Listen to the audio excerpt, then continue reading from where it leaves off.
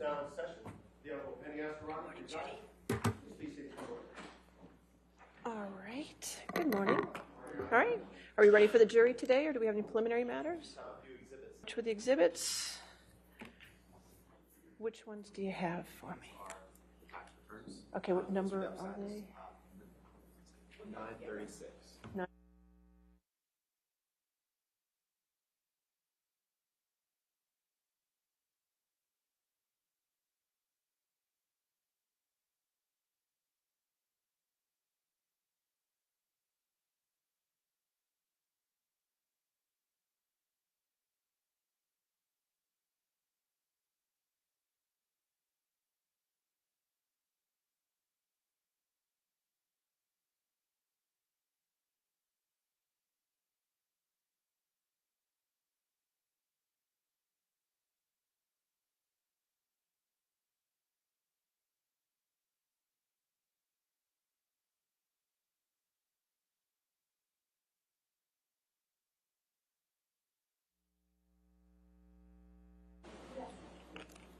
All right. Are we ready for the jury?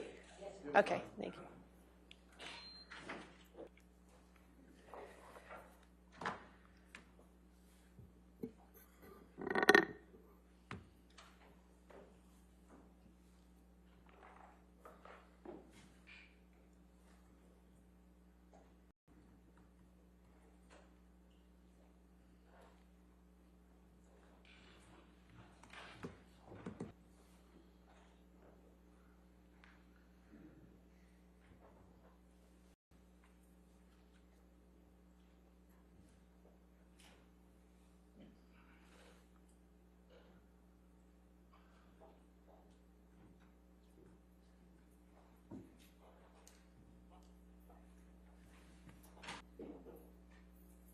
All right. Good morning, ladies and gentlemen. All right. Are we ready to continue with the witness on deposition? Yes, Your Honor. The remaining portion of the deposition video of Aaron Filati will include the question. All right. Thank you.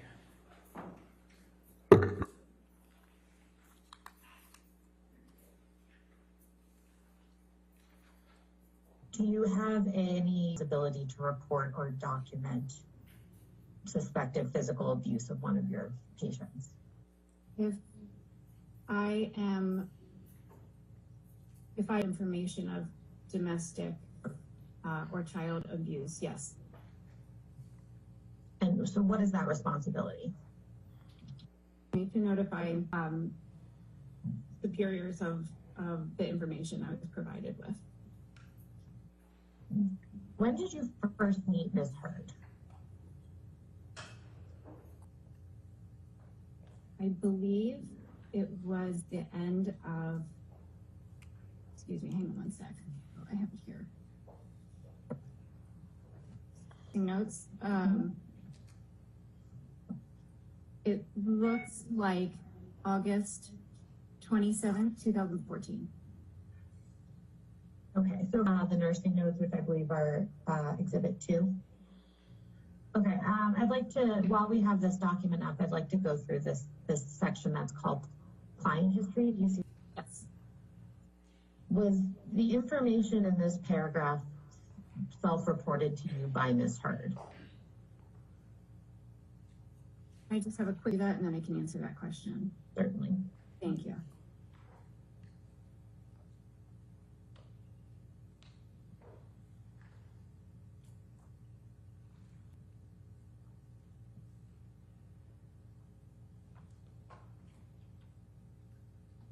So to answer that question, I believe information given to me from Ms. Heard, I'm not positive, but I can say that anytime I refer or begin a sentence with client states, reports, those I can confirm, you know, I received that information from the client.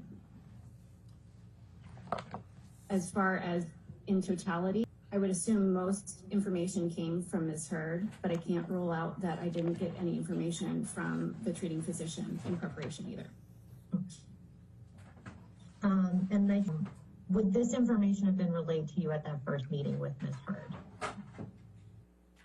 This information, if it was information I received from, had that information probably prior to meeting her, but anytime that I said states and I can confirm that I got that information, I would assume that it was sometime first day or two of meeting her, because I usually take a client history when I meet a client.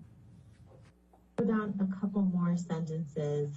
It reports history of substance abuse, including an addiction to cocaine and liquor.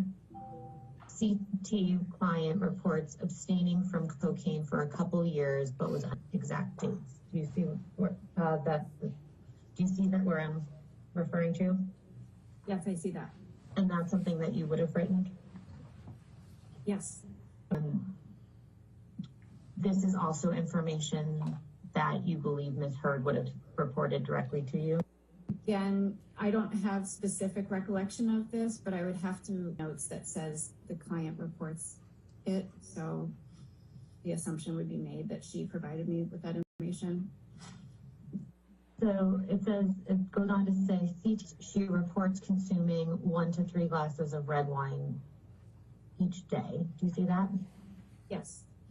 And again, this is based off of your notes reported to you, correct? Again, I don't the specifics of that. I would refer again that she reports, meaning Ms. Heard reports. So I would make the assumption that she reported that information. Her consuming wine. She reports, meaning Ms. Heard reports. So I would make the assumption that she reported that information to me. In the time that Ms. Heard was your patient, her consuming wine. Yes. Is this self-report of 1 to 3 glasses of red wine each day consistent with your? I don't recall her drinking red wine every time I saw her, so I can't confirm that each time I saw her.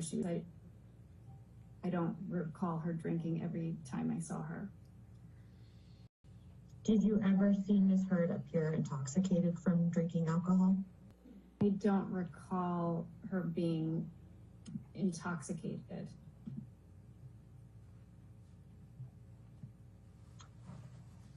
Okay, so moving, she reports a familial history of substance abuse. Both mother and father have abused and become dependent on stimulants, methamphetamine, opiates, and alcohol. Did I read that correctly? Yes. And the she here, it refers to Ms. Heard? That's correct. Okay. So this is also some reported to you as far as your notes reflect. Again, I don't have specific recollection of this. It appears that she did report that, but I don't remember. So a couple sentences later here, it says, client admits to history of anxiety, eating disorder, attention deficit disorder, codependence issues, and occasional insomnia. Do you see that sentence? Yes. And based off of this note and specifically the language, you believe that this is something that Ms. Heard would have reported to you? As you stated, because it says client admits, I would make that assumption. What do you recall Ms. Heard saying about her history of anxiety issues? I don't recall specifics. Earlier in the morning, I remember a general anxiety with many issues in her life. What do you recall her codependence issues? I have vague memory of discussing codependence issues within previous relationships. These specifics on that, I just sort of have a vague memory of discussing that. Do you have any non-specific recollection being anger or enraged? Other than that time that I spoke about in London 2014, I didn't specifically witness her enrage from Ms. Heard. The next sentence here says her mood has been labile. Am I pronouncing that correct? Yes. Emotional ability is typically when emotions swing on a pendulum. You know, for example, you may see someone at one moment and quickly transition to extreme happiness. It sort of swings from, like I said, sort of a pendulum. And did you ever treated Ms. Heard? Did you ever personally witness this type of emotional ability? I don't recall specifically. Okay. Expressed concern to husband and Dr. Kipper that she's nervous about being alone while husband is working on movie set in London, and expressed she has difficulty dealing with feelings of insecurity and not in the presence of her husband. Did I read that right? Yes. Do you recall or initial meeting with Ms. Heard? I don't recall learning this during the initial meeting, but when I initially met Ms. Heard and Mr. Depp, it was fairly brief because then after that we traveled to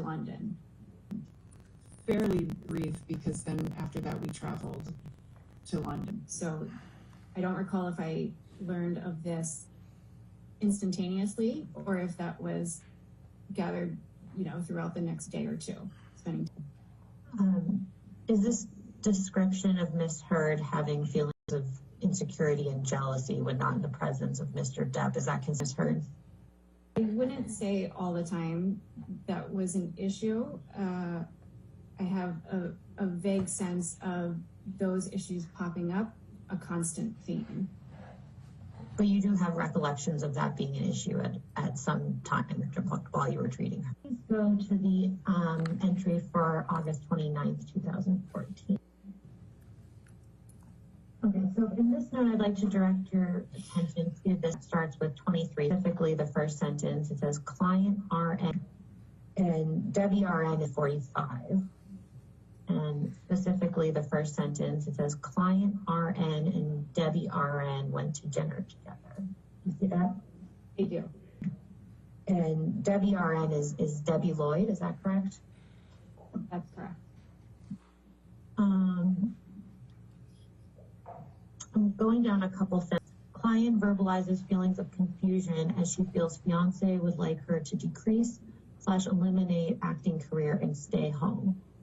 Do you see that? Do you remember having this specific conversation with Ms. Heard?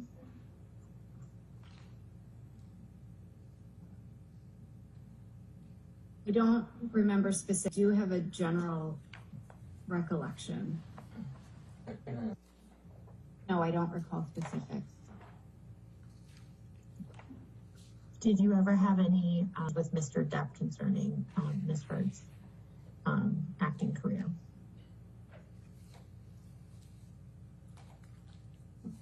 I have a sort of vague memory of discussing that before.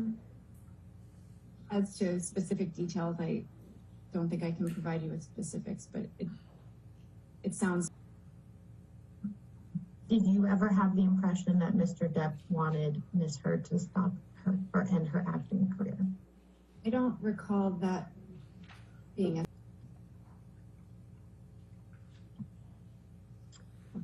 Let's, if we could scroll down to the entry for September 2nd, 2000.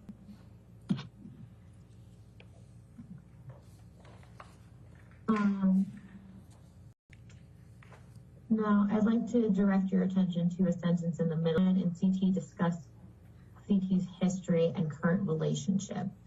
CT reports difficulty with jealousy, issues, and anxiety around fiance's fame and ability often. Did I read that correctly? And that's a note that you wrote, correct?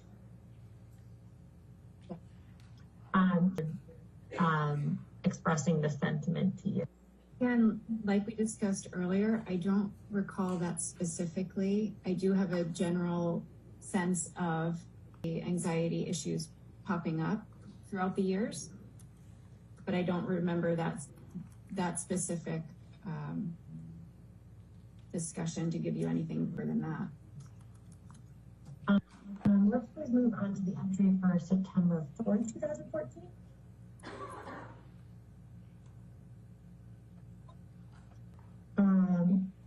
Now, I'd like to direct your attention to, this is also in the middle. It says CT ate dinner with RN at restaurant. Go ahead, I'm sorry. Okay.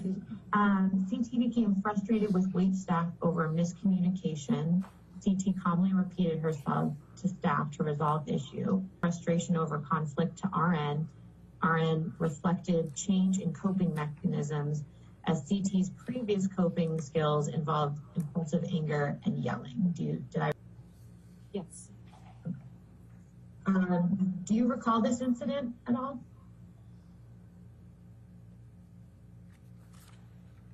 I wouldn't, but I remembered this in preparation for the deposition when I was rereading through these notes. I have sort of a vague memory of this, but I think my notes here probably are more specific than what I exactly remember. Let's actually go to the entry for September 21st.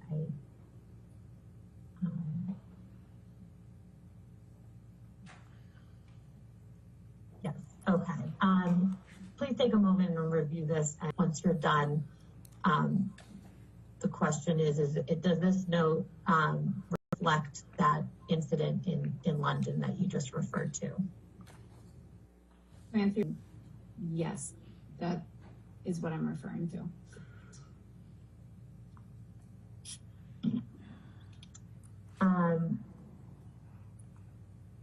It says down here at the bottom of the notes, client's fiance offered emotional support. Is that accurate to your recollection? I don't recall. I would have to refer to my nursing note, as it's probably a lot more reliable than my current memory. You testified earlier, though, that you recall that Mr. Depp was present on this occasion. Is that right? That's correct. Now we can move on to the second.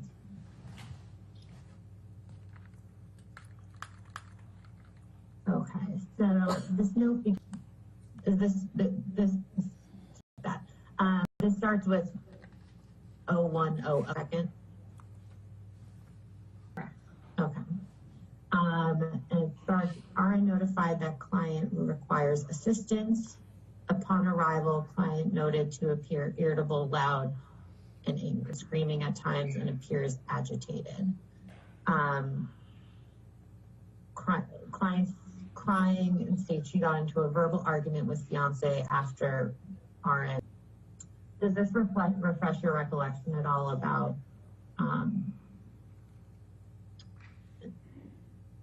Ms. Heard having a first? I don't know that it refreshes my memory. I would say it reflects my memory. Is the same outburst in London that you had been previously referring to? Yes, that's correct.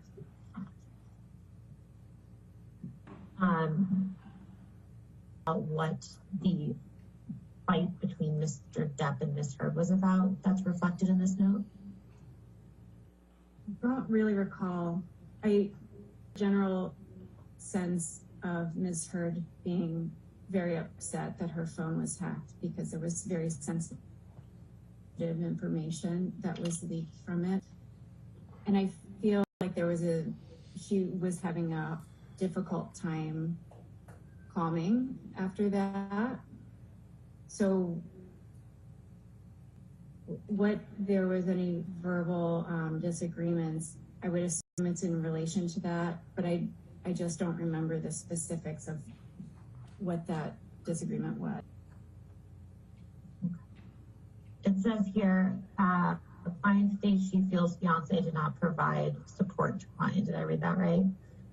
Yeah. Is that consistent with your recollection?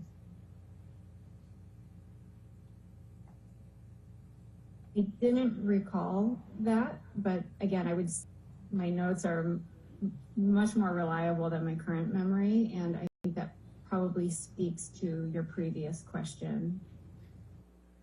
Let's go to the entries which from March 7th, 2015, which are on page with the base number 169.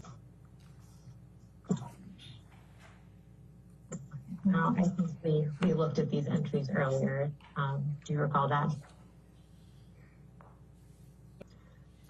Now, with respect to March 7th, 2015, RN via text of increasing anxiety, reports emotional lability, reporting why she was feeling anxious at this time. No, I don't recall of that at this time. No, I don't recall the specific reason of why she is.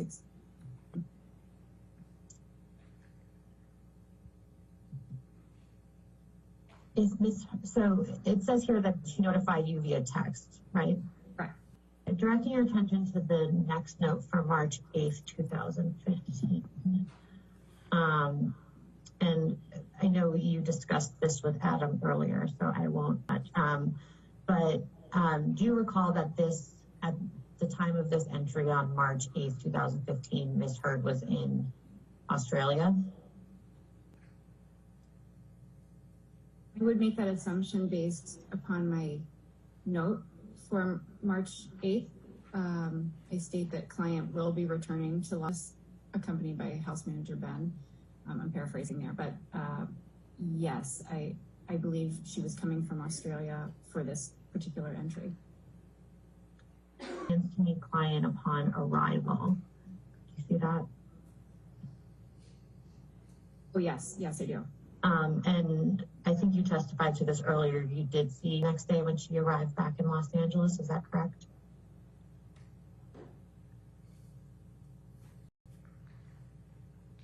That's correct. If you look at the entry for March 9th, I refer to meeting her and her friends. So yes, I would have met her in person that day.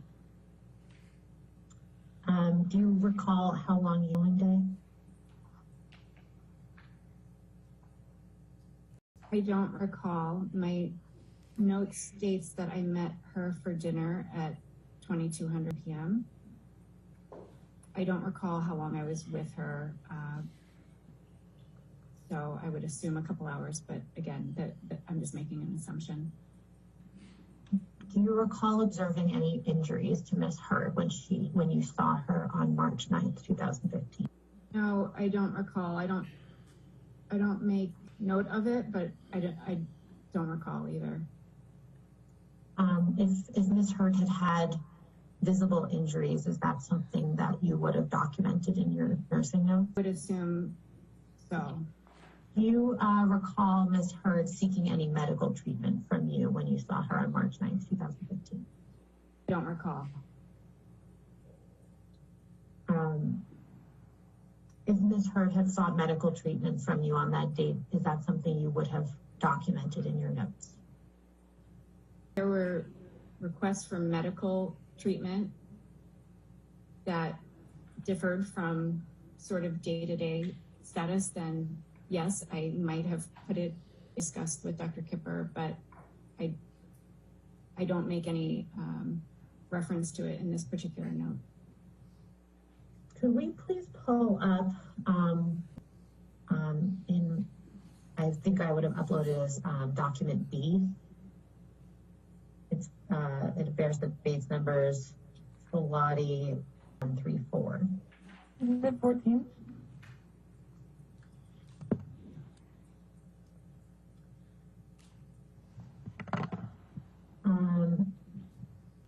I think we covered this before, but just to confirm, is this your email up at the top that says erinbourne@hotmail.com?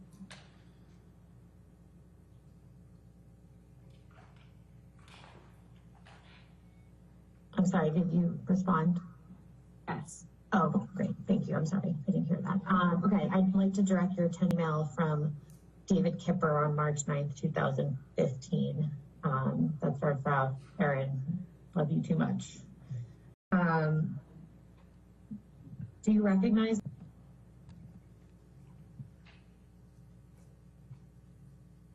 I believe I produced this in the subpoena.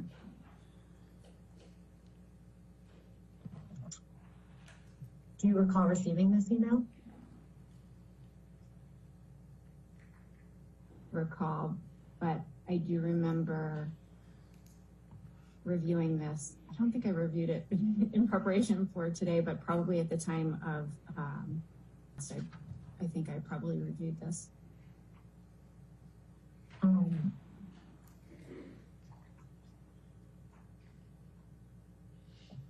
Directing your attention to the middle of the email, do you see where it says, I'm sure JD will let her know we are coming home.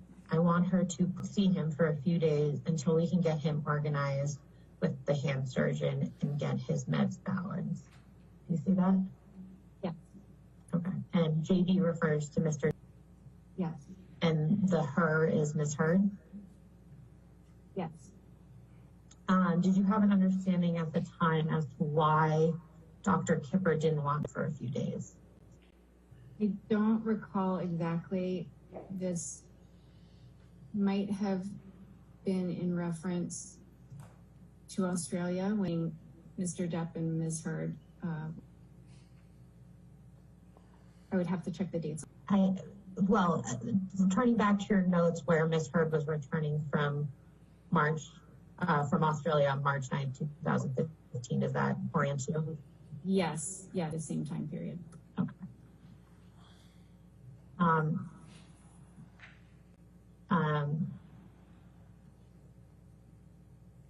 And you alluded to that Dr. Kipper wanted Mr. Depp and Ms. Heard separated. Yes. And why was your understanding as to why they should be separated? I don't recall specifics. I wasn't present in Australia at that time. I just had a general sense of a big argument happening, and so Ms. Heard returned to Los Angeles, and Mr. Depp stayed in Australia. For how long, I don't recall. Next bit here says, please use the excuse that Dr. Kipper insists that JD stay quiet without any distraction for the rest of the week while we get his medication. None of this will be accepted by her, but I will be very upset. You can tell her this. If there's any stress created by a visit, that's premature. Do you see that? Yes. Do you have any understanding as to why Dr. Kipper was directing you to provide this excuse to Ms. Heard? Again, just the general, some major argument in Australia, which I wasn't present for, and separating because of that. Did you have any Dr. Kipper stated that none of this will be accepted by Ms. Heard? I would be speculating on that, but we used joking terminology. Based on your experience treating Ms. Heard at this time in March of 2015, would you agree with Dr. Kipper that Ms. Heard would not accept not seeing Mr. Depp for a period of time? I don't know specifically. As I think we talked about much earlier this morning, there was generally a sense of arguing, reconciling, and that sort of cycle happening throughout their relationship. If we could please go back to the nursing notes, which are Exhibit 2.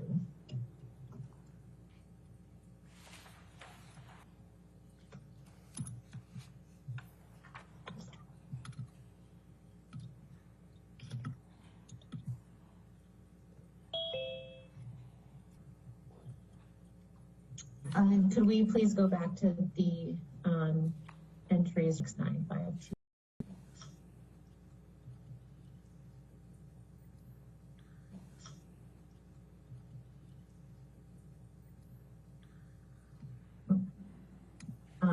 Now, we covered this earlier, but your March 9, 2015 entry, it says entry. it says client states she would like to discuss recent events between her and husband with RN in private tomorrow. Oh, yes, I do. Directing your attention to the entry for March 10th, 2015. It says RN at home at 1600.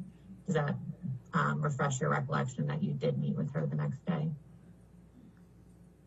No, it doesn't refresh my recollection. However, I would refer to. Do you have any reason to doubt that these notes are accurate? No. Do you recall what showed any injuries to you on that at that time? No, I don't recall any injuries. Okay. Can we go back to J2, which is the nursing notes, and specifically the entry for March 25th, 2015. Just go back up to this entry for March 25th, please. And I just want to ask you about one more part of this. It says, states she is concerned about ability to trust argument on March 23rd, 2015. Do you have any recollection of Ms. Hurd expressing Mr. Depp? I would say I have a generalized memory of there being, as I stated before, jealousy and anxiety issues, including mistrust within the relationship. Do you recall Ms. Hurd ever telling you that she thought Mr. Depp was? No, I don't recall that specifically. I just, as I've said, have a general sense of remembering jealousy being an issue. If we could,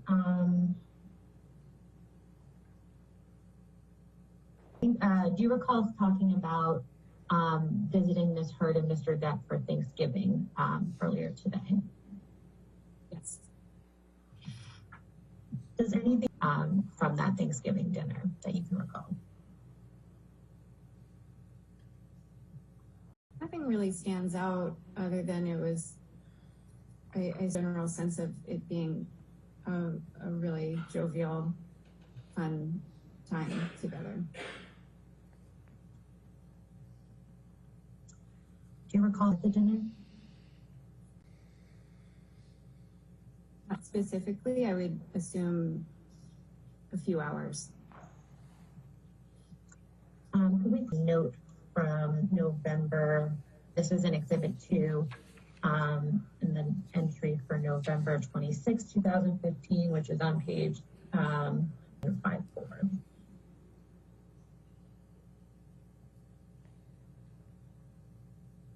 Please stand by.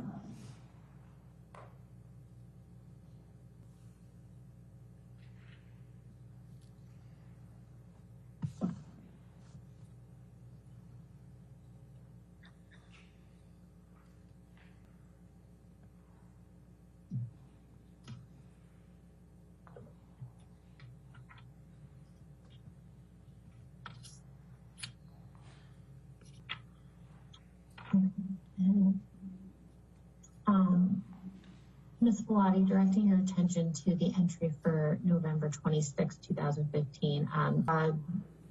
You recall seeing this entry earlier today?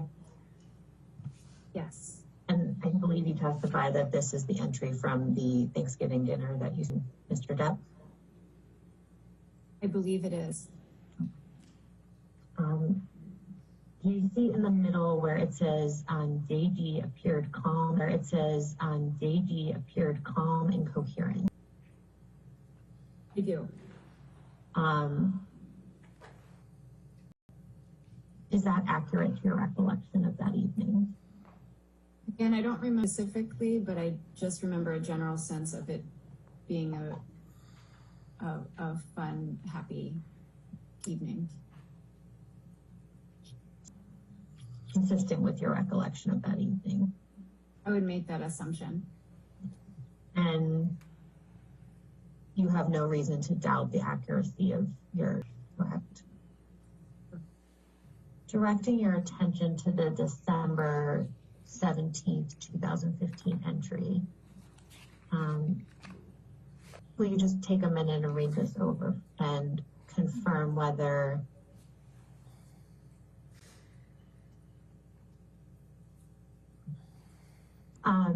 do you recall going and visiting Ms. Heard on December 17th, 2015? I remember in so much as my nursing notes regarding nights. I don't say I do remember visiting her. Recall much more than I have here, but visiting her.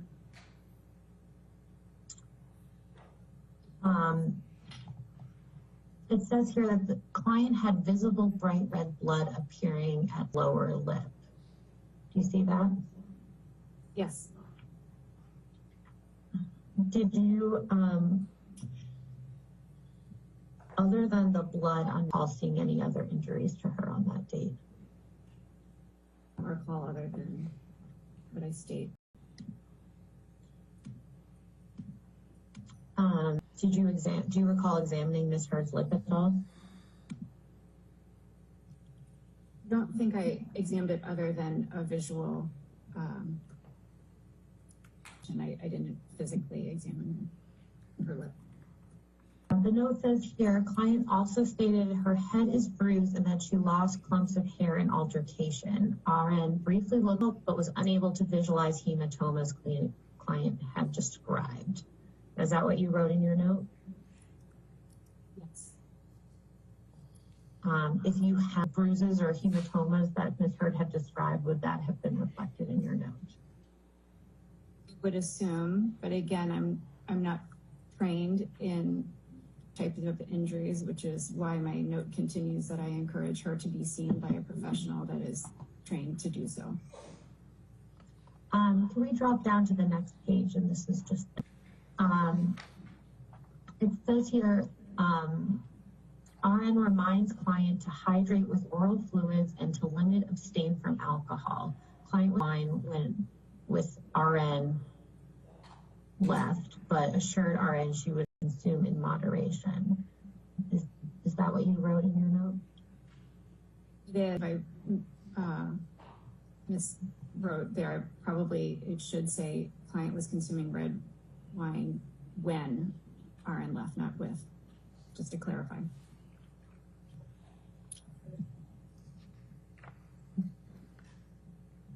Why would you advise Ms. Heard on this occasion to limit or abstain from alcohol on this occasion?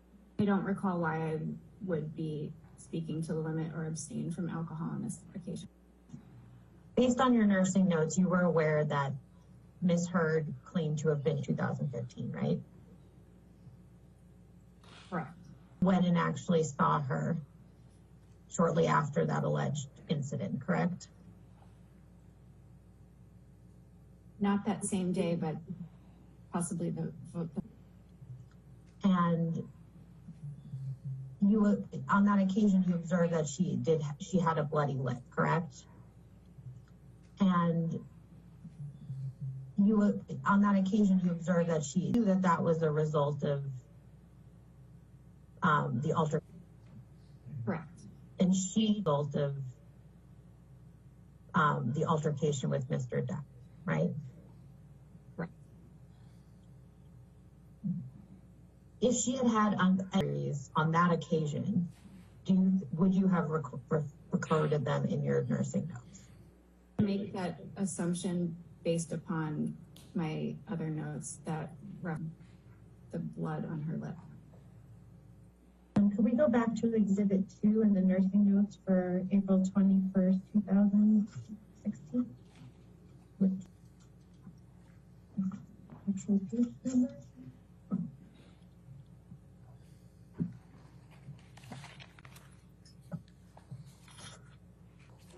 Which is on page number 16957. Where it says, RN socialized with JD for 45 minutes, coherent, oriented, and sociable, thought process logical and clear. Do you have any reason to doubt that that's accurate? That's an accurate description of Mr. Depp. Jessica, I apologize. Can you just use your cursor to help me see the note that you were just reading? Sorry, I actually don't have control. It's down towards the middle. It says RN socialized with JD at times 45 minutes. JD appeared coherent, sociable. Yes, I see it. Thank you. Thought process, logical, and clear. Yeah, okay. Oh, I'm sorry. What was your question regarding that? Reason to doubt that that's an accurate description of how Mr. Depp appeared to you on April 21st, 2016. I have no reason to doubt it. I stand by my notes. You knew that Mr. Depp was being treated for substance abuse by Dr. Kipper and Nurse Debbie Lloyd, correct? Yes. If Mr. Depp had appeared intoxicated on this occasion, is that something that you would have documented? If it had been outwardly visible. If we could go back to the nursing notes, Exhibit 2, please. And if we could go to entry for May 11th.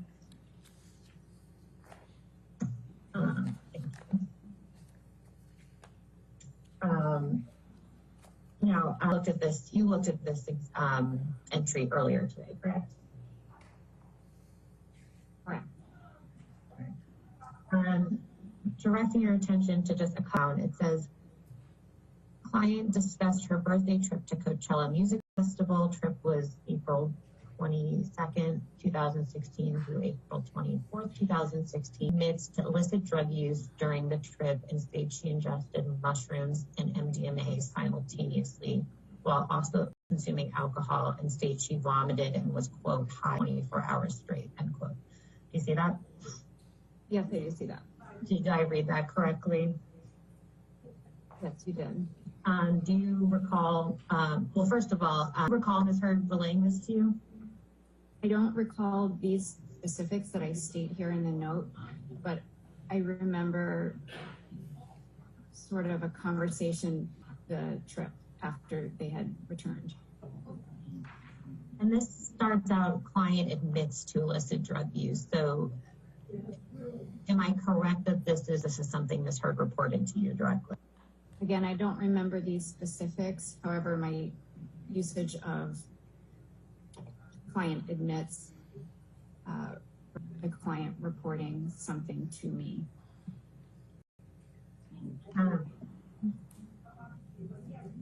Had Ms. Heard ever admitted to illicit drug use to you time? I believe in reference to my nursing notes from when I first met her, she alluded to substance use. It says here, RN reminded client that illicit drug use will not be tolerated by medical staff and that any medications or drugs not prescribed can interfere and cause adverse effects with her prescribed medication. Client laughed and also reported using illicit drugs, mushrooms, and MDMA on May 9th at home with a high-profile male acquaintance. Did I read that correctly? Yes, you did.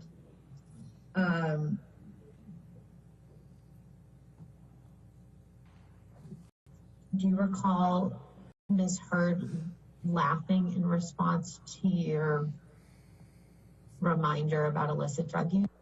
No, I don't recall that. In your time caring for Ms. Heard, did you ever see Mr. Depp physically abuse her?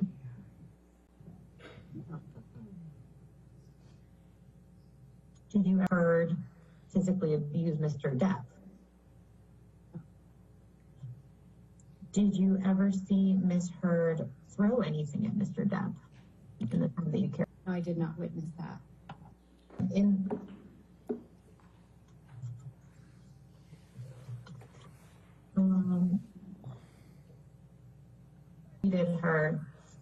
Did you ever see Ms. Heard lose her temper? As we talked about previously, the one incident that I can remember is in 2014. Yes, 2014, in regards to her phone being hacked and sensitive material being leaked. Did you ever feel that Ms. Heard was hostile towards you at any time during your treatment of her? No. Ever feel like she was ignoring attempts by you to contact her? Yes, I have a general memory of often of that happening on more than one occasion where I would reach out and not get a response. I remember that. When had you treated domestic violence victims prior to this time? The time that I worked with them was in school. I don't want to say the specific place for confidentiality reasons, but it was for domestic victims.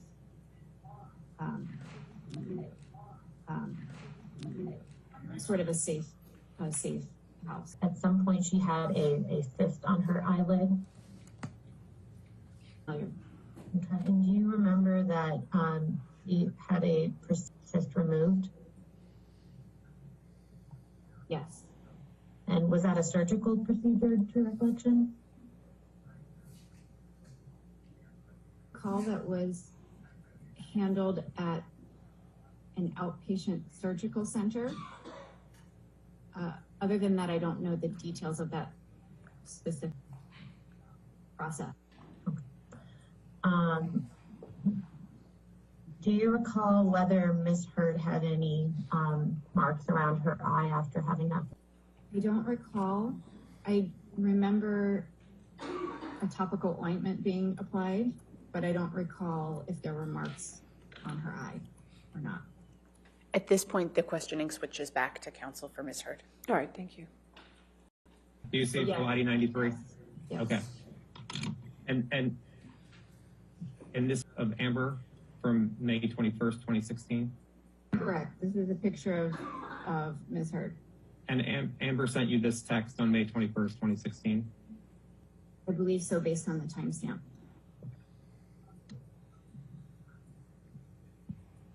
And the same for this picture on the next page. Amber sent you this picture of her?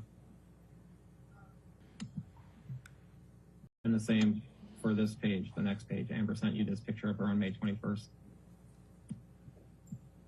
Yes.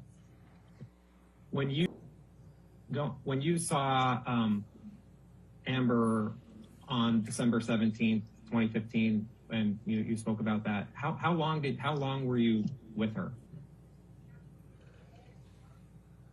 Don't recall. I would assume, based on the fact that I stopped by briefly, maybe an hour or two. Inside her house, or were you outside the door? By the way, From what I recall, I was inside. okay. By the way, when you saw Amber on December 17th, was she wearing makeup or not? Do you recall? I don't recall. Yeah, I don't recall. Before we get to the next witness, could I have counsel approach on the plaintiff's 46?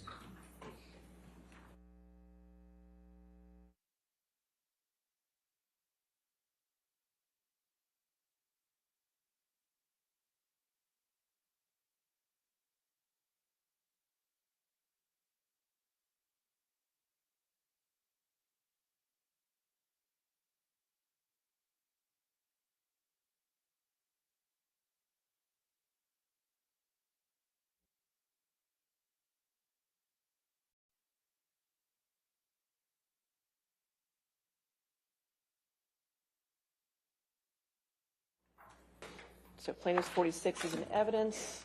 Your next witness? Yes, Yes, Mr. Your Vinson? Honor. Plaintiff calls Michael Spindler. Yes.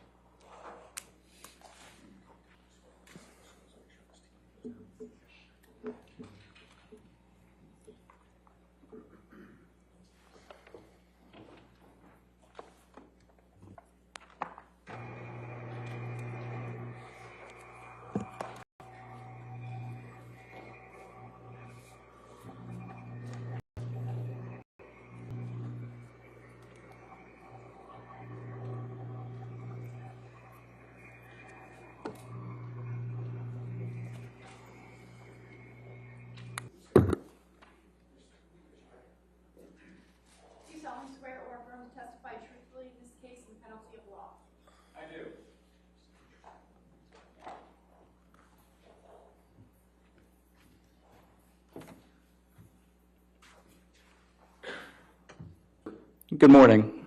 Would you state your name for the record? Michael Spindler. Where do you live? Ren Spindler. Where do you live? I live in the Los Angeles, California area. What's your occupation? Forensic accountant. What do you mean by forensic accountant? Well, a forensic accountant does accounting work that is a bit more investigative in nature. So it's essentially taking a look at business records, accounting records, in connection with some form of business issue. How long have you worked in that field? I've been a forensic accountant full-time since 1990. What did you do before that? Before that, I was doing auditing of financial statements. Can you describe your educational background? Yes, I graduated in 1981 from the State University of New York at Albany, accounting, and a minor in economics. Are you currently employed? I am. Who's your employer? B. Riley Advisory Services. What's B. Riley Advisory? It's a national forensic accounting boutique firm that does forensic accounting, business valuations and appraisals, and bankruptcy and restructuring work. Riley. Since January of 2015.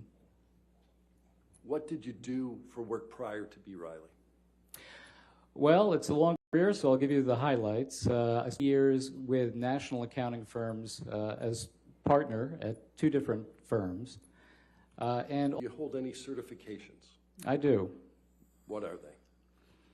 I'm a certified public accountant with licenses from 6 states: New York, California, Arizona, Utah, and Hawaii. I'm also certified in financial forensics. I'm a certified fraud examiner. I'm accredited in business valuation, during specialist. Do you participate in any professional organizations? I do. What are those? Well, I've had leadership positions in a couple of them. I'll mention the certified fraud examiners. I was the president of the Los Angeles chapter, and I'm currently on their board. I've been actively involved with the California Society of CPAs. I was a president. It had 11,000 members at the time. Was also on Cal CPA Council, which is kind of their board of directors, and also member of the board of trustees of the foundation. Have you testified as an expert before? I have. Approximately how many times? About 100 times, roughly. About half of that, trials and arbitrations. What's your typical role in those cases? Typically, it can take a number of forms, but commonly I will testify with respect. Have you done any film industry work? Yes, I have. What was that? I've done actors, studio. Yes, I have. What was that? I've done work involving all of the major film studios, and I've also done work on behalf of writers, actors, studio executives. Your Honor, I'd like to proffer Mr. Spindler as an expert in forensic accounting. All right, any objection? No objection. All right, so moved. What work did you do in this case? Well, in this case, I was asked to take a look at issues with respect to lost earnings for Mr. What in particular did you do?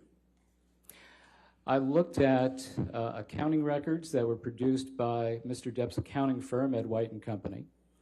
Trial exhibits, I looked at deposition testimony, I looked at some trial testimony, and I've looked at various other documents and exhibits in connection with the case.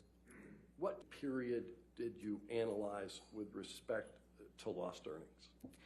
I looked at the period following the publication of the op-ed. So I looked at the period from December 18 through October 31st, 2020.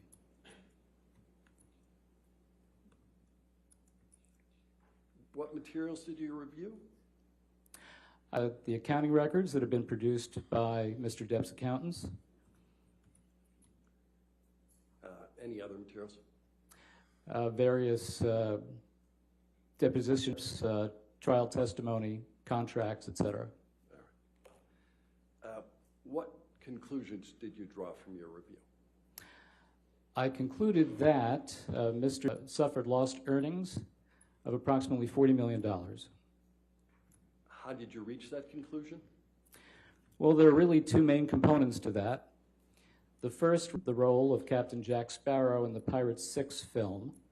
So the loss related to the loss of that role in that franchise picture. was $22.5 million, testimony provided by Mr. Jack Wiggum. In addition, we looked at, yes? Did you do anything else with respect to Pirate 6? We also calculated the net earnings that. Okay. And what did you base? Based on the testimony of Mr. Jack Wiggum. Okay. What else did you do with respect to the lost earnings? Taking a look at all the other roles, the non-franchise films. So those and enjoys. So in connection with that, we looked at in films and endorsements and enjoys. So in connection with that, we looked at his bookings for the year 2017. And by bookings, I mean where Mr. Depp is hired for a project. And he receives that first money related to that project in 2017. So, and cash has showed up, so it's real. So we looked at his 2017 bookings, and we calculated for that year, for that period, his booking $17.5 million. The main components of that, Mr. Wiggum testified to. We then looked at the period of time following the op-ed, December 18th, 2018 through October 31st, 2020.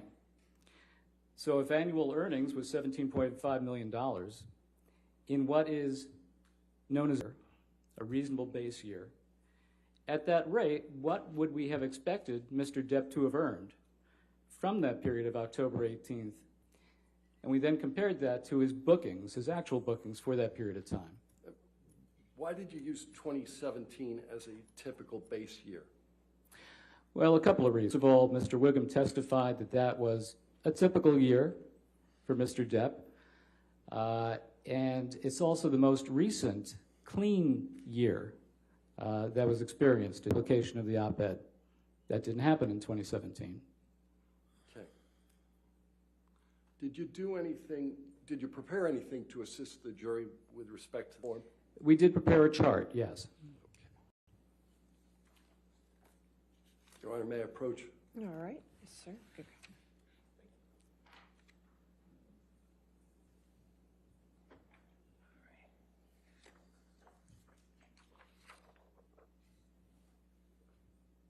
Thank you.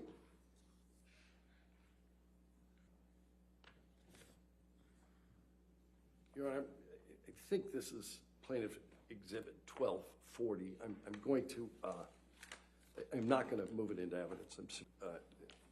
With your permission, I'll publish it to the jury so that the witness can explain it. Any objection to demonstrative 1240? All right, demonstrative will be of it? Okay, that's fine. We do.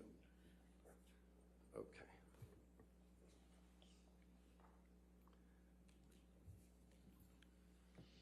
Who did this chart? I, in combination with people working under my direction from my firm. All right. Can you explain to the jury? As we discussed previously, Mr. Depp lost the role in Pirates 6. That was lost earnings of $22.5 million based on Mr. Tony. And then what we've shown here is the 10% agent commission. So why did you deduct 10%? Because that's the rate for Mr. Depp's, what his agent receives out of Mr. Depp's earnings in connection with setting up a project for Mr. Depp. So we deduct that 10%, which comes to $2,250,000, just 10% of $22.5 million. And the net effect of that, the amount that Mr. Depp would have received after deducting that fee would have been $20,250,000. And that's the first component of this. All right. What did you do in terms of the analysis of lost bookings for non-franchise films? Okay, so of the chart, and as I mentioned before, his 2017 bookings were about $17.5 million. So that rate of earnings over the period from October 2020, or mid-December 2018 through the end of October 2020, would come to about $32.8, $32.9 million. Then we then compared that to that period of time of mid-December 2018 through the end of October 2020. That amount was $10,586,000. We deducted the actual amounts from what we would have expected to arrive at his lost bookings for non-franchise activity, and that comes to about $22.3 million. And once again, 10% agent's commission. So the net effect, the lost earnings to Mr. Depp after that agent's fee for comes to about $20 million. Yeah. What does the figure at the bottom corner of the chart, the $40,318 and $318,237, what does that represent? Well, that's your grand total. That's the sum of those two components for total lost earnings of $40.3 million. No further questions, Your Honor. All right, cross-examination.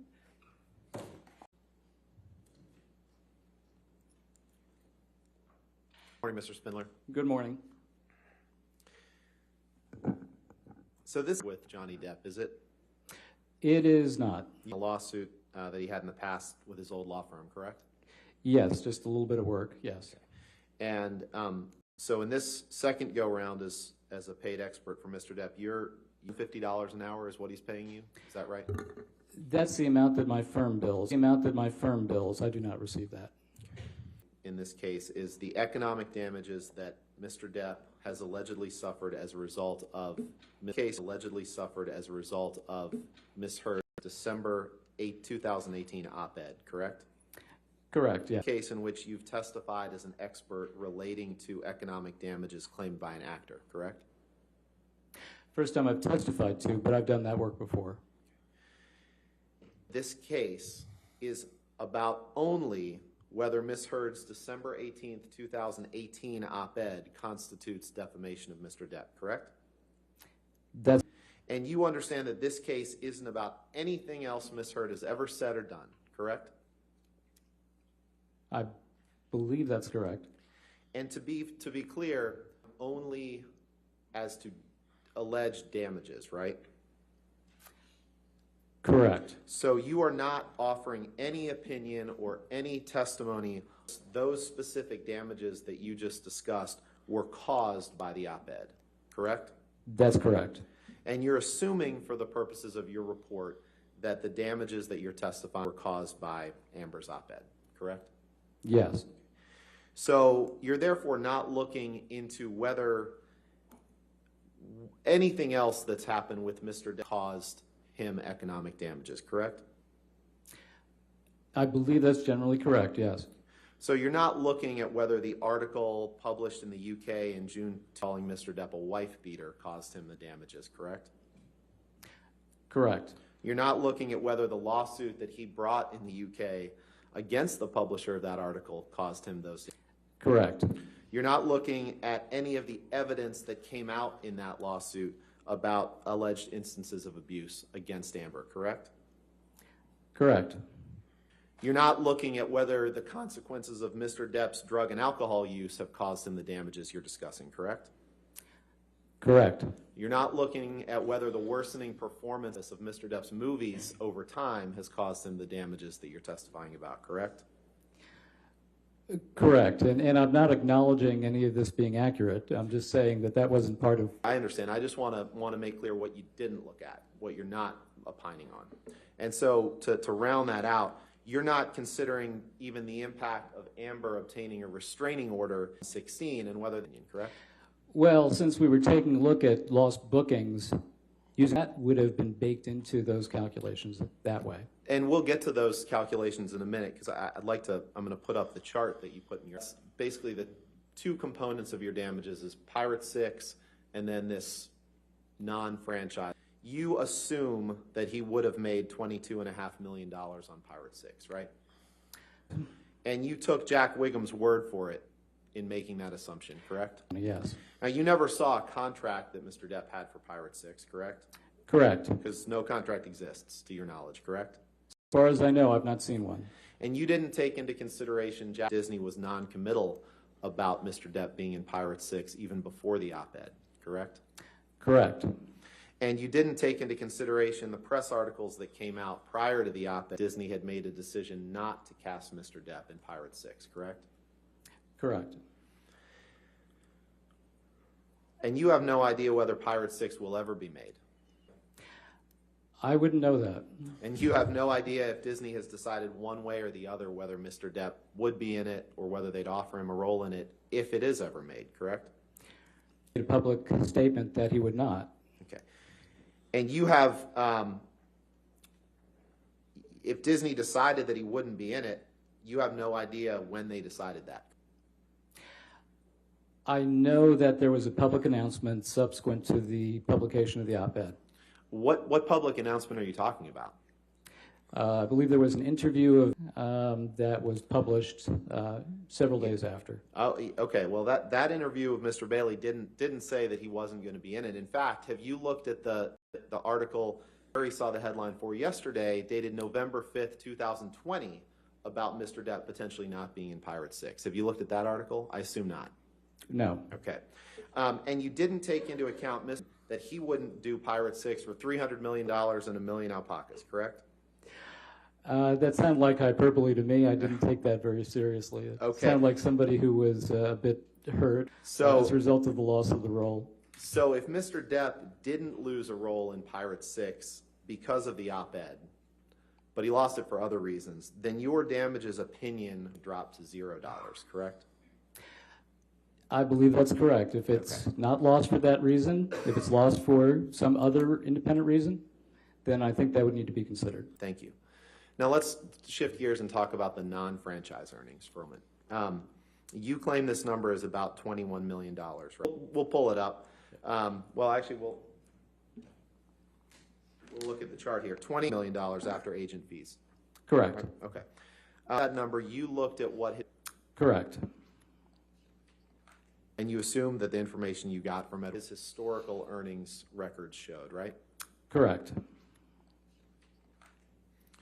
And you got that information from Ed White's office? And you assumed that the information you got from Ed White's office was accurate, right? I did, yes. Can we please pull up the chart that's in this expert report? Your Honor, this is, or Mr. Spindler, I'd like you to take a look at this and confirm for the court that this is the chart that's in your expert report, if you would. It appears to be, yes.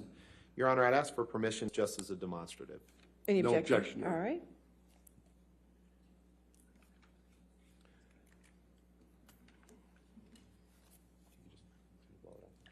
So, this chart shows Mr. Depp's earnings by year based on the information that you received from Ed White, correct? Correct. From 2009 to 2000. And it shows that from about 2009 to 2019, and I didn't add these up visually, but from your report, you say that Mr. Depp made about $450, correct? Correct. Now, the two highest earning years in this time period were 2010 and 2011, right? Yes. You made about $70 million in 2010. I do, yes. And then the third highest year was 2014, right? Yes. Shade under 60 million. And period 2010 to 2020, his annual income on average was decreasing. Yes, but you have to take a look at the components of this. Right. And in as 2000, I was just wanted to get your agreement that from 2010 to 2020, his annual income was decreasing. Now, in 2020, than he did in 2016, correct? On an overall basis, yes. And in 2020, he earned more than he did in 2018. Yes, just After the based on op-ed. earnings. And in 2018 and 2019, he earned an almost identical amount, correct? Yes, And just based on 2019 were both after the publication date of the op-ed, correct? yes. Okay, now I want to talk about some of these non-franchise earnings because when I looked at what was displayed to the jury, I didn't see anything specific listed. So can you just confirm for me that you can't name a single lost business opportunity other than Pirate 6 that missed the result of the op-ed? That's correct. That's And not the you can't nature of this identify calculation. a single television, just If you could just answer my questions, yes or no, as best you can, please. Identify a single television project that Mr. Depp allegedly lost out on as a result of the op-ed, correct? Correct. That's not the And nature you of this. can't identify a single advertising campaign or marketing op-ed lost out on as a result of the op-ed. The calls And that so he did it's not fair to receive. say that for the loss, as with Pirate 6, that those opportunities were lost because of the op-ed, correct? Correct. Now, you 2017 as the base year to calculate what you claim Mr. And let's take a look at this, Billy. What you claim Mr. Depp's should have earned in 2019 and 20, correct? Correct. Take a look at this because 2017 he made that much, correct? About 45 million or so? Yes. 2016 he made just a shade over 20, correct? Correct. 2018 he made a shade under 20, right? Yeah. 2019, right? Correct. And then 2020, he actually made more than he had in the prior 2 years or in 2016 and made about 3 million or so. Is that right? Right. But as I indicated, this So- is just based on earnings. You need to get behind it. Right. So you said, there were a couple interesting things you said. You said that 2017, I want to explore why you relied on that. Now, first of all, you said that you relied on Jack Wiggum's testimony that 2017 was a reasonable. Correct. Despite the fact that 2017, he made more than twice as much as he's made in any year over the last 5 years, correct? Yes. And You yes, look you said that at the most their, recent- if I can No. finish You this answered thought. my question. No. Well, I want to get to your thoughts because you said that one of the reasons you used 2017 was because it was the most recent clean year, right? Correct. And then I think you explained. You said because the op-ed was written in 2018, right? Correct. But the op-ed wasn't 18th, 2018, correct? Yes. So the first, if 2017 was clean, then the first 352 days of 2018 were. If I may explain, Mr. Wiggum testified that for the first half of 2018, Mr. Depp chose, also he chose to go touring in the summer with his band, and then he did a film towards the end of 2018. With the publication of the op-ed, that would have impacted the prospects for that film that was done in 2018. So he chose to do just the one film in 2018. And then the imp film would have meant that it was not a clean period. You could not have looked at that film to get a good sense of what his earnings should have been because he didn't have the chance to earn or Okay, profit well- participations. Well, So that's why 2017 is a much, much better year to use than 2018. Well, And let's also when break you that. take a Let's look break at the that down. bar for- I think let's break that down a little bit. It was a much cleaner year, but isn't it also true that there were other reasons why 2018 wasn't clean? For example, wife beater, correct? That did occur in that year, yes. The June 2018 lawsuit that in the UK against the Sun for calling him a wife beater, correct? Yeah. Articles reporting that Disney had decided to move on from Mr. Would that have had? Well, it came before the op-ed, so it's another reason why 2018 isn't a clean year in your mind, correct? That Disney had decided not to cast Mr. Depp. That would also keep 2018 from being Aren't the before the reasons op-ed. why- An article those- 2 months before the op-ed decided not to cast Mr. Depp. That would also keep 2018 from being what you would call a clean year, correct? I've described the reasons why I believe 2018 was not a clean year. Okay.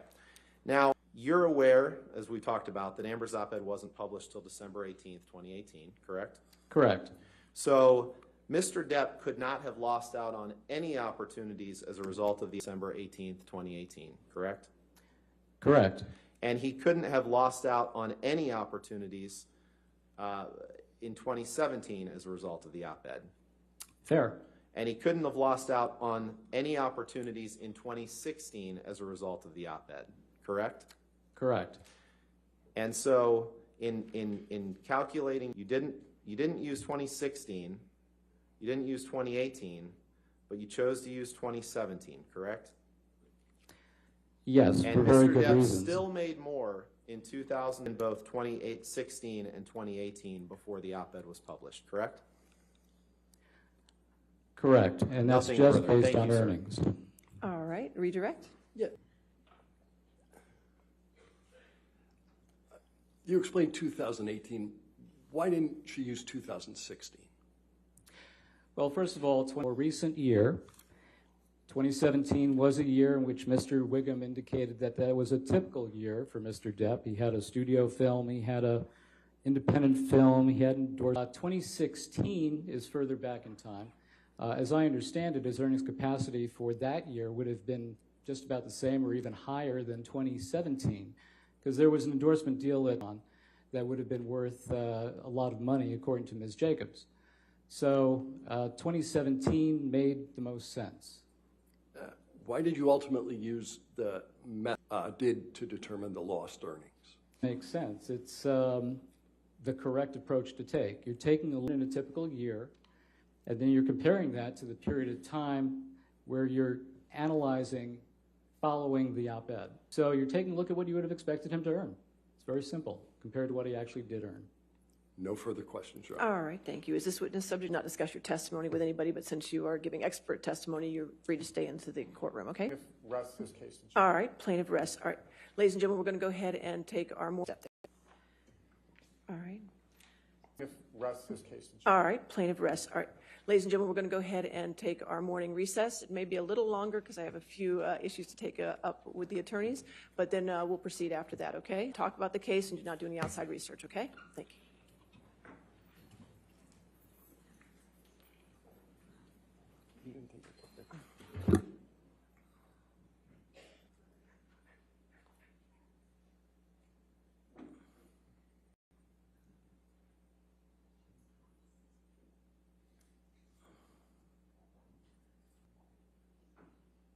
All right. Why don't we go ahead and take our recess till 11:45, and then I'll come back and entertain any motions at that time, okay? All right, thank you.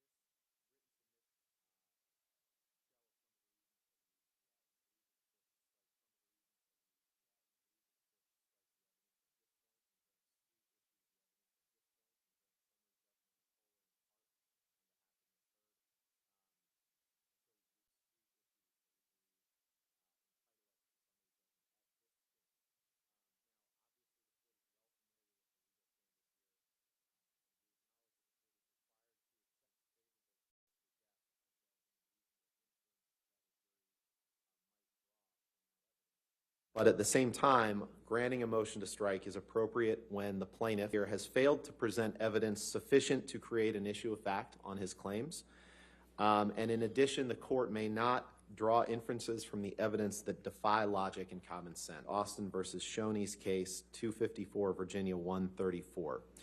So the issue here, Your Honor, is a couple-fold, and I'll take the statements, well, two of them in one category. But I think we're all clear that the sole issue here is whether Amber Heard can be held liable to Mr. Depp for defamation arising from the 2018 op-ed and the loan. And to establish that, Mr. Depp has to prove the following elements. He has to prove that the publication of the op-ed and that it was written by Ms. Heard. The statements in the op-ed were both false and defamatory. So falsity and that they contained a sufficient defamatory sting, and he has to show that the statements were made.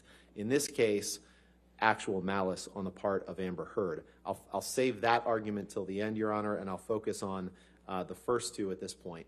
And because it seems like area of defamation by implication, under the Pendleton case, 290 Virginia 162, plaintiff bears the burden of proving that the statements at issue were designed by Ms. Heard to imply a defamatory meaning.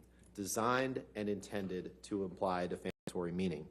So, and to satisfy those first two elements, publication and falsity and defamatory nature of the statements, Mr. Depp bears the burden of proving that by a preponderance of the evidence.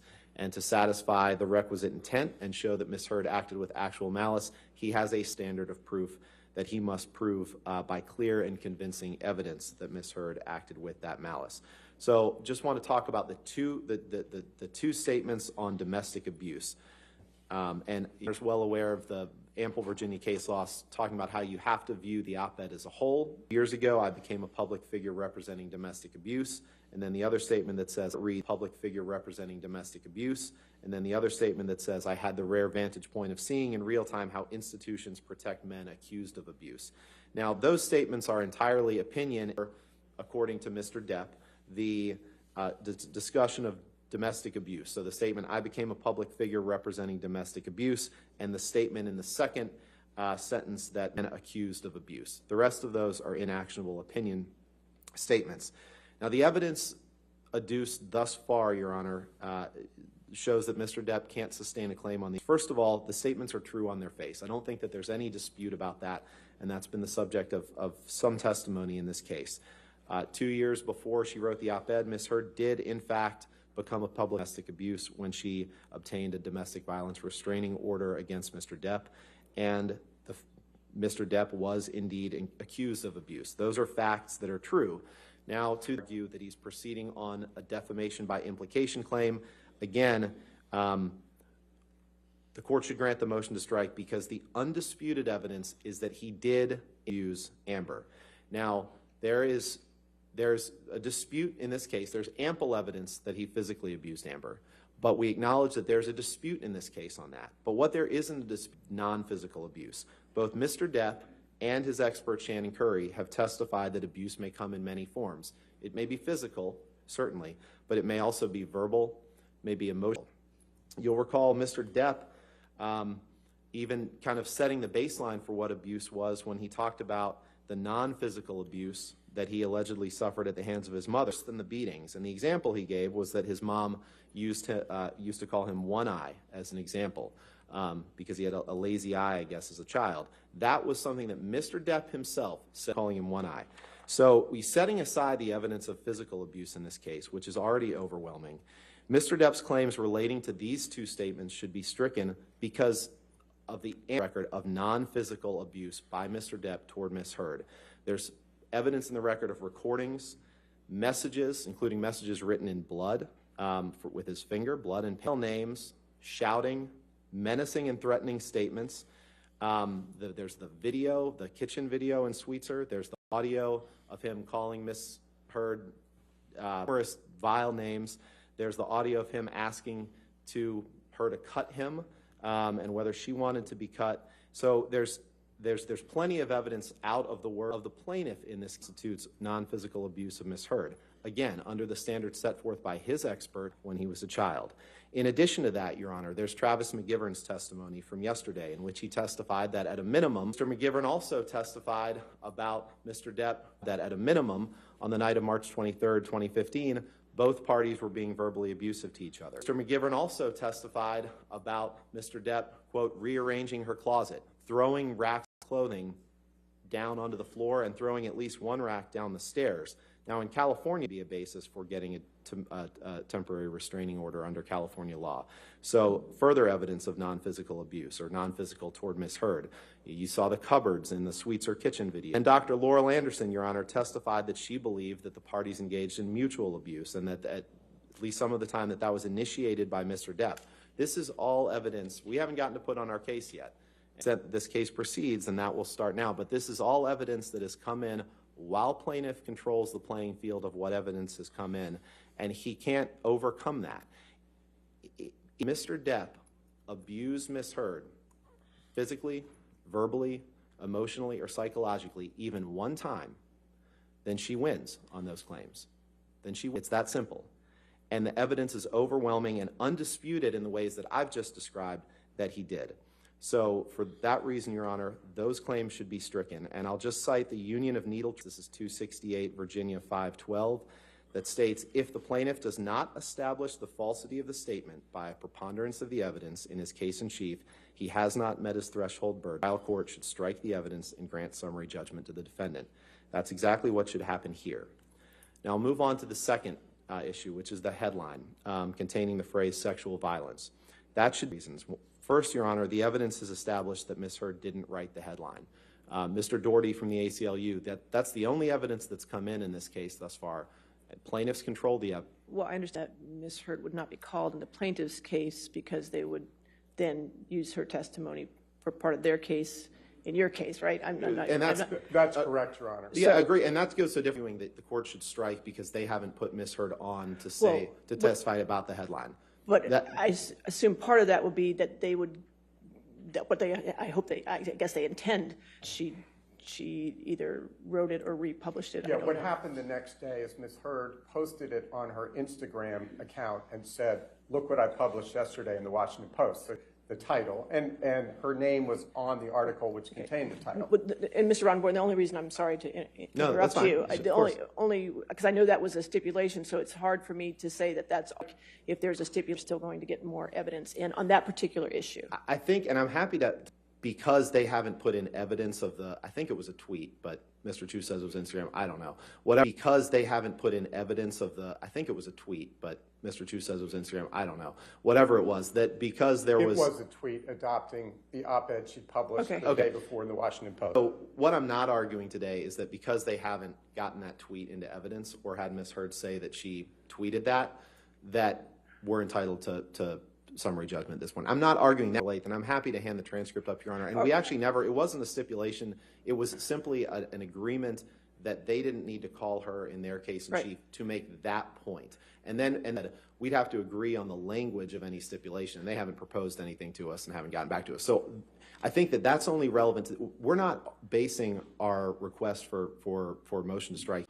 on Ms. Heard not having testified to sending that tweet. But you're saying for the motion to strike, the only evidence before the court is that the Washington Post wrote that title. Correct. And that's what happened the next day. The stipulation didn't go toward who wrote the title. That was never part of anything. And it's undisputed, and Ms. Heard will testify that she didn't write the title. Well, I understand that, but... Disputed, Your Honor. I apologize for interrupting. Okay.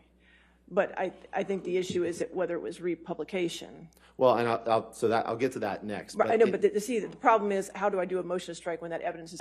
Well, the republication isn't... So the evidence that's before you is that the Washington Post wrote the headline, or that Ms. Heard didn't. And that's the only... The tweet, which was the only subject of the discussion at the pretrial conference, where there was no stipulation, it was just an agreement that we're not going to base a motion to strike on them not introducing evidence of the tweet. That was what it was. I'm happy to hand the transcript up if Your Honor would like to see that. But that isn't actionable because under the Lakova versus Halper case, 995 F3rd 134, retweeting a republication. Now, that case dealt Well, with it does if you hyperlink. add something to it, but I just don't know the evidence. Your Honor, very quickly, it's a judicial admission. They admitted in Ms. Heard's answer, she admitted to the tweet that she adopted the op-ed in its entirety, and it was discussed. We talked about judicial admissions. One was the op-ed itself. The second, and this is reflected Your in Honor, the if I could, transcript. I would appreciate.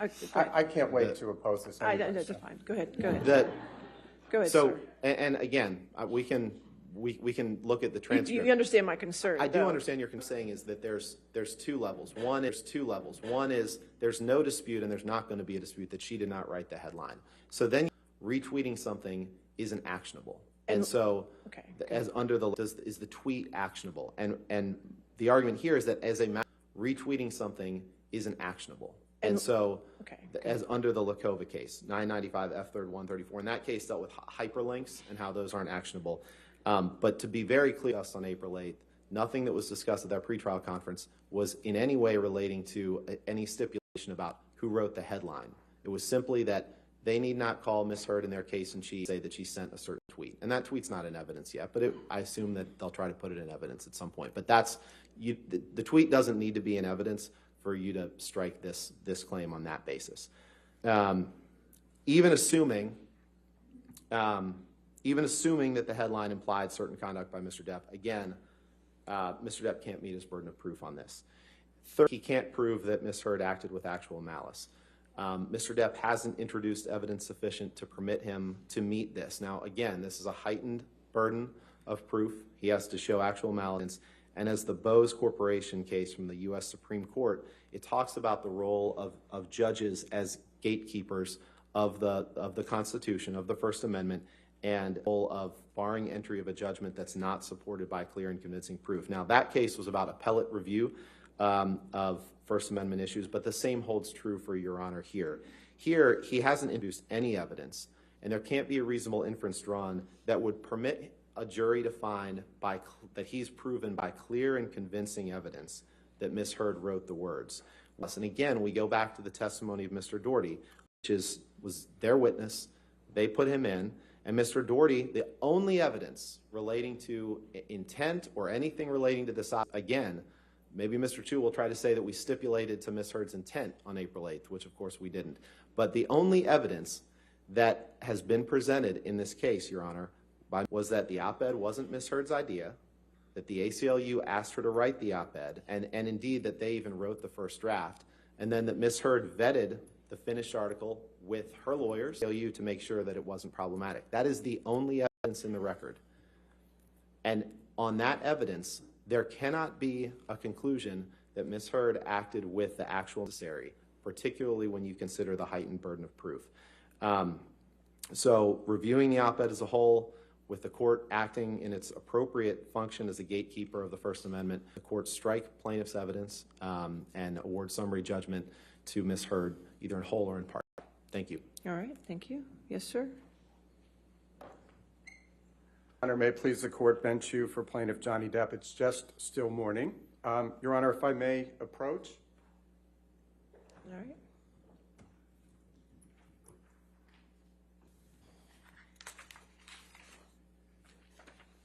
An opposition that we prepared before we had the benefit of seeing Ms. Heard's affirmative motion to strike, but I think we've anticipated the arguments made, such as they are. The court should deny defendant Amber Heard's motion to strike because Mr. Depp has come forward in his case in chief with multiple credible witnesses, documents, and recordings of Ms. Heard herself, not only satisfying all of the requisite elements of his claim for defamation, including actual malice, but also going the extra that Ms. Heard physically abused him. She's the abuser in this courtroom. Your Honor, going back to the standard, as Your Honor is well, considering a motion to strike, the trial court must view the evidence and all reasonable inferences drawn from the evidence in light most favorable to the plaintiff. Whether the plaintiff has produced sufficient evidence of the wrong alleged must be resolved in the plaintiff's favor and the motion to strike denied, unquote. And that's the Boeing case, I believe, referred to 243 Virginia 81 at 81, 1992. Quote, the weight and credibility of the testimony of witnesses are solely matters for the jury. The jury may, it believes, and reject that which it does not. It is also within the exclusive province of the jury to draw any reasonable inferences from the evidence before it, citing Rate versus 275 Virginia 579 at 585. In deference and respect to the court's time, Mr. Deference, the legal analysis set forth in the court's opinion letter dated March 27, 2020, overruling Ms. Heard's demurrer to the 3 defamatory, and that letter opinion is attached as Exhibit 1 to Mr. Depp's opposition. That's where the court fulfilled its proper gatekeeping Rottenborn referred to. As a threshold matter, the elements of a defamation claim are the following. Publication of an actionable intent, citing the Shaker versus Bonfault case 281 at 91. As to damages, they are presumed abuse, sexual assault, and rape constitute defamation per se. 272 Virginia 709 713 6 case. As the court noted at page 3 of its opinion letter, typically an editorial or op-ed column is ordinarily not actionable. Appears in a place devoted to or in a manner usually thought of as representing personal viewpoints. However, Virginia recognizes that, quote, a defamatory charge may be made by or insinuation, citing the Carwell case, and a statement expressing a defamatory meaning may not be apparent on its face, citing Pendleton, with which the court 290 Virginia at 172. Accordingly, in order to render words defamatory and actionable, it is not necessary that the defamatory charge be indirectly, and it matters not how artful or disguised the modes in which the meaning is concealed, if it is in fact defamatory. Carwell 196. And based on the authority and reasoning set forth in pages 4 through 8 of the opinion letter, the 3 statements at issue are actionable under a theory of defamation by implication. Established in his case in chief that Ms. Heard in fact made all 3 of the defamatory statements at issue. As the court admitted into evidence as Plaintiff's Exhibit 1, the published in her own name in the Washington Post on December 18th, 2018. And let's take the 3 statements and the proof that has been adduced. Statement number 1, quote, I spoke up against sexual violence and faced our culture's wrath. That has to change. Per page 6 of the opinion letter, the first statement could reasonably convey meaning, i.e. that Mr. Depp abused Ms. Heard, to its readers without extending the words beyond their ordinary and common acceptation. See Virginia at 172, also citing the Carwell case. Resolving every fair inference in Mr. Depp's favor, this statement could reasonably imply that the sexual violence was in fact perpetrated by Mr. Depp. Mr. Depp produced several credible witnesses and documents proving that Ms. Heard was implying that he committed sex against her. Mr. Depp himself testified to that, as did his sister, Christy Dombrowski. Mr. Depp's former agent, Christian Carino, testified that, as did his current agent, Jack Wiggum.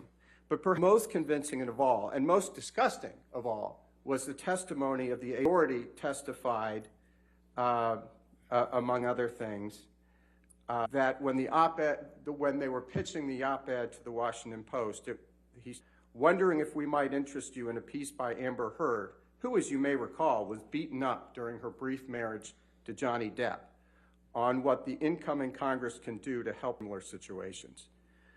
Mr. Doherty also testified that everybody understood, as Ms. Heard in the ACLU, that this statement and the other 2 statements referred directly to Mr. Depp. Quote, this is an article that was in USA Today, and specifically a statement in her op-ed piece to Johnny Depp.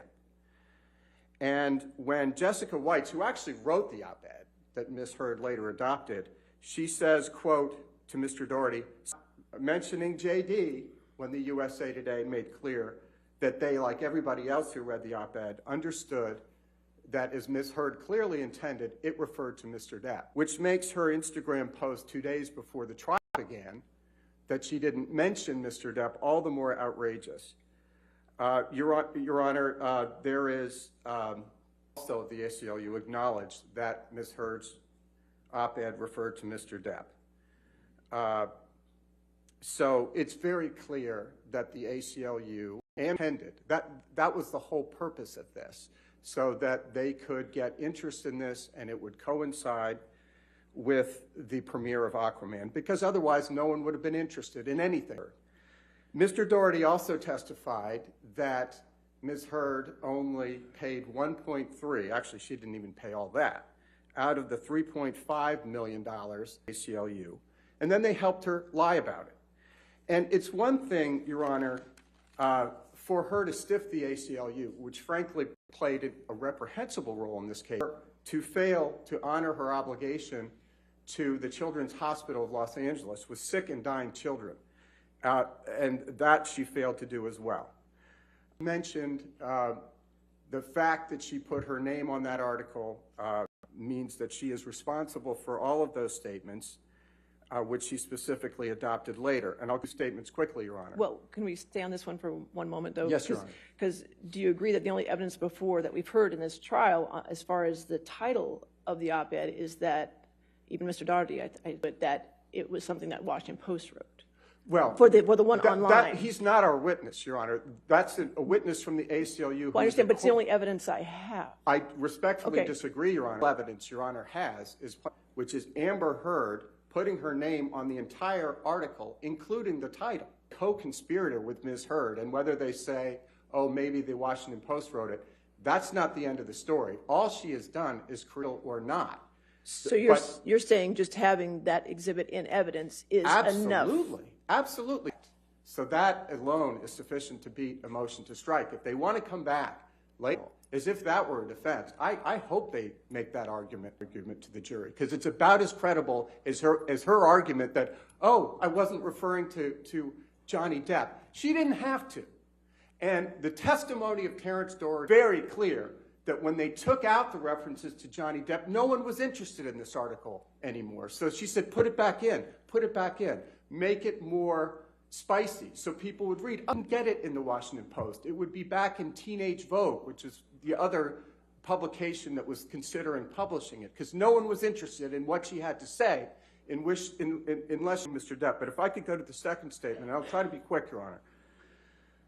2 years ago, I became a public figure representing domestic abuse, and I felt the full force of our culture's wrath men who speak out. As for the second statement, defendant called herself a public figure representing domestic abuse, which can be read to imply that she became a representative because she was abused by Mr. Depp, not just because she spoke out against alleged abuse. This inference can be drawn without extending the language beyond its ordinary interpretation, citing Carlisle, 196, Virginia, at 8. Your Honor, quote, to constitute a publication, it is not necessary writings should be made known to the public generally.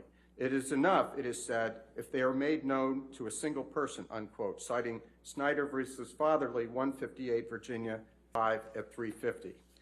Everybody and his grandmother testified that Ms. Heard was referring to her bogus ex parte TRO that she obtained on May 16. And it was interesting that Mr. Depp's own lawyer said that she wasn't even provided notice. So Ms. Heard made very sure that Mr. Depp wouldn't have the ex parte TRO. And Ms. Heard herself, the evidence shows, knew that Mr. Depp, having just suffered the loss of his mother, was already on the other side of the country, was already in New York at the time of this, Europe for several weeks. So she knew she didn't need any protection from him. This was just a scam for her to get the $7 million in the divorce settlement, ACLU. She swore she gave to the ACLU and the Children's Hospital of Los Angeles, and she pocketed instead. Mr. Depp, Ms. Dombrowski, Mr. Carina, Wiggum, and the inimitable Mr. Doherty of the ACLU, which lent once respected name to Ms. Heard, Mr. Depp's name, There is extensive testimony and evidence in the record showing that the implications of their marriage.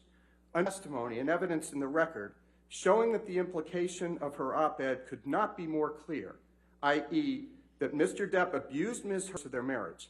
Under Virginia law, quote, it is not necessary that the defamatory charge be in direct terms, but it may be made indirectly. And it matters not how artful or disguised meaning is concealed if it is in fact defamatory. Citing Carwile. Well, we can argue as to how artful it was, but the implication was very clear. The court has previously ruled, or not the case, but as the court has persuasively written in its opinion letter. Let's move to the first ever-evolving and ever-escalating change of IPV and sexual assault. Mr. Depp's sworn denial is all he needs to survive a There's a lot more than that, Your Honor, and I'll try to be brief. 3 police officers, actually 4, but the 3 who testified already, Officers Sines, Haddon, and Gatlin, testified unequivocally Ms. Heard did not have a mark on her on the evening of May 21, 2016. And I could go through, I'll just go through very quickly. Officer Melissa Sines on jury trial day 10. Question, did you provide a copy of this pamphlet to Amber Heard? Answer, I did not. I didn't identify her as a victim. The next day, Officer Melissa Sines. Okay, at this time, did you notice any injuries on Ms. Heard? Officer Sines, I did not. Question, okay, had any injuries on her at the time? Officer Sines, yes, I was. Question, and so you were looking to see if Ms. Heard had any injuries and you determined that she did not. Is that accurate? Officer Sines, correct. Okay, and was the lighting good enough in the hallway for you to make that determination? Answer, yes, the hallway was well lit. Officer Gatlin's testimony was the same. Officer Haddon's testimony was the same.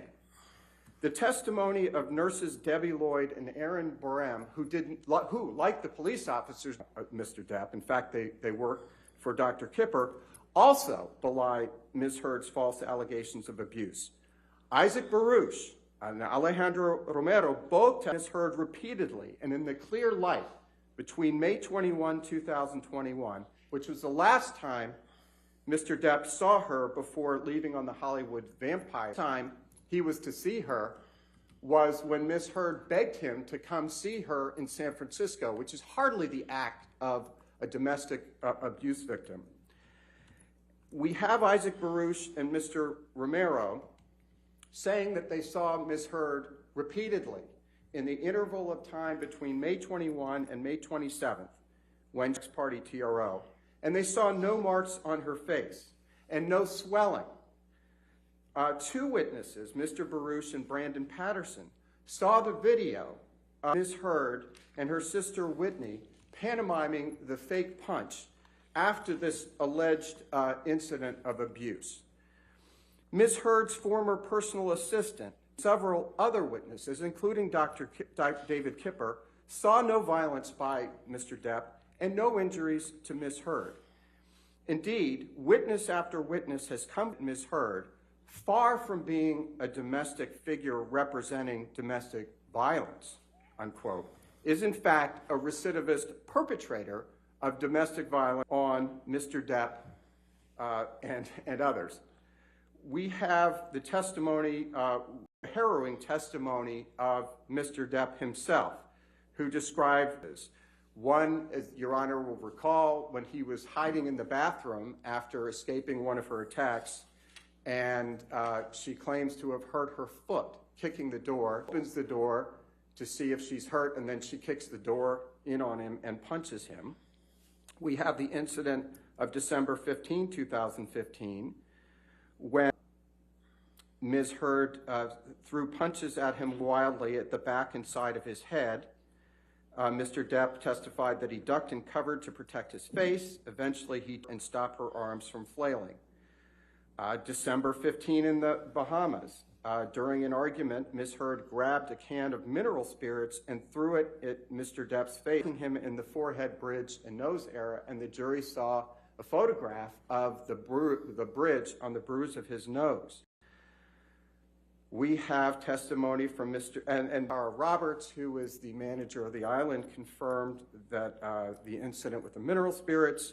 You have Mr. Depp's testimony of what happened on April 22nd, 2016. We've heard testimony today from Aaron Borum-Filati that Mr. Depp was very responsive, was very sociable, had not in any way inebriated that day when Ms. Heard says he was, and she attacked him that night as well. And I'm getting to the end of this, Your Honor.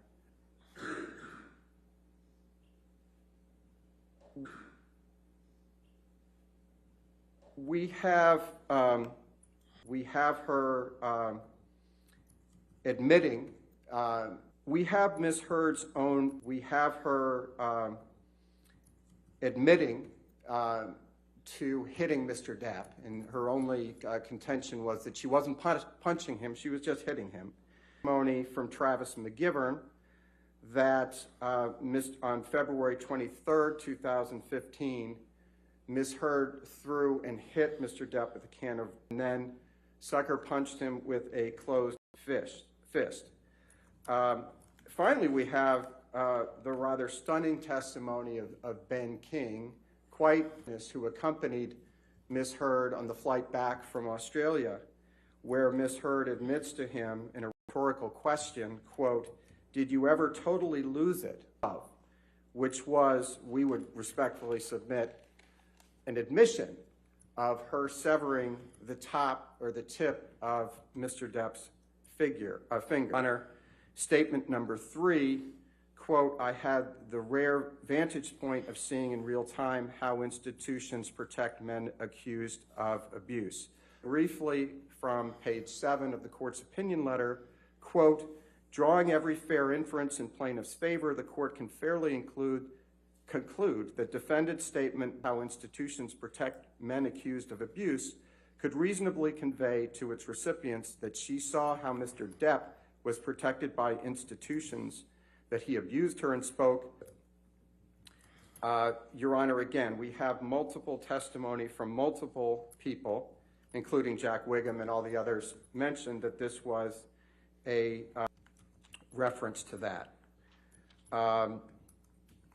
Your Honor, again, the lies that have already been exposed that Ms. Heard has told about contributions, the incidents in this case, and again, I'll just cite a couple of more, the testimony of Isaac Baruch, when Mr. Baruch, June 3, after she'd gone through with the sham ex-party TRO, and Mr. Baruch was asked, did she respond? And Mr. Baruch testified, yeah. In response to that, she, meaning Ms. Heard, looks at me and said, "I told Johnny I don't. The lawyers are making me do all of this." And that's what she said. Well, the lawyers are making her do all of that. And apparently she wanted the $7 million for herself. Insult left on the marital bed after her 30th birthday party. And it was quite telling that she admitted to Starling Jenkins, a former United States Marine, that this was a terrible prank gone awry. Well, she lied about that too. In fact, she said Mr. Depp was crazy to even allege that she could have done such a thing. Well, she admitted it to Mr. Jenkins.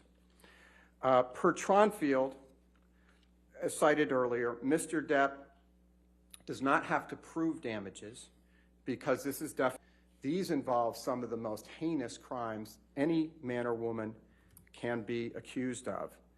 However, he has done so. Jack Wiggum tested yesterday. The op-ed was catastrophic on Mr. Depp's personal and professional life, that it was a $22.5 million loss on Pirate 6 and another. We've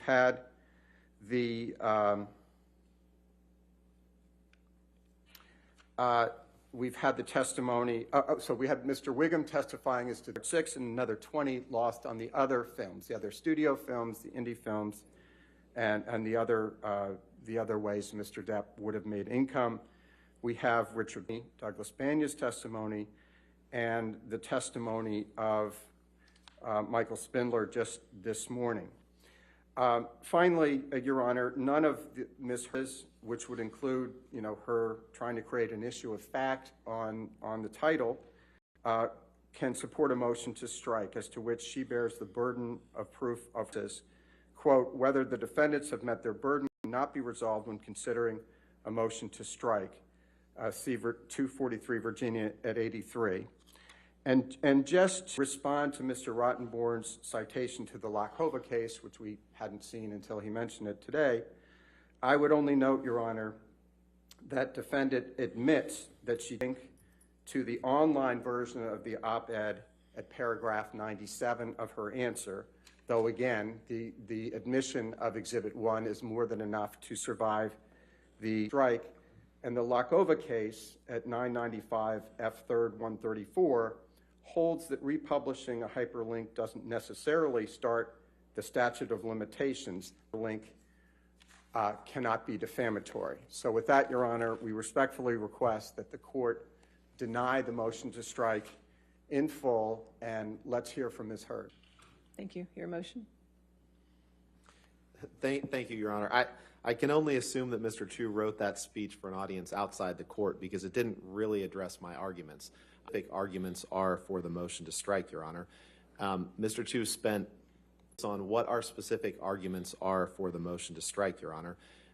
Mr. Chu spent almost 30 minutes of the court, hasn't even put on her case, and almost 30 minutes of the court's time talking about the disputed evidence of physical abuse in this case. The court hasn't even put on her case, and I can tell you she's not the abuser, and if the case moves forward, she and her witnesses will put on even more evidence of the physical abuse she suffered at the hands of. Not the basis for our motion right now, Your Honor. He talks about how Mr. Depp had a sworn denial, and that should count. We read his testimony. He claims he didn't strike. That's not the basis for our motion. The basis for our motion is the clear and undisputed evidence of non-physical abuse. By his definitions, by his standards, by the standards, there is no dispute that Mr. Depp abused Amber. And therefore, if he did it even one time, there is no dispute that even under the implication that they want the jury to draw from the article, which again, I'm not arguing for the purposes of today, because under the legal standard, I'm not going to argue that. I'm not going to waste the court's time with it. Even under their standard, the undisputed evidence is that Mr. Depp did commit abuse against Ms. Hurd, and therefore that those first two statements were false. That's our argument on that. It's funny, Mr. Chu, we played 2 or 3 hours of an ACLU deposition. Now he says, well, that wasn't our witness. It was his witness, Your Honor. He just spent 10 minutes talking about what Mr. Doherty, and Mr. Doherty testified that the Washington Post wrote the headline. That is the only evidence, Your Honor. I understand he says, well, Exhibit 1 has her name on it. Exhibit 1 has her name on it, but the case about who wrote that headline is Mr. Doherty's testimony. It is undisputed. They could have put anyone else on. They could have called Ms. Hurd for that, because that was not part of the stipulation at the conference. It was only the tweet that we talked about, Your Honor, and they chose not to do that. Now, Ms. Hurd will testify she didn't write that headline, so it wouldn't have helped them. But they've had 3 weeks to control the playing field of evidence. There is no dispute that Ms. Hurd did not write that headline. No dispute. Simply saying, well, her name is attached to overcome the testimony of the ACLU. They call them a co-conspirator. Of course, Mr. Depp chose not to sue them. But the testimony of Terrence Doherty that she didn't write that headline, violence headline, Your Honor. And I'm not going to take up any more of the court's time addressing portions of Mr. Chu's argument that don't go to our motion, unless Your Honor has any specific questions. But I want to be. All right. For this motion, I've taken the arguments of counsel, and last night I reviewed all of the evidence that has been submitted in this matter. So as to the second and third alleged defamatory statements, the motion to review the evidence in the light most favorable to the plaintiff and reasonable inferences from the evidence. And if there is a scintilla of evidence that a reasonable juror could weigh that the statements were made by the strike. In this matter, there is a way that the statements were made by the defendant, that the statements were about the plaintiff, that the statement was published, that the statement is false, and the defendant made the statement knowing it to be false, or the defendant as to amount to a willful disregard for the truth. The weight of that evidence is up to the fact finder. So the motion to strike is denied as to statement 2 and 3. The motion to strike as to statement 1, I'm going because If it's not a stipulation, I'm not sure what it is, but there seems to be an agreement that the tweet of Ms. Heard is part of the plaintiff's evidence, which is not in evidence at this point. So I can't rule on that statement, whether or not it tweet or if it's some sort of republication or something. I don't know because I haven't seen it yet. So as to the motion to strike on statement 1, I'm going to take an advisement because ruling on it now, it would be premature in the case, okay? Thank you very much, Your Honor. All right. Since it's 12:30, you want to just take lunch? Go ahead and let the jurors go to lunch and come back at 1:30. Does that sound okay? Okay. All right. Do you want to do it now? Okay, sure. All right.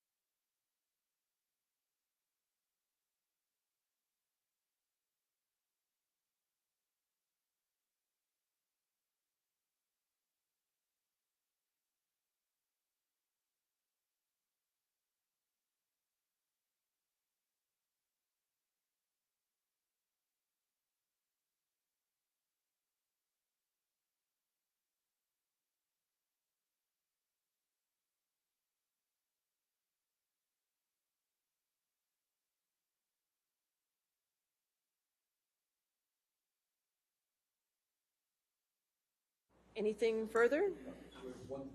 1:30. Okay. Recess in 1:30. All right.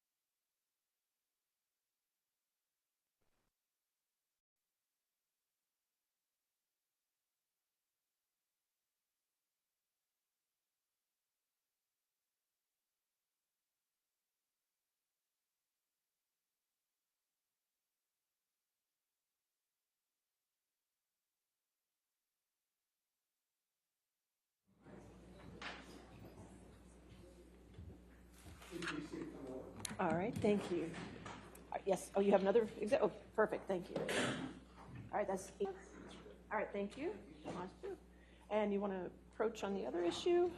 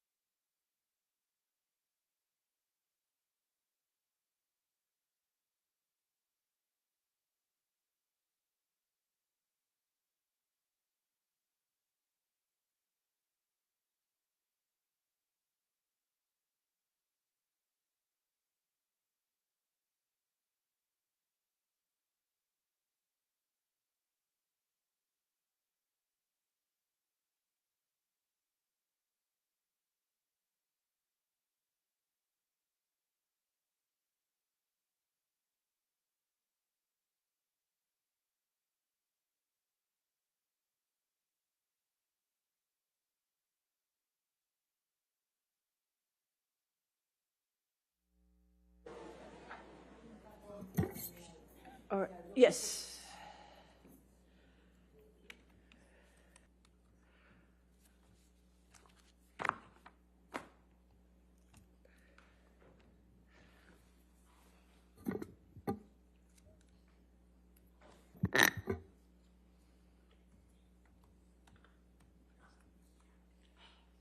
All right, we ready for the jury? Okay.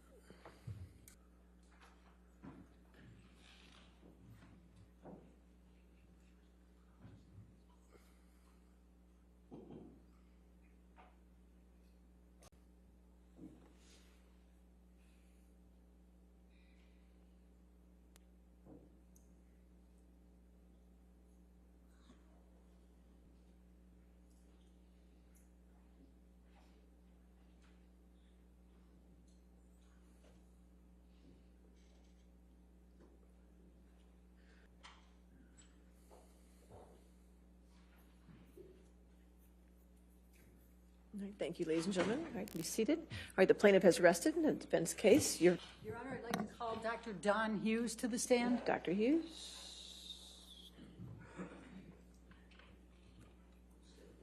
Do you solemnly swear or affirm to testify truthfully in this case for penalty of law? Yes, I do.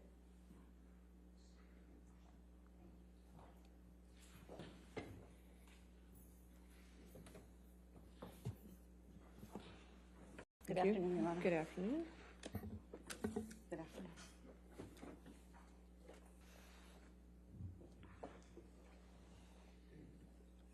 Thank you, Your Honor. Will you please state your name? Dawn Hughes. And what is your profession? I'm a clinical and forensic psychologist. And where is your practice located? I practice in New York City. What is a clinical psychologist? Sure. So a clinic is somebody who assesses, evaluates, and treats individuals who are suffering from a variety of ailments or problems that they have in their lives. It could be a major psychiatric disorder, and it could. Clinical psychologists also participate in training, in education, and in research ventures. And what is the science and principles of clinical psychologists to a particular legal question? Describe your background in terms of your education, please. My bachelor degree in psychology from Hamilton College, which is in upstate New York. I then received my master's degree and my PhD from Nova Southeastern University, which is in Florida, to complete my year-long internship, and that was at Yale University in the School of Medicine in the Department of Psychiatry. And there I did 2 full-year rotations. I did a year rotation in the youth treatment unit and another year rotation in the West Haven Mental Health Clinic, where we saw individuals suffering from a wide array of difficulties and psychiatric illnesses. Complete my postdoctoral fellowship, which is another year that's required in order to get licensed. And that was back in New York at Cornell Medical College in the Anxiety and Traumatic Stress Program. Describe your training and experience in psychology and trauma. So my experience in trauma has been predominantly throughout graduate school. I started at a program that was housed within our community mental health center of the university. And that program, we saw both men and women who were coming through the program. The majority of the men were batterers intervention programs to participate in mostly group therapy because of their behavior in intimate partner violence, domestic violence. We also treated the female victims who were victims of intimate partner violence mostly in individual therapy, but we did run some groups there as well. After that practicum experience, I went in their outpatient psychiatry clinic, and in that clinic I treated mostly, this was Florida, so they're much older adults, so we saw a lot of Vietnam and actually World War II veterans in that program, and a few of veterans who served combat in the first Iraq War. Sort of overlapping in that time, coordinator for the Child Sex Abuse Survivors Program, and that was also a treatment program that was housed within that same community mental health center. And we saw individuals both for treatment to deal with the consequences, the psychological after effects of having been sexually abused as a child. After that, I completed my internship at the substance abuse program because we know there's a high concordance, a high rate of trauma-based disorders with substance abuse. I put together a group, a women's group of addicts, recovering heroin addicts who also had either domestic violence or childhood abuse histories. So we did a dual substance abuse harm reduction model with the effects of the violence that they experienced. On my postdoctoral fellowship, I was in the Anxiety and Traumatic Stress Program. As the name sounds, we saw individuals who have based disorders and anxiety, mostly late adolescents and adults, men and women, from rape, sexual assault, violence. Some were simple assaults on the streets, being mugged, of that nature. I also did teaching and training for Victim Services, which is New York City's largest victim-based organization who runs a lot of services for violence and shelter-based programs. And I did some education and training for them and teaching for a number of years. Thank you. Let's talk about your current occupation. What do you hold? So I currently have a private practice in Manhattan, and I also have a faculty position at Weill Cornell Medical College. I'm a clinical assistant of psychology in the Department of Psychiatry there. This is what we call on the voluntary faculty, which means you don't get paid, but you participate in bringing in the interns, selecting the interns. In that program, I teach, I think for the past 7-8 years, the ethics seminar to the interns, and also participate in other didactics that they have. I'm upon to sort of troubleshoot difficult scenarios that clinicians, either trainees or full-blood clinicians, might have if there's an issue of intimate abuse and they don't really know sort of what to do in that situation. I get consulted to do that. And then most recently, I was part of our program's COVID response team, where in pretty much March, April, May, June, July 2020, where New York City was the epicenter, we sort of mobilized and were really doing psychological first-ers, deal with the stress and the trauma from seeing so much death and destruction because of COVID in those first months of New York City's. Independent practice entail? So my independent practice is predominantly, the bulk is I see individuals in therapy, 2.5 days. I see people who are mostly dealing from, the traumatic effects of victimization, childhood abuse, rape, sexual assault, sexual harassment, domestic violence. And I see these individuals in therapy. Percentage of individuals who do not have a trauma history, and that's usually the anxiety disorders that I see. They may have panic disorder. These are problems in living. The second big part of what I do is this, forensic psychology, like I'm with prosecutors and district attorneys and U.S. attorneys on their cases, individuals who were involved in legal matters with prosecutors and district attorneys and U.S. attorneys on their cases, and just something that has to do with the legal system. And then the other small percentage is the engagement in profession. Do you have any areas that you specialize in? Yes, I specialize in interpersonal violence and traumatic stress. And what is interpersonal violence? Interpersonal violence is the umbrella term for when one person does something violent or abusive toward another. And that includes domestic violence, child rape, sexual assault, sexual harassment, physical assault. All of those type of behaviors we understand as interpersonal violence. And then the traumatic stress is of that. What happens to individuals when they experience these sort of life-altering events, these really adverse life events? Traumatic stress is one of the outgrowths and the psychological consequence when they've been exposed to these type of traumas. So intimate partner violence, rape, and sexual assault are major areas of your focus of practice? That's correct. Say? Objection leading. I'll sustain the objection. Okay. I'll just move on. What types of patients do you treat in your private office? So I treat adults, mostly, men and women. Sometimes we'll treat late adolescents, 17 or 18. They'll come to me usually after a rape or sexual assault, and I'll treat them in short-term treatment, but who are, have sustained some kind of traumatic event in their lives. Approximately how many victims of interpersonal violence have you examined or personally interviewed over the course of your career? Hundreds upon hundreds. And how many years have you been practicing? Well, I started practicing in graduate school in 1992, and I was licensed in 1996. 30 years. Okay. Are you board certified? Yes, I am. Please describe to the jury what board certification means and what you are certified in. Board certification of postdoctoral certification that a psychologist can obtain. And I am board certified in forensic psychology, and that means that I have just amassed in the area of forensic psychology. And are you licensed to practice psychology? Yes, I am. And in how many states are you licensed?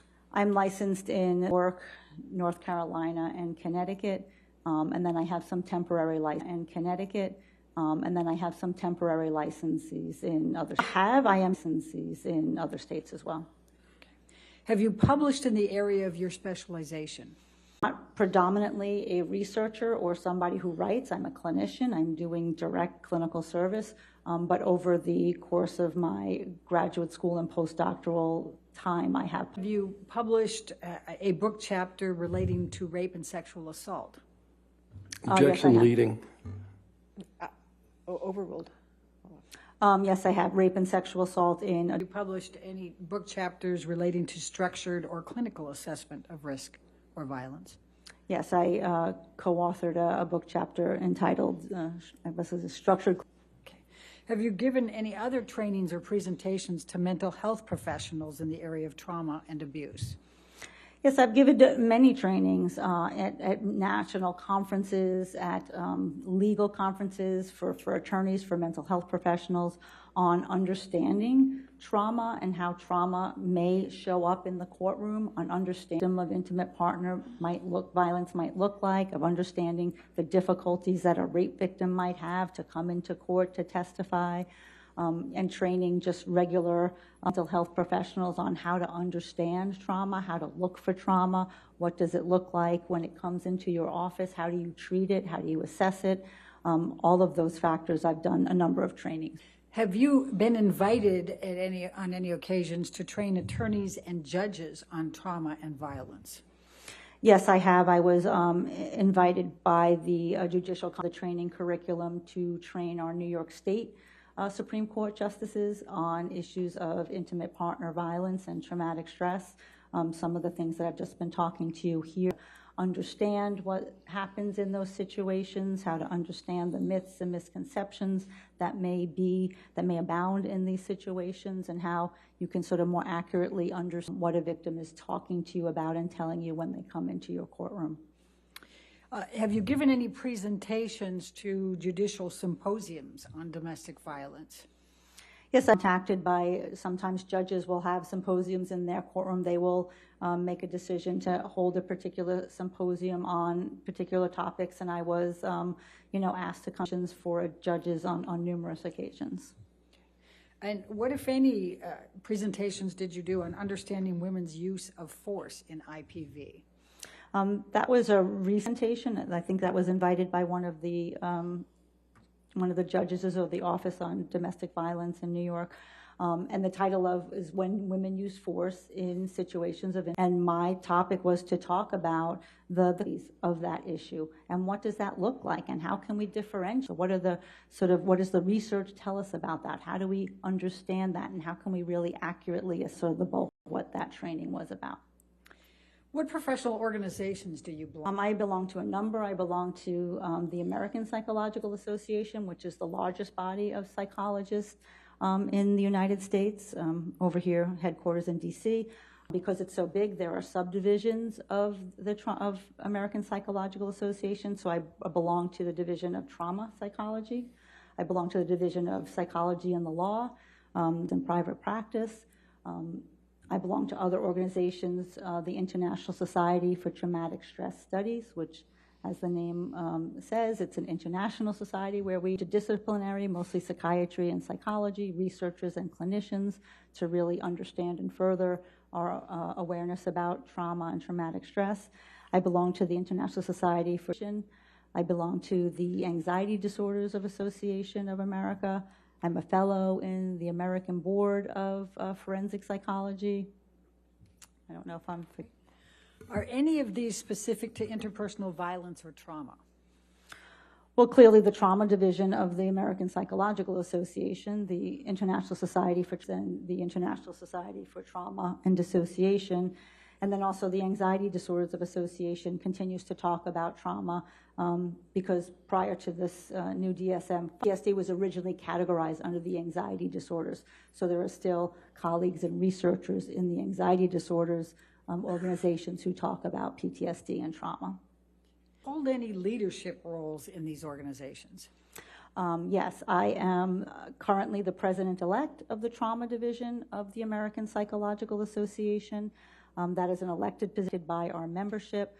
And now I serve as with the presidential trio. So there's three of us. You serve with the immediate past president, the current president, and the president-elect. So it's a 3-year term. What we try to do is continue to disseminate best practices in trauma psychology and also interface with the larger American Psychological Association organization, continue to disseminate best practices and have just a voice for trauma psychology with our larger body and policy making.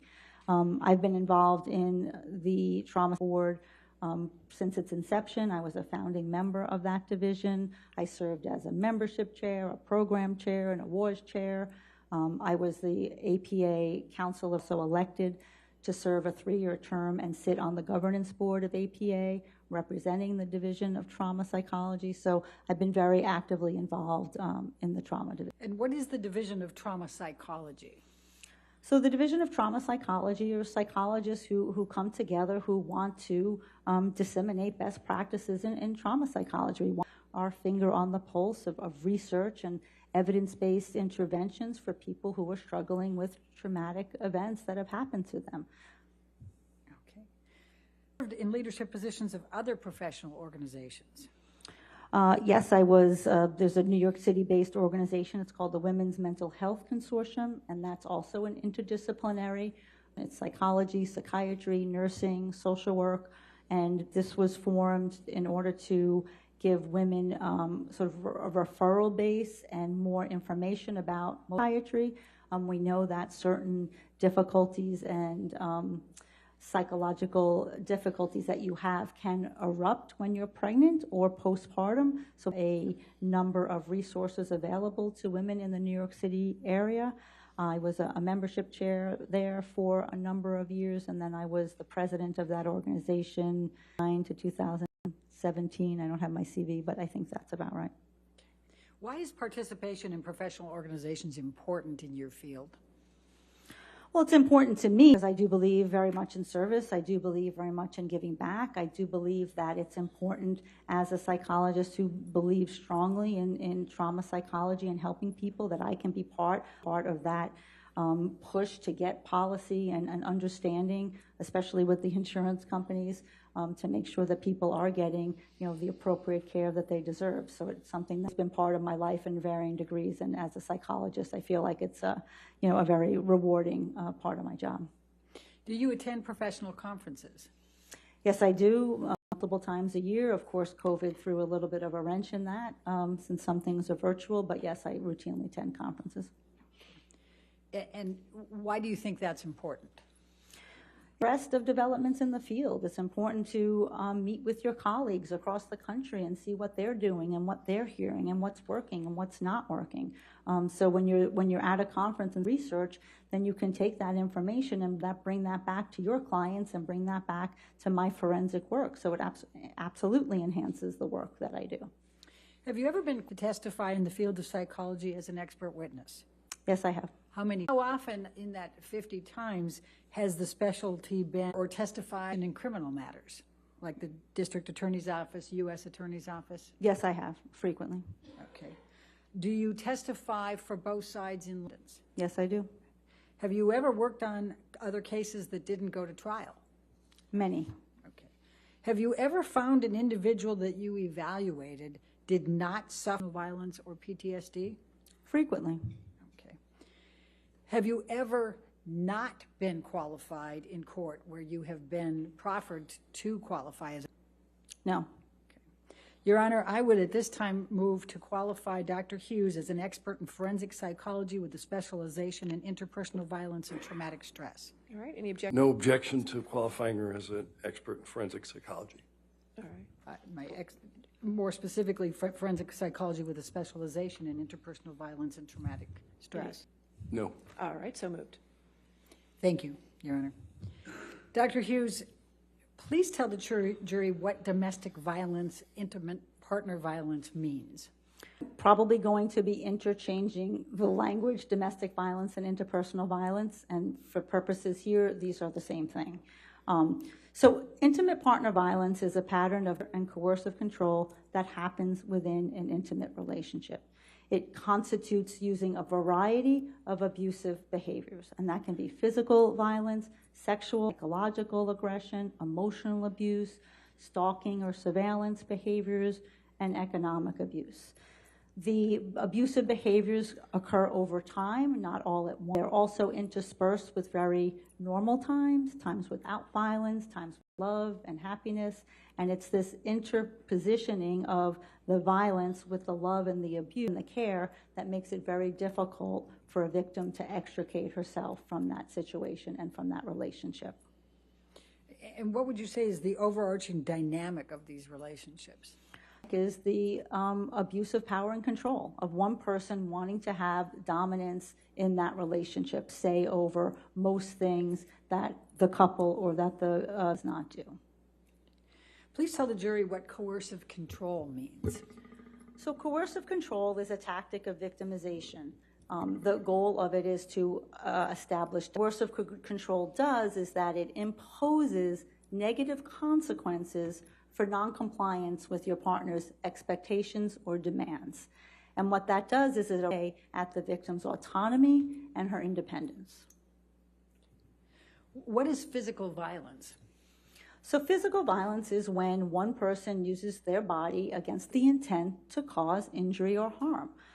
That can be push, shove, slap, kick, punch, beat up, meaning multiple types of throw, slam into a wall, push into something hard that you could hurt yourself. Clearly, use of a weapon would be physically violent. Does size and strength matter between the parties? Yes, very much so. This is very well documented in the literature about violence and abuse in relationships. And that's just physics. That's just proportional force, that if a 185-pound man is going to push a 120-pound woman, that's going to feel quite different than a 120-pound, 185-pound man. And it's just about proportional force and the size and strength differential.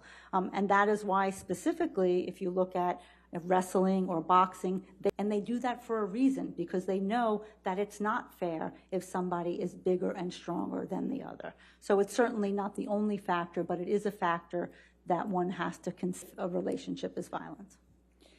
What is psychological aggression? So psychological aggression is threats and the imposition of threats with the control someone's behavior. So it's doing a threat so that you will modify your behavior and do what your partner wants.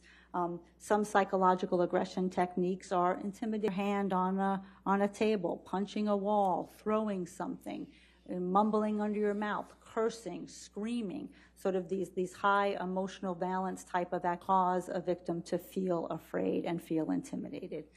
And then if there has been an act of physical violence where that contingency has already been established, that your partner has said, okay, I will not only have the ability to use violence against you, I also have the willingness to do it, the intimidating tactics take on greater flavor. They take on greater sound, because you know what could be coming down the pike. What is emotional abuse? So emotional abuse functions to denigrate a person's sense of self-worth and their perception. It's about name-calling, being very mean-spirited, putting yourself down, using gender-based language that's offensive, racial slurs, all to really make a person feel less than they actually should. And what is sexual abuse? So sexual abuse in an intimate relationship functions to establish power. What it is simply in the psychological and psychiatric communities is forcing someone to do something sexual against your will when you did not want to. Sex, either forced vaginal, oral, anal sex, and be forced to engage in any other type of sexual act that you may not want to do. And when I say force, it doesn't mean it has to have physical, psychologically coercive tactics that are used that many times when violence has already been established in the relationship, the victim often feels that she can't say no, fear of retaliation for saying no to those acts. So sexual abuse, does happen in intimate partner relationships. A lot of people don't want to talk about it because it makes people very uncomfortable. Is digital penetration of the vagina sexual abuse? Action leading. What, if any, role does digital play in sexual abuse? If it is non-consensual, then it is abusive. What, if any, penetration of inanimate objects into the vagina sexual abuse? Again, the operative word is consensual. If you are not consenting to those acts, then it is sexually abusive. Is there a distinction between sexual violence? Not really. Sexual violence is a term of art. It is the overarching umbrella that we in the psychological and psychiatric communities talk about. Our diagnostic and statistical manual and say what are the traumas that could cause PTSD, it's listed as sexual violence. So it's an umbrella term that allows us to be childhood sexual abuse. It could be a rape, a sexual assault. It can be sexual assault. It can be sexual abuse in an intimate relationship. So it's really just an I think people often mistake it to mean that when you are being sexually used in the field. I think people often mistake it to mean that when you are being sexually abused, that someone's punching you or someone's hitting you or someone's doing something like that because you hear the violence. It does not. That could happen, but that term does not require that, nor does it mean that. What are stalking or surveillance behaviors? So stalking and surveillance behaviors are a common tactic, typically men who use violent behaviors in an intimate relationship. What they do is they allow the woman to know that wherever she is, he's going to know. I'm going to maybe look at your phone, see who you're talking to, track you on Find My iPhone, look at your Instagram, look at your emails, having a way of knowing all of the personal information about you. And what that does, it again erodes the victim's autonomy and it erodes her sense of privacy. She doesn't feel that wherever, somewhere, he's not going to be part of her life in a very objectionable way. Sometimes there's the pop-ins. They'll show up at places that they're not in, that we don't want them to be, just as a way of checking. Sometimes they'll have friends or family check up on their partners to make sure where they are. What time did you get home? But you didn't turn off your phone at this time. Like all of the sort of constant questioning and interrogation about an individual's whereabouts. What about economic abuse? What is that? So economic, a way to, again, continue to maintain control over your intimate partner. Sometimes it's withholding information about the finances, of not letting you have access to the finances. If a credit card or a checking account or, Apple Pay on your phone, then you're rendered usually much more economically dependent on your partner, and that limits tangible options for you. Individuals where that sort of tangible options isn't there, we see the economic abuse or the economic restriction when one partner refuses to share any information, like I can't go shopping because I won't have money, but I don't have any decision making in our family money. I don't have any idea of what we're doing in our family vis-a-vis our fine. Definitely keeping that very separate and not in a consensual. Some couples make that choice. One person does all the money, that's fine. But when it doesn't come from a place of consensual choice making, it can.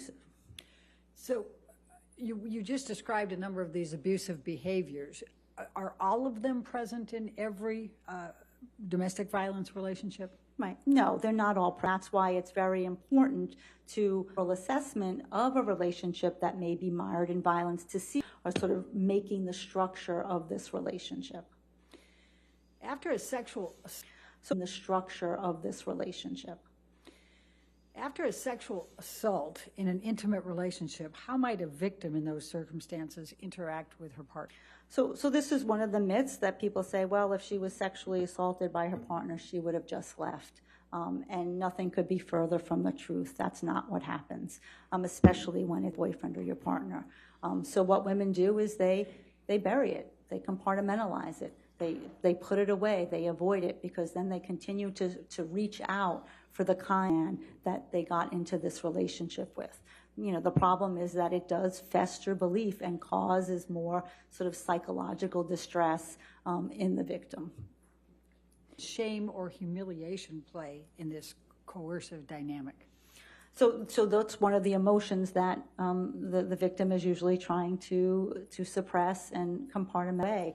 One of the most frequently felt feelings after something so incredibly humiliating and violating as shame. And shame is sort of difficult emotion for people to have to live with and to have to experience. And then a lot of times what we see in these relationships, especially ones where sexual perpetrated, there's typically the emotional abuse as well. So now if you're called names like a whore and a slut and easy and fat, and you're feeling the shame from the sex happen, it sort of acts as a compounding effect, and it sort of kind of slowly deteriorates the psychological functioning of the victim, and where they're just really trying to get back to the good guy, but they're suffering these symptoms underneath. What about intimidation? What role does intimidation play in the coercive control dynamic? Intimidation is one of the factors that we see in coercive control. Again, the goal is to get your partner to do what you want them to do. And if you've established that you can use violence and other sexual violence, slamming your hand on a table, throwing a glass, breaking a door, throwing anything, causing a fit, yelling and screaming, that can rise the fear level in that she may modify her behavior quicker, and he might not need to use violence because he's already established that that fear is there. Play in being considered intimidating behavior. Objection. Intimidating behavior. Objection leading. I said, what if any, Your Honor? Overruled. I mean, certainly writing obscene messages could absolutely be an intimidating behavior. What, if any, role does emotional abuse or degradation play in the dynamics? So emotional abuse and degradation, as I stated before, decrease your sense of self-worth. It decreases your sense of agency. It makes you feel bad about yourself. And when you feel bad about yourself, you're less likely to actualize and see. You're so sort of mired in this dynamic of abuse that you come sometimes to believe the bad things that the person is telling you about. So, maybe I am not talented and stupid, and it interferes with that ability to problem solve and figure out, can I get out of this relationship? And sometimes you feel you don't even deserve to get out of, and the abuse is so chronic and so repetitive. What role does surveillance as a means of control play in that dynamic? So surveillance... Objection leading. I don't think that's leading, Your Honor. Overruled. Go ahead. So surveillance functions to let the victim know wherever you are, there I am. So it makes her feel not secure in her movement, feeling her movement. Her movement is not hers alone. It usually increases hypervigilance. It increases fear. It increases the need for yourself to mark where you've been, that you can go back and prove it to your partner because you know that there is going to be an interrogation later. When this pattern has been established, show receipts, show me your iPhone, where were you, what you're at. Those are some types of surveillance behaviors that puts the victim very much on edge and increases that level of anxiety and trepidation. What role does possessive jealousy play in these? Possessive jealousy is a very difficult dynamic in intimate partner violence. It's very common in situations of coercive control. It's rooted in possession. The gentleman feels that he can possess her and that he can have her whenever he wants. It's very possessive dynamic. But the accusations, the problem is when you make the accusations. So they're continuing in this dynamic where she's trying to prove, I didn't do what you said, this didn't happen. And then unfortunately, sometimes it escalates because not taking the no for an answer because this is a perseverative, obsessive pattern that's very difficult to penetrate, that often these type of conversations, physical and sexual violence. Does this dynamic happen overnight?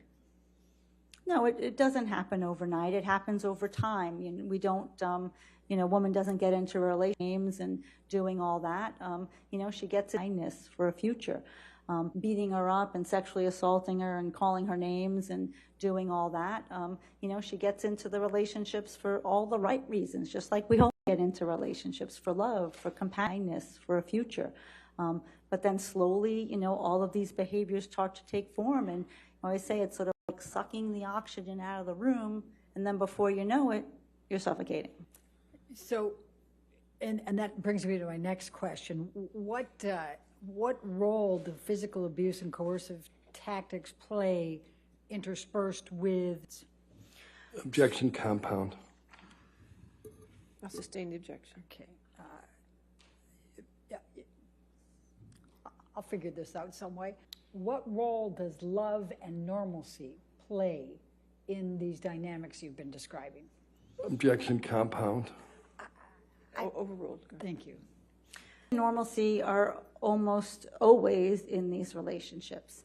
That, when you are in a lull and the violence is not happening, you're back to sort of the that you wanted, the person who you wanted to be with.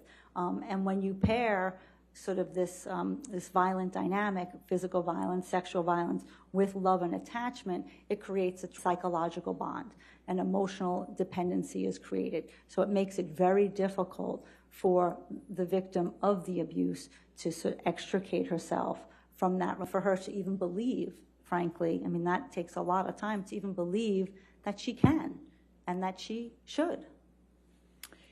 And what, if any, role does that have in the victim thinking they can fix the problem? So what do we know from the research? The research with working with battered men who come into treatment can change the abuse is the abuser. So no matter what the tactics that the woman uses, she's trying to do all these different things to fix him, to have him not be violent, to have him not be sexually obsessively jealous. And all those things don't change his behavior because it's up to him to change his behavior. And this was played out a million times in the batterer's intervention. Men would tell us, it doesn't matter what she does. I don't care. So the problem is that the woman continues to think that she can fix it, and yet she can't. But she's sort of helpless and hopeless because everything that she's trying to do is failing. What is the cycle of violence? This domestic violence pattern. Typically what we see, and the cycle can be, we see is in the first phase, so sort of multiple, in the first phase, there's a tension building phase. You're sort of starting to feel that apprehension. He may be throwing his papers on the table a little more. He may be slamming the fridge, be mumbling under his mouth a little more. He may grab a glass a little more forcefully than he normally is. And then there's the incident phase. Then there's the blow up, where the violence, the screaming, the sexual violence or the physical violence, all that occurs. Then we come to the contrition phase. I'm sorry, I didn't mean it. It wasn't me. The promises for change. And then we sort of slide into the calm phase where, this isn't going to happen again. I'm back to stable ground. I'm going to live in this place. The problem in the calm phase is we often see the rationalizations and the justifications for the behavior. It's not like typically the man is taking full responsibility for what he did, but it's calm, violence and no sort of tension at that moment. And then it recurs. And then it recurs. So you're stuck in this vicious cycle of trying to be with this man who hurts me, and yet I love him so much. And what, if anything, does the term love bomb mean? So it's more of the colloquial term for the younger folks here, but, where you shower someone with affection and love, in this contrition and calm phase where, you're everything, you're the best thing in the world. I'm never going to do anything to hurt you again. I would never let anyone hurt you. And it could be sending flowers and buying gifts or going on trips or your favorite restaurant. And that the man is trying to make those amends. And then it gets the woman hooked. So they get hooked on the kindness. They get hooked on the love. They don't get hooked on the abuse. I've never met one woman in 100 who was not concerned about the violence. They're all concerned about the violence, but they go for the love. So with these dynamics that you've described, does the victim yell at her partner? Absolutely. Why?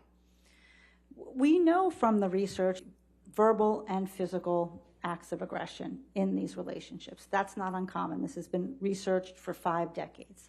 And a woman may yell at her partner, and anger is a very normal emotion to having been abused. She can also be afraid, but they don't have to be mutually exclusive. We can absolutely, as human beings, or 3 or 4 different emotions at once. People are different emotions at once. People do often say to me, oh, she would never, people do often say to me, oh, she would never yell at him if she knew he was going to hit her. And that's not true. That's just patently not true. Supported in the research, and that's not supported in my clinical practice. The problem is there's a classic double bind. The violence has been so normalized in the relationship now, she gets hit if she doesn't yell. So for women who feel at certain moments that they need to preserve some sense of their autonomy and their independence and stand up for themselves, they will yell and they will fight, though the risk of violence is there. So it doesn't mean that she's not afraid and that she's not concerned about the violence. And it doesn't mean she doesn't also use compliance strategies most of the time as well. Does in the cases that you have and in your experience, does the abuse of others? No, I mean, this is classically what we talk about behind closed doors. Most of the intimate partner violence, the domestic violence, happens, in the home. So sometimes we see the remnants of it, the after effects, or victims talk to their friends or family about it, but very rarely are you seeing it happen, what phase happen in the middle of witnesses and other people. What does the term bystander effect mean? So bystander effect means what happens when people are aware that domestic violence is happening. What happens when they're aware, even if they're not seeing it, that it could be happening. And what happens is we know that it's very difficult for people to stand up and say something. It's very difficult, especially in situations where there's a larger community of folks and the person who perhaps is perpetrating the abuse, that community, it becomes very difficult to go up against that, to go up against the sort of the head honcho of the community. People are very fearful of losing their jobs. Time and time again in the cases that I've worked on, either the Boy Scout cases or the clergy abuse cases, all of those type of cases where the USA Gym, where when we go back and we look, we see people knew, but the secretary doesn't want to lose her job. She has kids to feed. The guy who, checks you in, he doesn't want to lose his job because he has a mortgage to pay. They're quiet and they don't say anything. And then other people are very, it's a very worrisome dynamic. They don't want to put their foot out there if they're wrong. Or I don't really know what happened. I certainly am not going to jeopardize my job if I don't really know what happened behind closed doors, even if I see a trashed room or a bruise. People still believe it's a family matter. It's between Amber and Johnny. Let them figure it out. I'm not going to get in the middle. So those are dynamics that happen. Motion to strike. What's the objection? We identified two names in the answer. Overruled. Next. Thank you. You finish your answer? Yes, I believe so. Okay. What about mutual abuse? I believe so. Okay. What about mutual abuse? What is that? What role does that play? What is that? What role does that play? So mutual abuse isn't really a term of art that we use. What we look at is couple violence and intimate partner violence. And when we look at situational couple violence, that really does characterize the majority of types of violence in relationships. That's when a couple gets out of hand. They may push, shove, slap, yell, say some things that they don't want. And it's not that those behaviors are okay, but those are sort of what our law studies say happens in these relationships. That's distinguished from intimate partner violence, what I'm talking to you about, that has this constellation of symptoms and is rooted in the power and control. Is there research that addresses this mutual abuse? Yeah, there's research that addresses what does gender symmetry look like. Are they the same? And there's certainly, as I said, research that on the lower end types of violent behaviors, push, shove, slap, we may see similar rates between men and women. In psychological aggression, yelling, name calling, putting down, in some of our big community scale studies, we may see similar rates of behaviors. But then there are, other situations where we don't have gender symmetry. And what the research talks about very clearly is you have to examine context, to examine the differential of power and control and coercive control in the relationship to make a full determination. Do women use violence in Absolutely. Again, we've known this for 5 decades in our research. We've been studying this since the 70s. And when we look at what happens, women do report their use of violence. The violence that we do see is what we call reactive violence or self-defensive violence, or sometimes violence that's perpetrated independently of an assault of something. Mostly that when the partner begins to become violent, then she may become violent and fight back. And that's not an uncommon dynamic, that if somebody is being pushed or shoved or hit, that has been established in the research. And what, if any, effect does that have on changing the power dynamics or the structure? Well, you have to find out, does her use of violence, overarching power structure of coercive and violence and abuse in this relationship? And you have to examine those variables to see. Partner violence. Absolutely. Certainly, we know that we have to be careful of gendered stereotypes. That just does not comport with the research. Careful of gendered stereotypes. We can't go in and think, oh, only the woman is the victim, or another. That just does not comport with the research. We know that the research also shows that we can have domestic violence in same-sex relationships. My very first case was a same-sex in Brooklyn. That was in 1998. So I've been examining and treating individuals in a variety of types of violent contexts.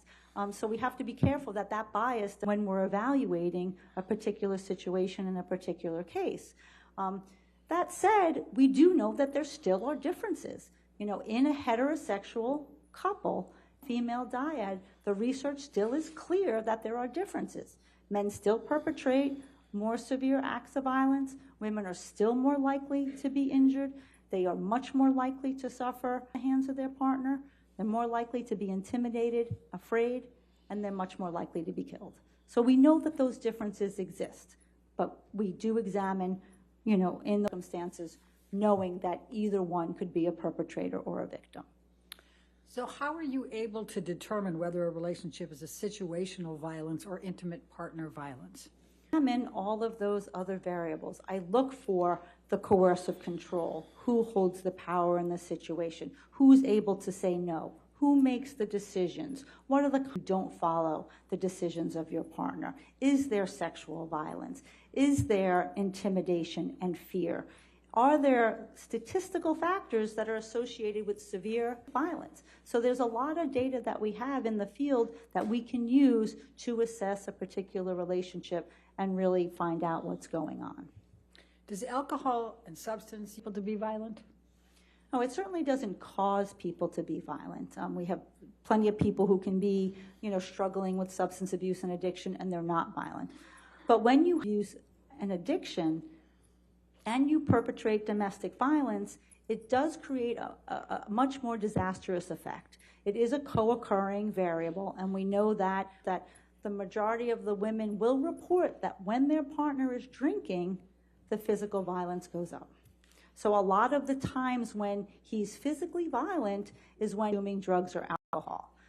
Consuming drugs and alcohol and he's not violent, those other behaviors continue to persist.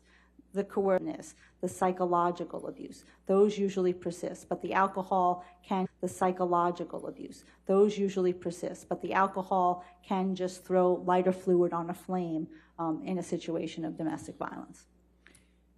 Is there research that women cope with the violence and abuse in their relationships? Yes, there is. Please tell me about it. What does it say?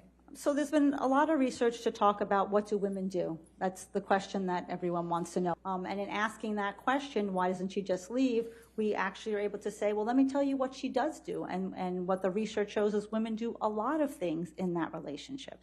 So there's sort of 3 formal responses, the formal things that she does. Call the police, participate in prosecution of your partner, go see a therapist, go to a shelter. These are sort of the very formal strategies that women can use. Then there are the informal strategies, and that's talking with your best friend, talking with your mom, talking with your friends, trying to get that emotional from your social network. But the most common one is these personal strategies. And the personal strategies are really talking with your partner. They're trying to fix the relationship from within the relationship.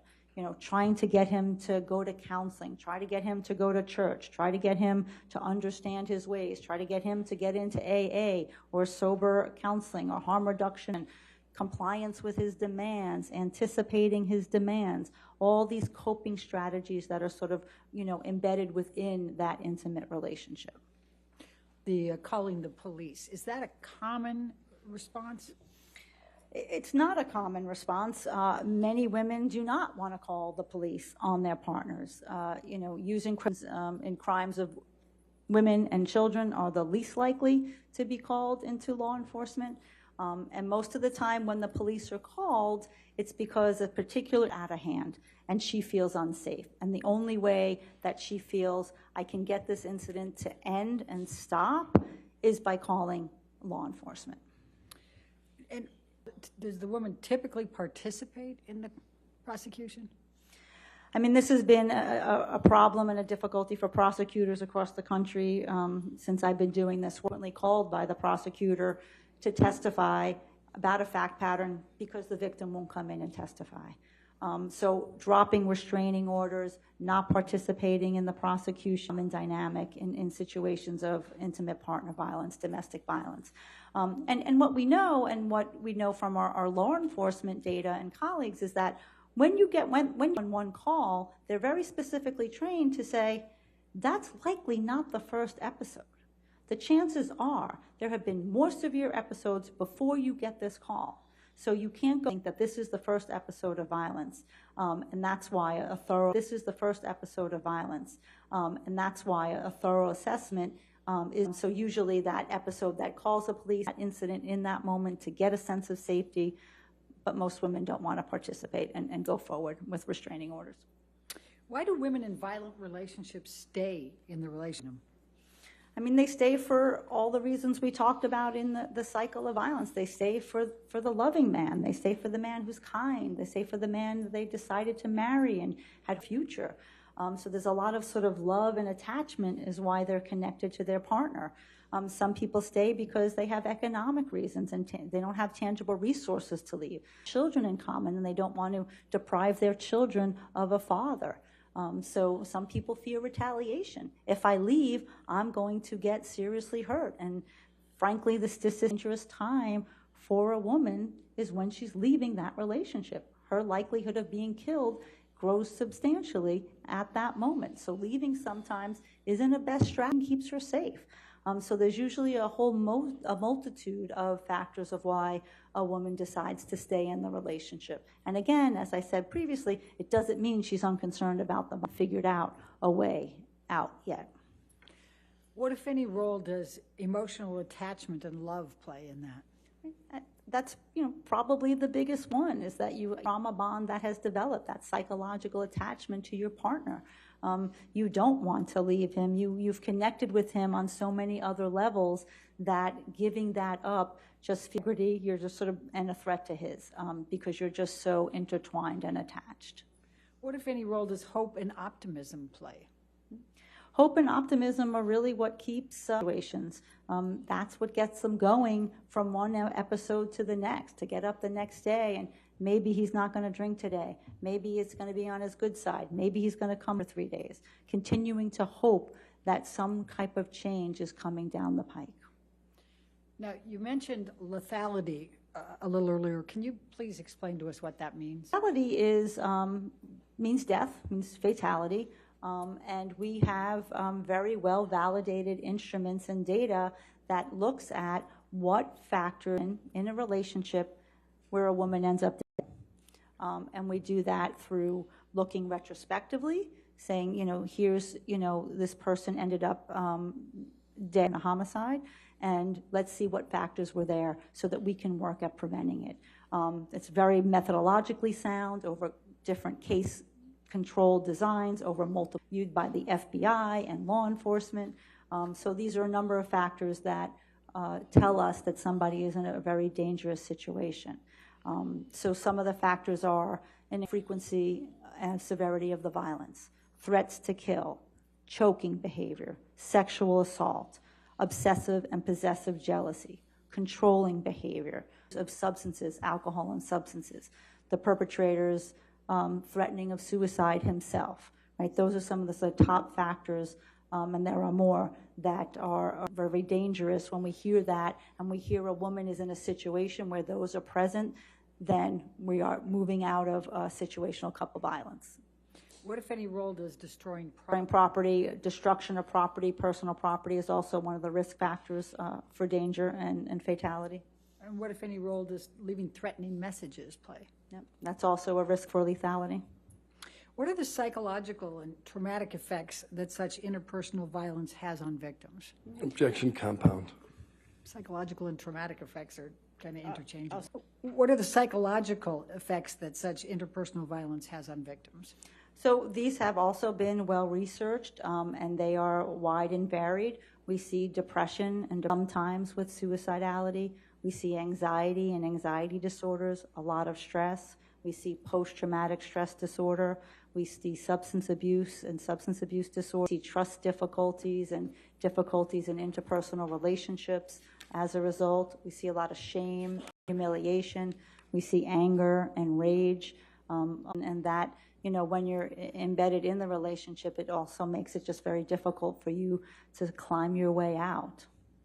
What is emotional? It's a DYS, dysregulation, is when you sort of don't feel that you have control of your emotions. You feel like you're fluctuating, you know, from one to the X. It's not the same as a bipolar disorder. It, you know, can happen in short moments that, you know, it's really because your central nervous system is so out of haywire from being exposed to so many trauma that you may feel things deep and with a short trigger in a very quick time.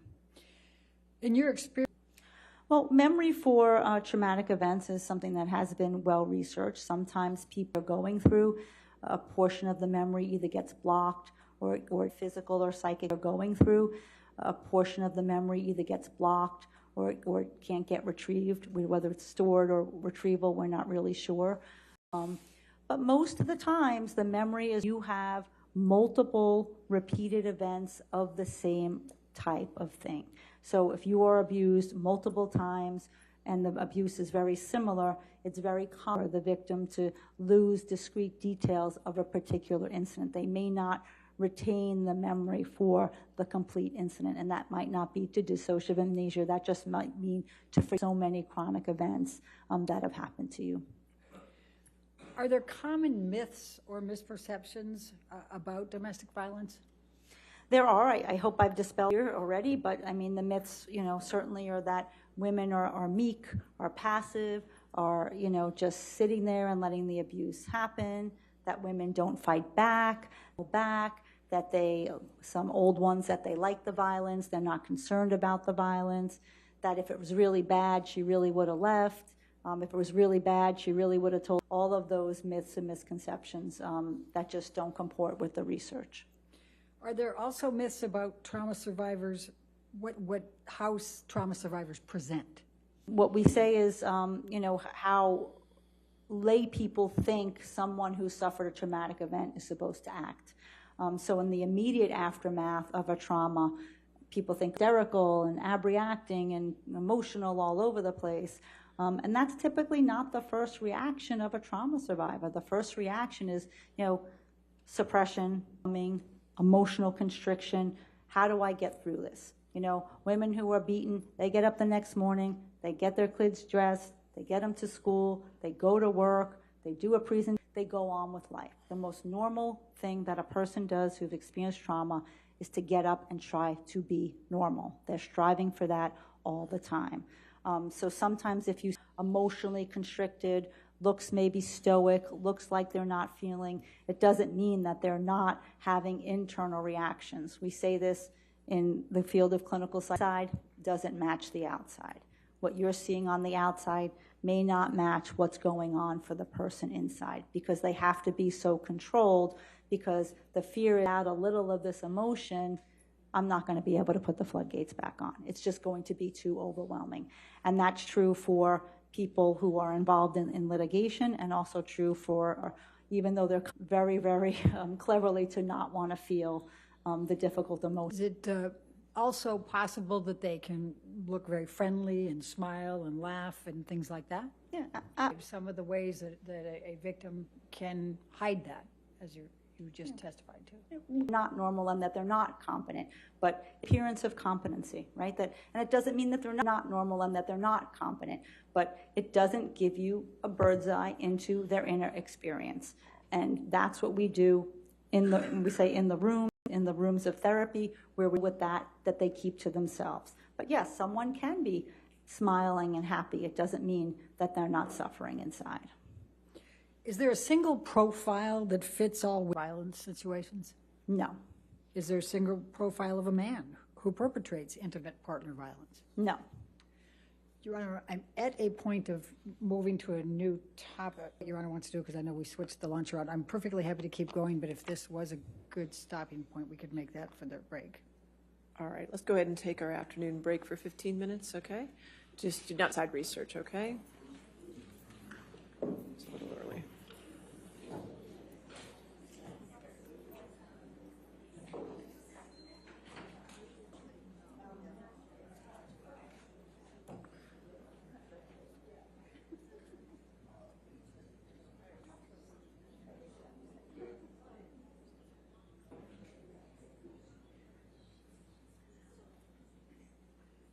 All right, and Dr. Hughes, since you are testifying, please not discuss your testimony, including the attorneys at this point, okay? Yes. All right, we'll come back at 3:50.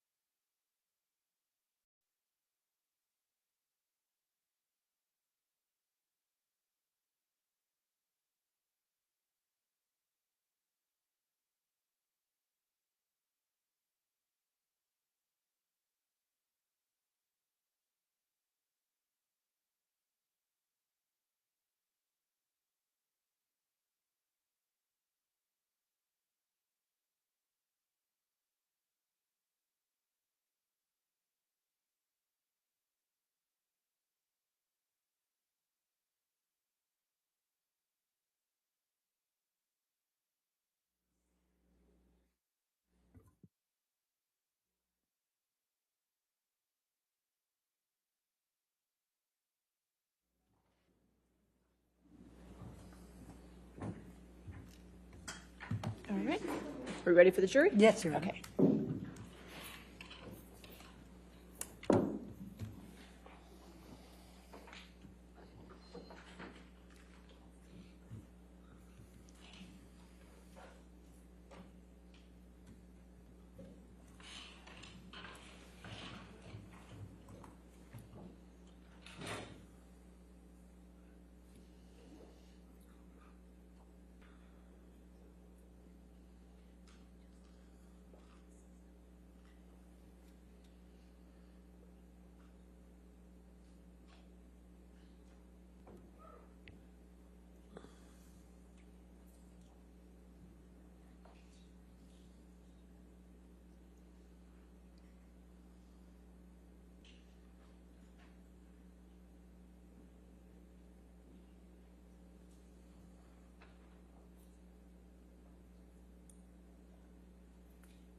All right.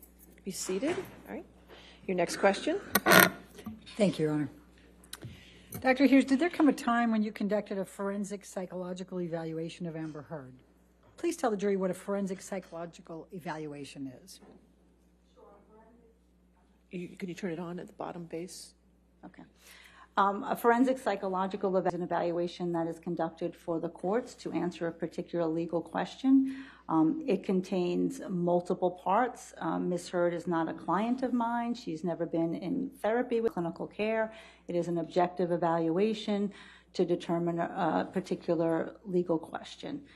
Forensic evaluation follows a methodology that what we say by method, multi-hypothesis driven methodology, which means I look at a variety of different documents and data using multiple hypotheses. It's not just one theory of the case. You're going in looking to see, what possibly could be going on here. And then you use the data to arrive at that opinion. And the forensic psychological evaluation has many parts. It has the clinical interview part, a structured or semi-structured clinical interview.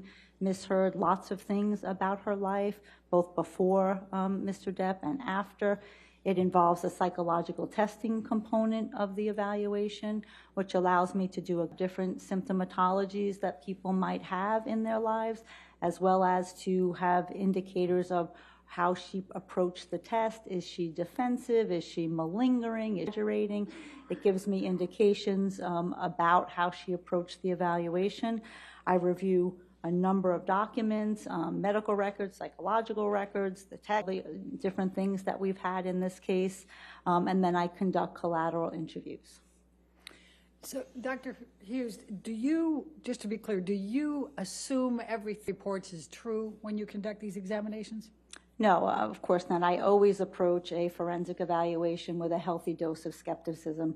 With any forensic evaluation, there is a motivation that the individual may be telling you something that is not accurate. It doesn't mean that that's there, but you have to control for that and know that you're looking for, again, what does the data tell you about what the person is also telling you.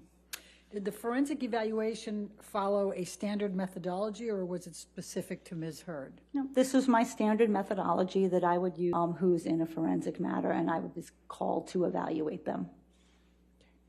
When did you meet with Amber Heard? Okay, so I met with Ms. Heard 9 hours. I met with her for the first time in September 2019.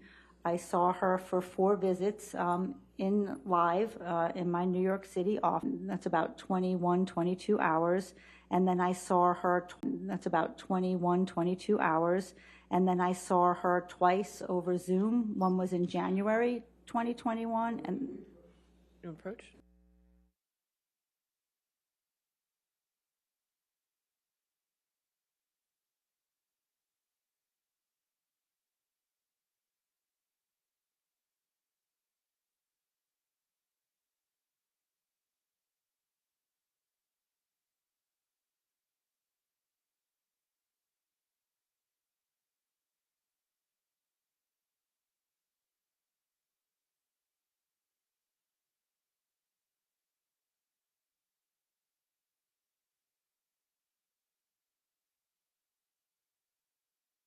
In answering that question, were you consulting anything? Dr. Hughes. Dr. I'm so sorry. Confusion. Anything? Dr. Hughes. Dr. I'm so sorry. Dr. Hughes, were you consulting anything? Dr. Curry's here, I guess, as well. I'm consulting my cheat sheet of the dates that I saw misheard so that I could accurately report to the court. I also have my final designation in front of me so that I could give the most accurate information in that report. Okay, okay. And do you want to see that? Okay. Should we just take the break now and have him look at it, or does he want to? Would you like to look at it now or before cross-examination? It's just to post it. Cross-examination. Okay, All right, that's that's fine. fine. Thank you. Okay. Please continue. I think you were telling us when you saw Ms. Heard. Sure. So there were 4 dates in person in New York for a total of about 21 and a half hours. And then I saw her in January 18th, 2021, over Zoom for 3 hours, and then December 27th, 2021. And what did the evaluation consist of? So as I stated, the evaluation consisted of psychological testing, a structured clinical interview with Ms. Heard, a review of a whole host of documents relative to this case and medical records and psychological records, and then 3 collateral interviews, 2 with her, Dr. Bonnie Jacobs, Dr. Connell Cohen, and also with her mom. And in the semi-structured clinical interview, what were you assessing? Evaluation, you sometimes don't know what you're going to see or what you're going to get. So you absolutely have to do a full clinical interview and have a sense of their life patterns, things that have, where they have worked, where they have lived, just get a full sense of their sort of being before the incident for which they're talking about. Then I do a full intimate partner, looking at all those characteristics that I talked to you about earlier to get a sense of the full structure of and the dynamic of this relationship. I also did what were the psychological consequences of being in that relationship. And I also looked at the psychological consequences of some of the statements that were made by his attorney that are part of this, the counterclaim in this lawsuit. At the end of that process, considering all the data, did you arrive? Yes, I did. All right. I would like to start with your main expert opinions, and then. I said there are opinions embedded within them, but the main opinion is that Ms. Heard's report and the records that I reviewed is consistent with what we know in the field about violence, characterized by physical violence, psychological aggression, sexual violence, coercive control, and surveillance behaviors. And what was the main opinion that you had? The second main opinion was that that Ms. Heard demonstrated very clear psychological and traumatic effects or trauma from those statements that Mr. Depp made through his attorney. There were 3 statements that we evaluated to see how they affected her emotionally and it was my determination that they did. And did you arrive at any diagnostic conclusions? Yes, I did. And what were those? I diagnosed Ms. Heard with post-traumatic stress. And what, if any, etiology was associated with the post-traumatic stress disorder? So the etiology is the cause. In order to have a traumatic stress disorder, you have to have an actual cause. It's one of the few diagnostic entities that we have to have a cause for, and the cause was the intimate partner violence. That was what was pushing the symptoms. That was what was related to the intrusive phenomena. That was related to her avoidance. That was related to her differences in her mood. That was related to her. So it was the cause was the intimate partner violence by Mr. Depp. Okay. Now, let's first go back to the forensic evaluation. You mentioned you reviewed documents. So I'm going to refer to my list of documents so that I can be clear for you all. It is a 4-page. All right. If you want to approach.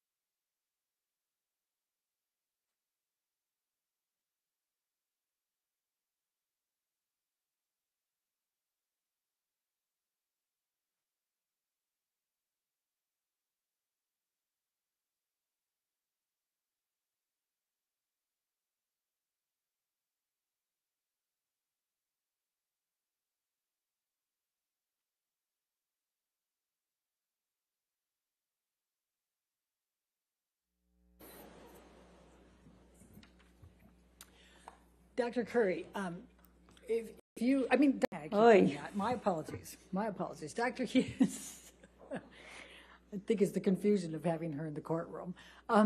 Dr. Hughes, if notes to answer something, let us know that you need to consult your notes. Otherwise, try to answer to the best of your ability. And then if you need to do that, know you're consulting your notes, okay? The concern is that you not read from them, that you consult them as you need to, okay? Correct. I just don't want this to be a memory. Conducted many documents, 80 pages of notes, and 12 psychological testings to... You can reference your notes, just don't read from them, okay? Yeah, no problem. Okay. Okay, great. So please tell documents you reviewed. Please. Okay, so I reviewed a number of documents, a plethora of documents, most of her testimony that she gave, in her deposition testimony, I did the same thing from Mr. Depp, deposition testimony, as well as his trial testimony in the UK as well. I reviewed a number of the depositions that were put forth in this case. I reviewed treatment notes for Dr. Bonnie Jacobs, Dr. Connell Cohen, Dr. Laurel Anderson, and Dr. Amy Banks, although she did not have treatment records. So I reviewed not only their records of them and also read their deposition testimony, and also read other medical records in this case, nursing notes in this case,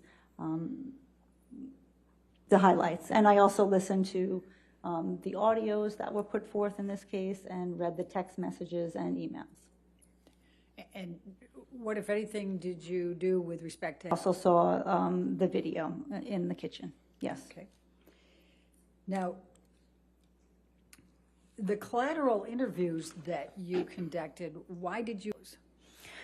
Well, collateral interviews is a standard part of a forensic evaluation. It's an opportunity to hear from another treating clinician, the person who's actually treating the individual you're evaluating, sense from that person of what they saw, what they knew, how they experienced this person. Sometimes our clinical notes don't give the full breadth of what really was going on. Notes are meant to be sort of short and to the point of what happened, who was there, and what was the plan. So it was really helpful to talk to these two clinicians who really misheard throughout the duration of her relationship with Mr. Depp. So they give us sort of a contemporaneous look at what was going on for her emotionally, and then what was she reporting, what was she saying relationship to her therapist. And you mentioned the name Dr. Bonnie Jacobs. Please tell the jury who Dr. Bonnie Jacobs is. So Dr. Bonnie Jacobs was, may I refresh my recollection with my notes, Your Honor? She's allowed to For the consult dates, her notes. if you'd like me to tell the dates. Your question. You're right, Your Honor. Yes. May I? Yes, you may consult your notes, yes. Objection, Your Honor.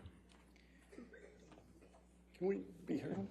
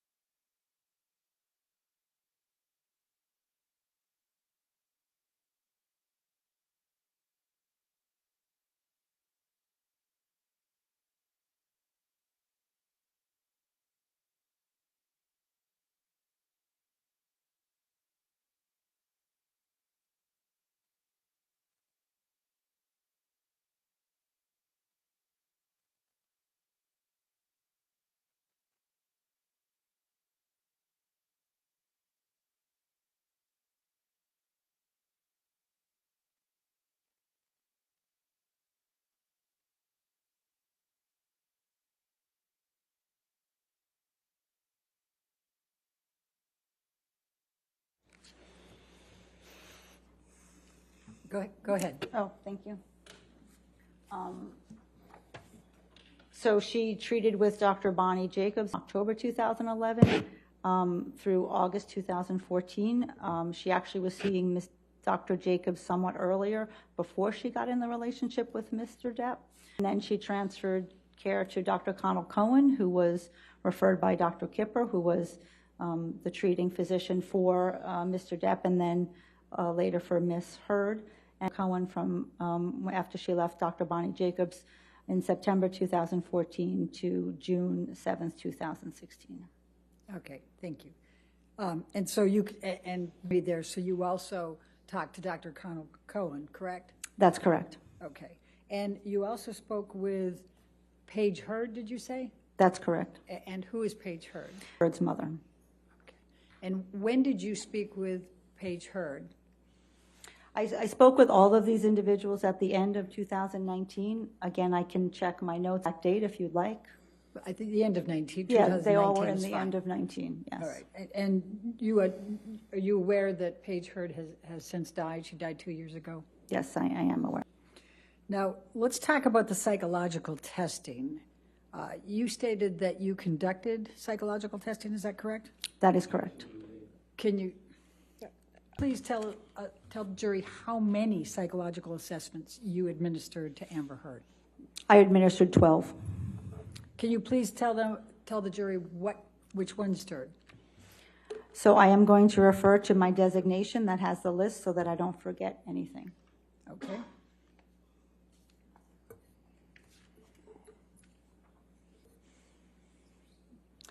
So I administered... Objection, hearsay, Your Honor.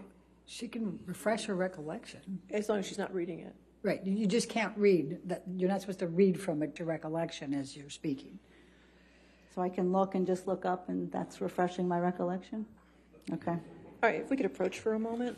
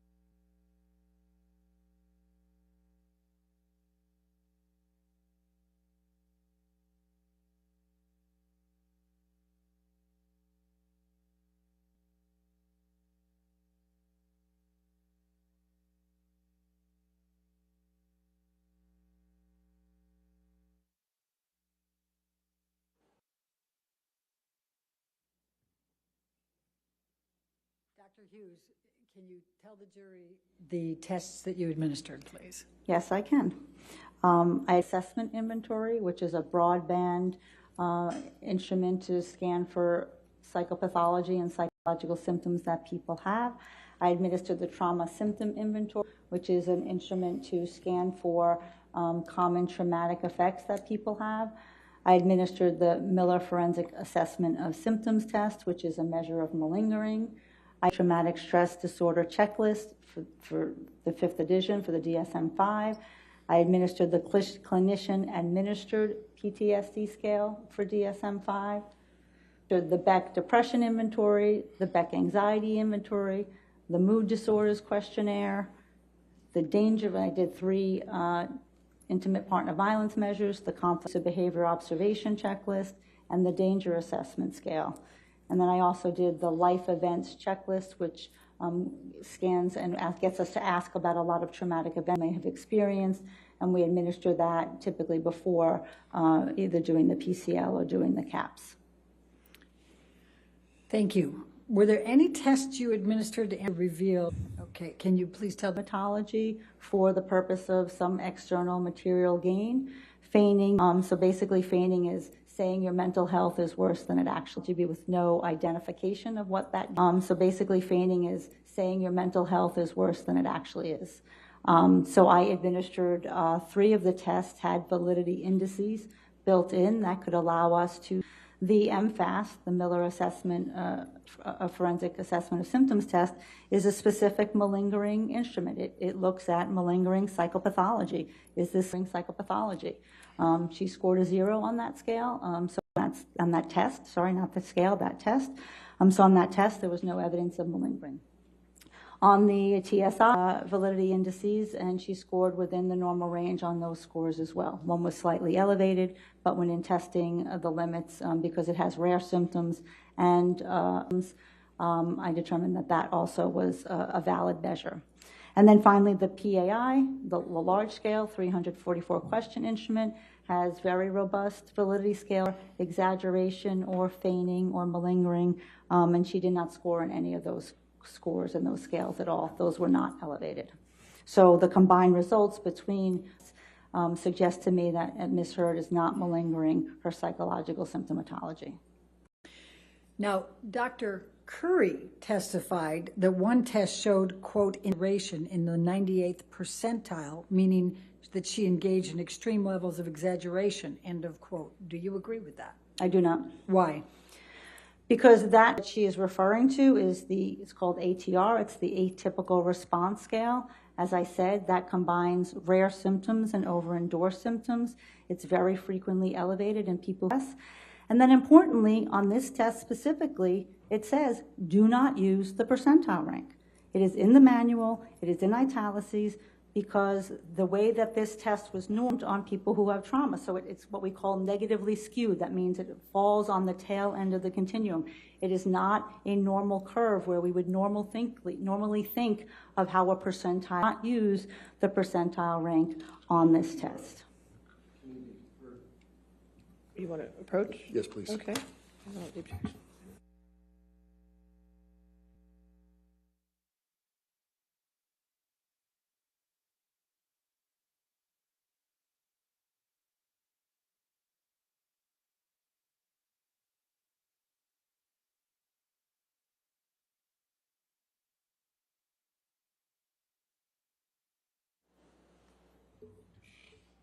Dr. Hughes, please continue.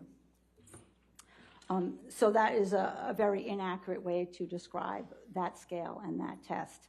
And so the ATR scale on this test, robust of our validity scales, so you would never make a comment like that based on one scale if you don't have consistency across data. And when you look at the consistency of the PAI, the TSI, and the MFAS, and there's research to support that when they go together, you have a higher degree of likelihood that this is not feigned PTSD, feigned symptomatology. And then actually, if I look at the validity scores on the MMPI-2 that Dr. Curry administered, those scales are not elevated for exaggeration or malingering either. Now I have really robust data that Ms. Heard is not malingering or feigning her psychological symptomatology. Thank you.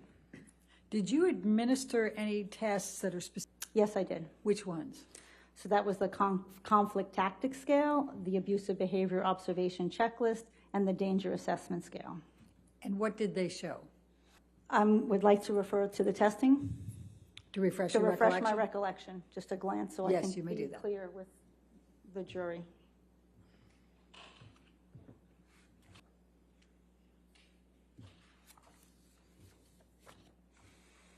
So what the overall gist of the testing was that the benefit of these tests is that they allow me to ask for what Mr. Depp did to Ms. Heard and then also what Ms. Heard did to Mr. Depp. So it was asking about both sets of behavior. And Objection, Your Honor. We're back to reading. She wasn't even looking down. She was looking at the jury. I don't. Please continue. So what these tests show was that there was a high degree of serious violence. There was violence more on the mild level perpetrated by Ms. Severe indicator, which was the punching that she indicated. There were scales about negotiation, about how much this couple tries to figure out their problems. They both scored, again, this is Ms. Heard reporting that, but they're both saying that yes, we're trying to figure this out, we're trying to work, saying that yes, we're trying to figure this out, we're trying to work out this relationship. Mr. Depp engaged in more severe acts of psychological aggression scale, where Depp engaged in more severe acts of psychological aggression, whereas Ms. Heard did engage in also some mild and severe acts of psychological. The amount of injury that was reported was significantly higher and more severe by Ms. Heard, what she was subjected to, and then she was subjected to sexual. Mr. Depp, based on her report, was subjected to none.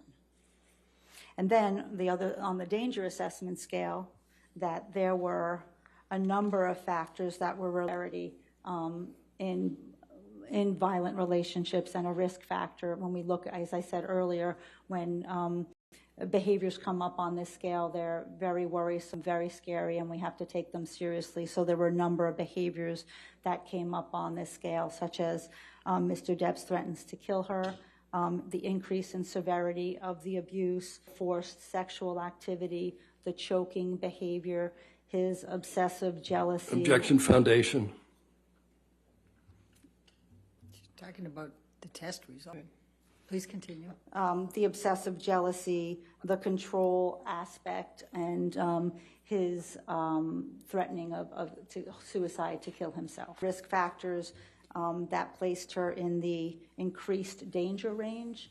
And this is a range that, says that we certainly have to advise women with law enforcement if they're involved, or judges if they're involved, because this means that a woman is at risk for more serious or lethal domestic violence. So did the results of the psychological tests you administered to Amber Heard support a diagnosis of PTSD? Objection, leading. What, if any, psychological did you administer that supported a diagnosis of PTSD for Amber Heard? Sure. So there were 4 tests that supported that diagnosis. One was the PAI, 144 question, large scale personality inventory.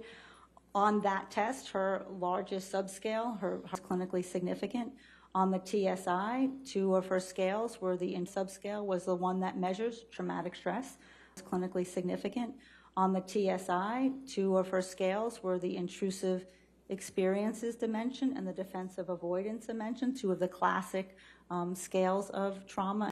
On the PCL, which is the post-traumatic stress disorder checklist 5, that she scored in all 4 domains of PTSD, and that's an insight. How much are you bothered by these symptoms?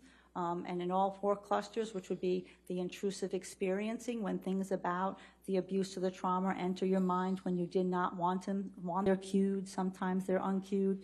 She answered in the avoidance category, which is a second category of PTSD, that I do things to try not to think about this, to try not to feel, not to get upset. Sometimes I avoid certain people because they become a trigger for me. She scored in the what we call the negative alterations in cognition and mood, changes in her thoughts and feelings, abuse and trauma, and also in the physiological hyperactivity, the hyperarousal, the hypervigilance, the startle response. So on the PCL, she endorsed categories saying, some of these symptoms are bothering me a lot. And then finally, the clinician administered PTSD scale for the DSM-5. And what PCL is really look at symptom severity and symptom frequency. How is this really playing out for this individual? And similarly, she scored in all 4 categories: trauma and of having intrusive experiences and nightmares and avoidance efforts and physiological hyperactivity and changes in her mood and her thoughts. Total score was a 28, which falls in the moderate range. So that means that she has experiencing a moderate degree of post-traumatic stress disorder symptomatology. And those tests diagnosis that she suffers from PTSD. Thank you. What, if any, consideration did you give to Amber Heard's history of childhood abuse diagnosis? That was a significant consideration, given that we know that childhood, well, first of all, we know that people can experience multiple traumas across, and we wanted to make sure that the symptoms that she was experiencing were related to what she experienced with Mr. Depp and not her childhood. And certainly, earlier, and when I evaluated and spoke with her, that was true, and that was also true on the latest measure, the clinician-administered PTSD scale for DSM-5, the CAPS-5. And look at what is the content of the symptom. So it's not that someone says, oh yeah, something traumatic comes into my mind. No, what is it? What comes into your mind? What bothers you? What are the triggers to Ms. Heard's relationship with Mr. Depp? The reason the childhood is also significant is that likely to have an adult re-victimization. And they're much more likely than to be able to obtaining a PTSD, to getting PTSD vulnerability. So it's a very strong vulnerability characteristic to obtaining PTSD when you have a subsequent trauma. The other aspect about her child, she was raised in a family of violence. She was physically abused by her father. She saw her father abuse her mother. Her father was very explosive first, and both her parents also struggled with substance abuse very significantly. So she had learned from a very early age how to caretake, how to live in a situation that is mired in chaos. How do I take care of a parent who's passed out, knotted out from heroin? And how do I get up and get my sister to school? She learned at a very early age that she had to figure out a scenario. And I would say lastly, what that environment taught her was that she learned that she could love someone who hurts her.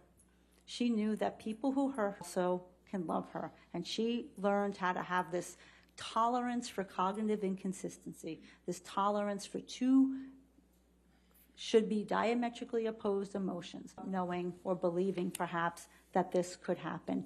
And she also believed that she could fix him, just like she tried to fix her father, and just like she tried to fix her mother. She truly, truly believed and rid him of his substance abuse problems.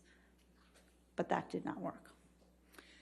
Did you review Dr. Curry's CAPS 5 that she administered to Amber Heard? And what, if any, agreement did you have with Dr. Curry's interpretation of the CAPS 5? I didn't agree with her interpretation, having been a trauma psychologist and administered hundreds of these. I found that there were flaws in how she chose to administer it, and then some of the coding. Ms. Heard on that CAPS 5, Curry certainly reported trauma-based symptomatology related to the abuse by Mr. Depp, but somehow that was not coded as such. And review Dr. Curry's MMPI 2 that she administered on Amber Heard? Yes, I did. And do you agree with her interpretations on that test? No, I do not. Why not? That is a normal profile. There are no clinical scores elevated above 65, which is 1.5 standard deviations of the mean, which is what we use to determine, and if none of those scales are elevated, it becomes very difficult for us to make assumptions about a person's psychology and their functioning. Now remember, the psychological testing generates about a person that we, then using our clinical judgment, have to make a decision about. We have to make an assessment about nominations. The one scale which is accurate that was elevated was one that measures defensive response. That was elevated, and that was true. But the result of that, that was elevated, and that was true.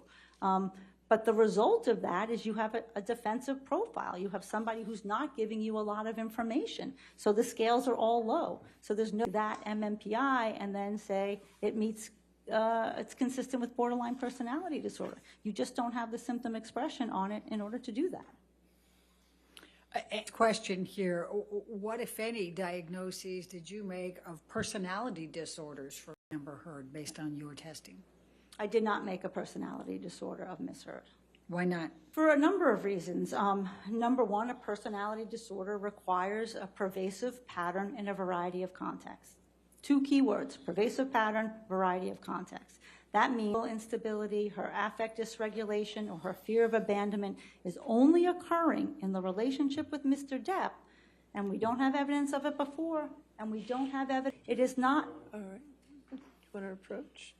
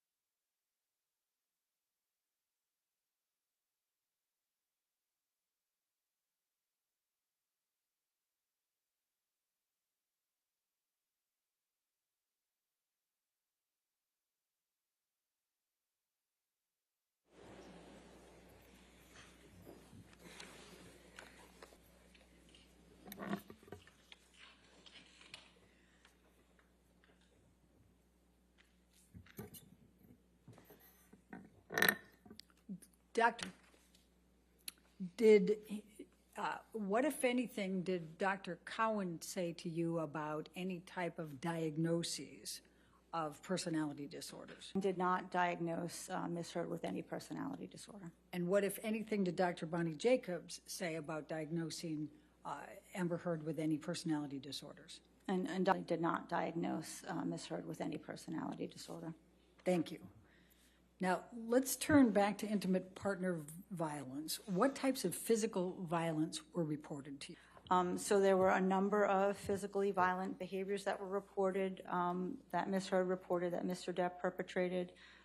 He pushed her, he shoved her, he slapped her hand in the back of his hand, he choked her, he slammed her into the wall, he pushed her and she fell down, he kicked her in the back. Again, without looking at what I can recall. Okay. And what type of injuries did Amber Heard report to you? She reported mostly bruising, pain, some cuts. She reported pain from some of the sexual assaults. She reported that she did have some scratches and cuts on her from broken glass. She reported that she believed she made consciousness 2 times, once in the Australia incident and once in the December 15th, 2015 incident. Okay. What type of coercive control did you find? Leading. Sustained. What, if any, coercive control was reported to you? Role that was determined in this relationship I found to be quite significant. There were many instances where Mr. Depp tried to control went about her career. He didn't want her to show nudity. He didn't want her to show boob. He didn't want her to act with sin. He'd rather she not work. He called, the ambition as something Christian. He'd rather she not work. He called, the ambition as something as a negative thing. It made her very fearful to have to look at scripts or talk about movie roles because he persistently put those down and told her she didn't need to work and she didn't need to do that and she didn't need to show her tits and ass. He didn't necessarily. The way this manifested as well is that he called almost every actor that she had to work with, males and females. So no matter what he was filming or shooting, he would call the leading actor. He would call the director. He would tell you, I got eyes down there. I got eyes down on the set.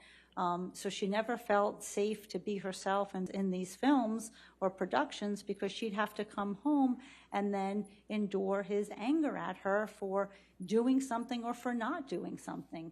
When she was filming, and she feared that he would show up on the set and, to know what her call sheet, what she was filming that day. She even told her assistant, don't give it to him, don't let him see it. And sometimes he did. So it was very trepidatious for her and very anxiety-provoking that he continued to do this. He tried to control what she wore. When she was going out with him, things were fine, but he told her often, no woman like mine is going to dress like a whore.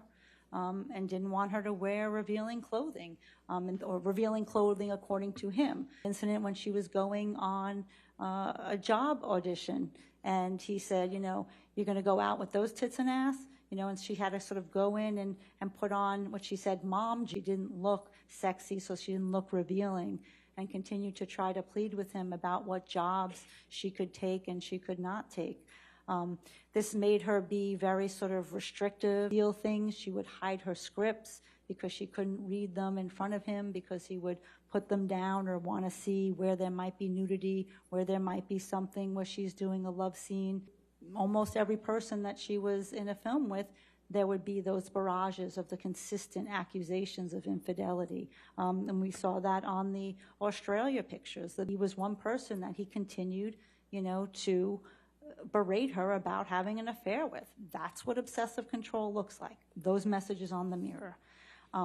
When you look at, wanted her to there was some interference with the family, with her sister. When some things were leaked, he was obsessed believing that it was Whitney who did it, and Miss Heard had to succumb and say, okay, yes, it was, and then alienate herself from her sister because she just couldn't take the fights anymore. She just couldn't take the constant barrage of criticism. Many instances when in terms of their interactions of she would have to text him right back, but when she would text him, he could not answer for days. It's this sort of, when we talk about, you know, the ghosting, but your husband doesn't ghost you, your partner doesn't ghost you.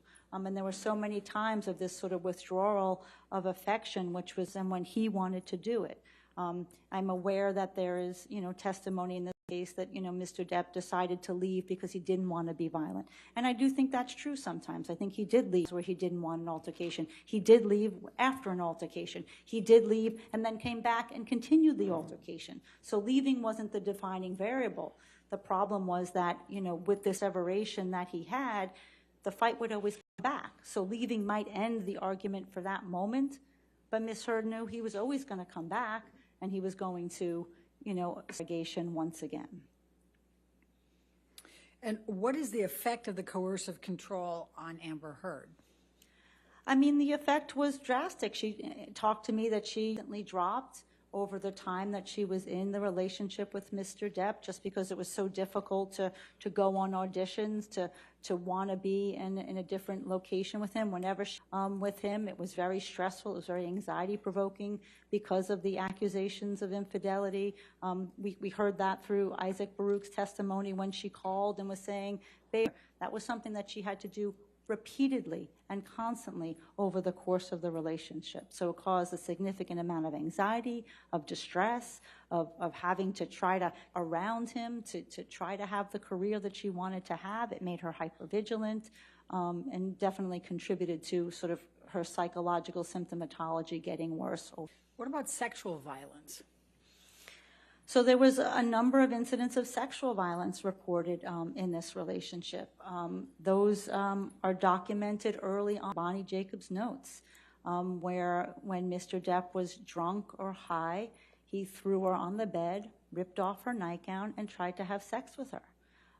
There were times when her to give him oral sex when he was angry. These weren't in loving moments. These were angry moments, moments of dominance, moments of him when they were in Hicksville in the trailer. I don't want to say trailer park, but I guess there's trailer park. He was accusing her of a woman hitting on. That was the problem. Amber got accused of women hitting on her, and it got accused of men hitting on her. So there were so many targets that came through in his obsessive jealousy.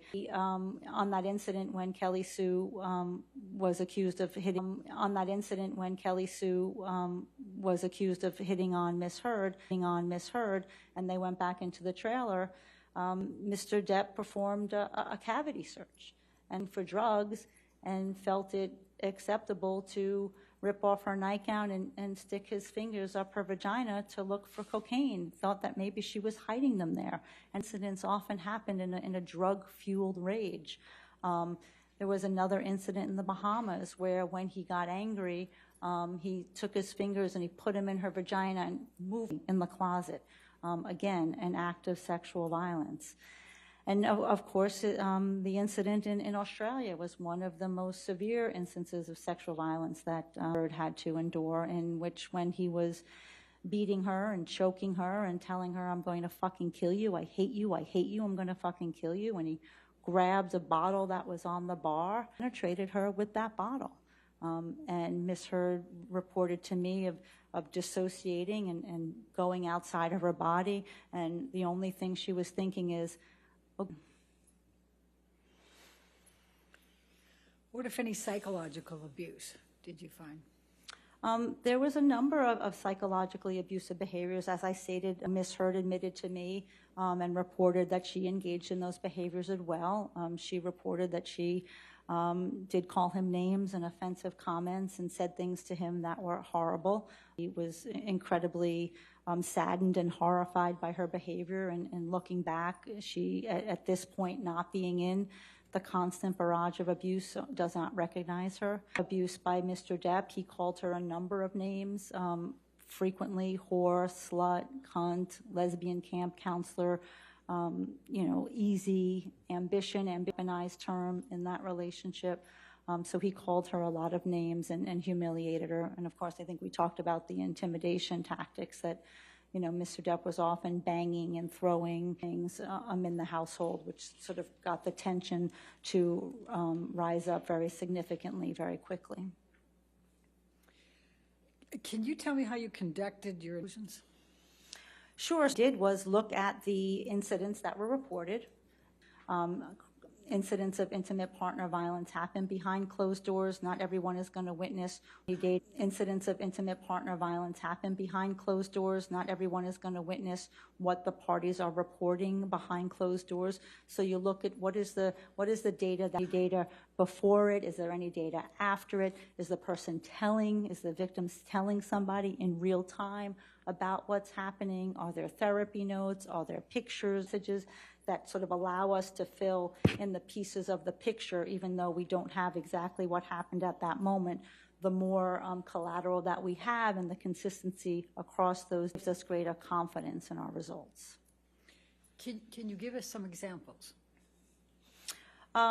Sure. So Vague. So, for example, the Boston plane incident, I believe, without looking, I know May 24th, 2014. This is the incident where Ms. Heard and Mr. Depp were going to fly back together. They were shooting at different sites. Ms. Heard is on the plane waiting for Mr. Depp to come on in the tarmac. He's reportedly sitting in the SUV and drinking, smoking weed and drinking. She is filming with James Franco at this point. And she gets on the plane, and he starts talking about James Franco, making a lot of derogatory comments about her. And, I hope you had fun with your escapades, and some more inflammatory language. An argument, when she got up to leave, he kicked her in the back, and she went forward on the plane, to the front of the plane, because he sat in the back of the plane. So if I look at what is the car to this, there's a therapy note, several notes in Bonnie Jacobs' records that talk about Mr. Depp's increasing use of alcohol and his obsessive before this Boston incident. After the incident, Ms. Heard told her friend Io. She told her friend Savannah. She told her friend Rocky. Ms. Heard did not go home. So she went to a hotel, because when Johnny was in these states, he would often show up, because he's still in that drinking and drugging phase, and he talked to oxycodone before he detoxed. He was still in that, high substance abuse phase, that he would often show up at night, and that did not feel safe. There was a text from Stephen's assistant. All right. You want to approach?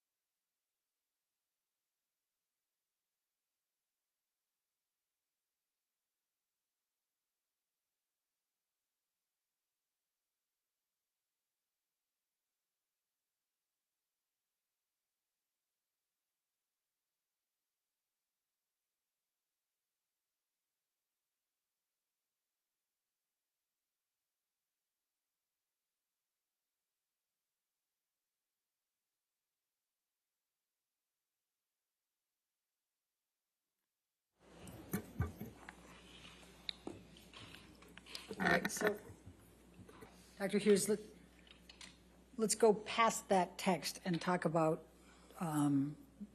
go past that text and continue after that text. Sure. So there were, Mr. Depp apologized to Ms. Heard for that incident. Mr. Depp said in his UK testimony, well, I only maybe playfully tapped her on the back with my, Mr. Depp texted Paul Bettany and talked about how he was so drunk and out of control and engaged in bad behavior. He texted his friend Patty Smith, a very similar type, drunk and out of control he was. And then finally, Amber Heard wrote an email talking about how distressed and heartbroken she was. Objection, hearsay. I mean, I don't agree. I know. Sustained. I'll sustain the objection. Next question. All right. Can you give another example? I remember at this point. Okay.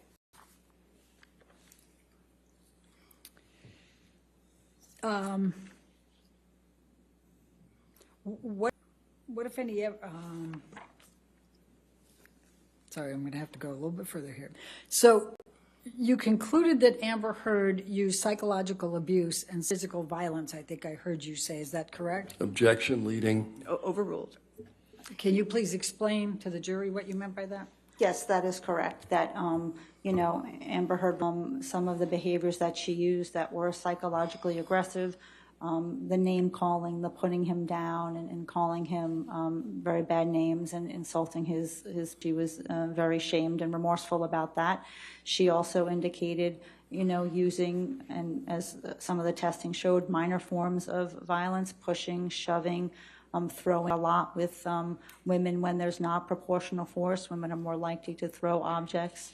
And then the more severe act of punching him, which a punch falls in the more severe, and the context, as she explained it, was that he was coming after Whitney, and she stood, her sister, and she stood in the way and she punched him.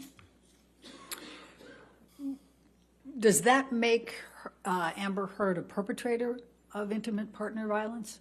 Objection, leading. Overruled.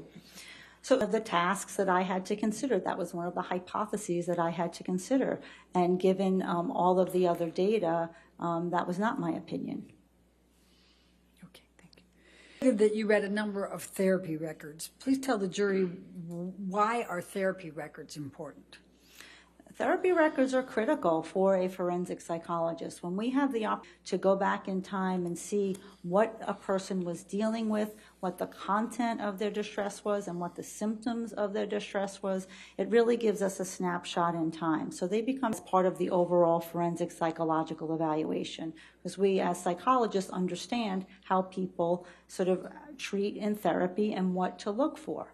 So in looking at Ms. Heard's therapy records, we see sort of real-time unfolding of this dynamic in this relationship. We see early on in her report with Bonnie Jacobs and in Dr. Bonnie Jacobs' notes, reports of constant concerns about Mr. Depp's substance abuse, constant concerns about him passing out and vomiting. Objection, Your Honor. Hearsay. Say. She can characterize that and say she relied on that. Overruled. How do I get him help? Ms. Heard starts going to Al-Anon at this point, early beginning of the relationship, because she has to figure out, wants to figure out a way to that she's dating right now and the man who she's falling madly in love with.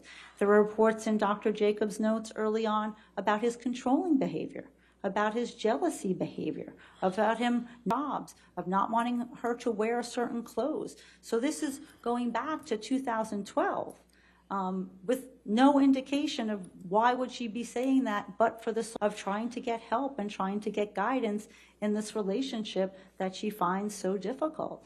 There are indications, as I mentioned before, of the sexual assault and the sexual abuse. And when he was angry and when he was drunk, it was mostly drug and alcohol fueled rage when he would, you know, throw her on the bed and try to have sex with her. And if he was not able to perform, he would get more angry at her and blame her. So we have this dynamic of blaming her for his inability to take responsibility for his behavior. Those throughout Dr. Jacobs' notes. Did Did Dr. Jacobs assign any diagnoses to? She did. Early one? on, she diagnosed her with panic disorder, and then later with post-traumatic stress disorder. All right. And did Dr. Jacobs diagnose her with borderline personality disorder? No, she did not. Histrionic personality disorder? No, she did not. And is that important? That's very important. The course of somebody's illness, the course of somebody's psychiatric difficulties, as I stated, well, I don't think I got to state, personality disorders usually start in adolescence. I'll sustain the objection. Next question. Okay. You also stated that you reviewed Dr. Connell Cowan's treatment notes, correct? Correct. And you also read his...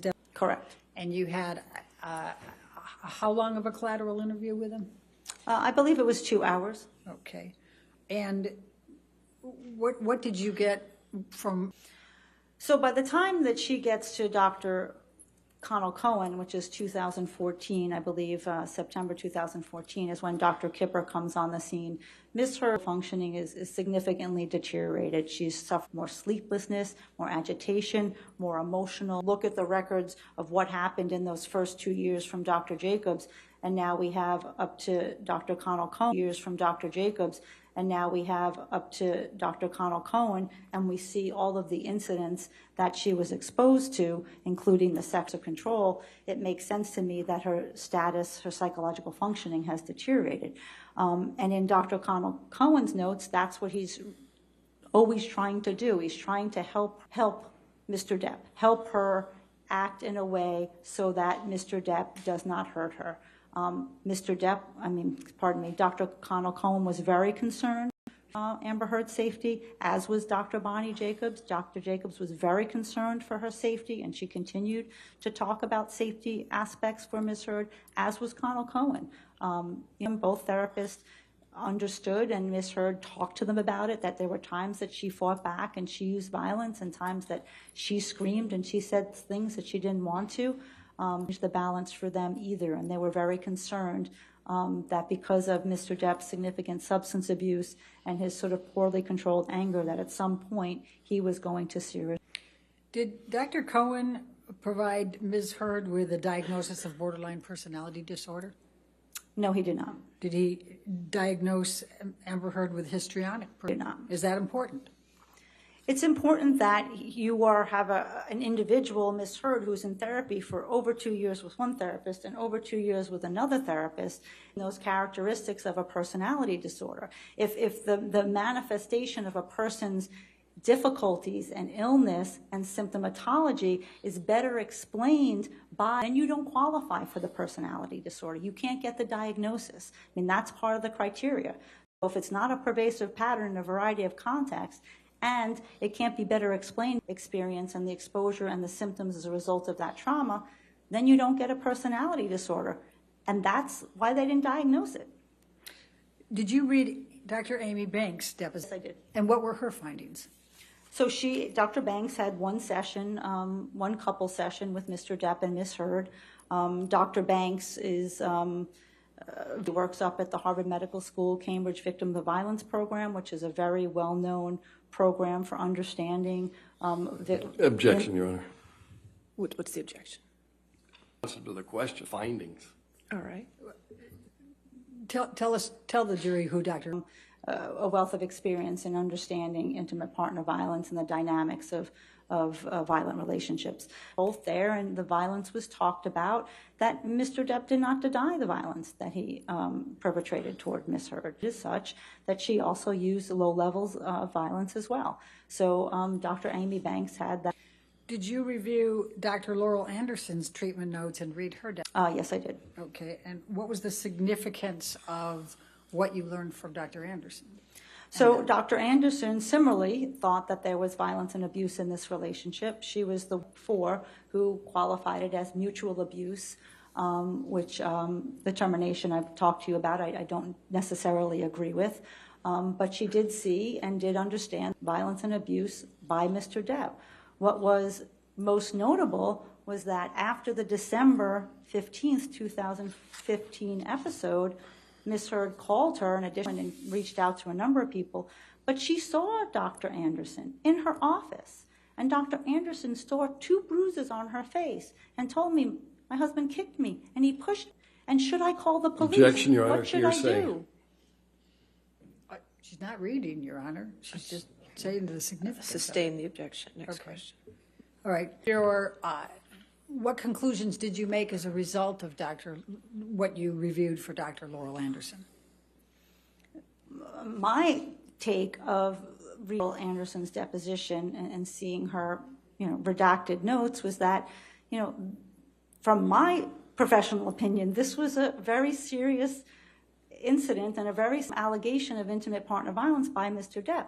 If a patient comes into my office with 2 bruises and alleges being pushed, shoved, and kicked by her partner, I'm going to be very concerned, and I'm going to mobilize a lot more individual.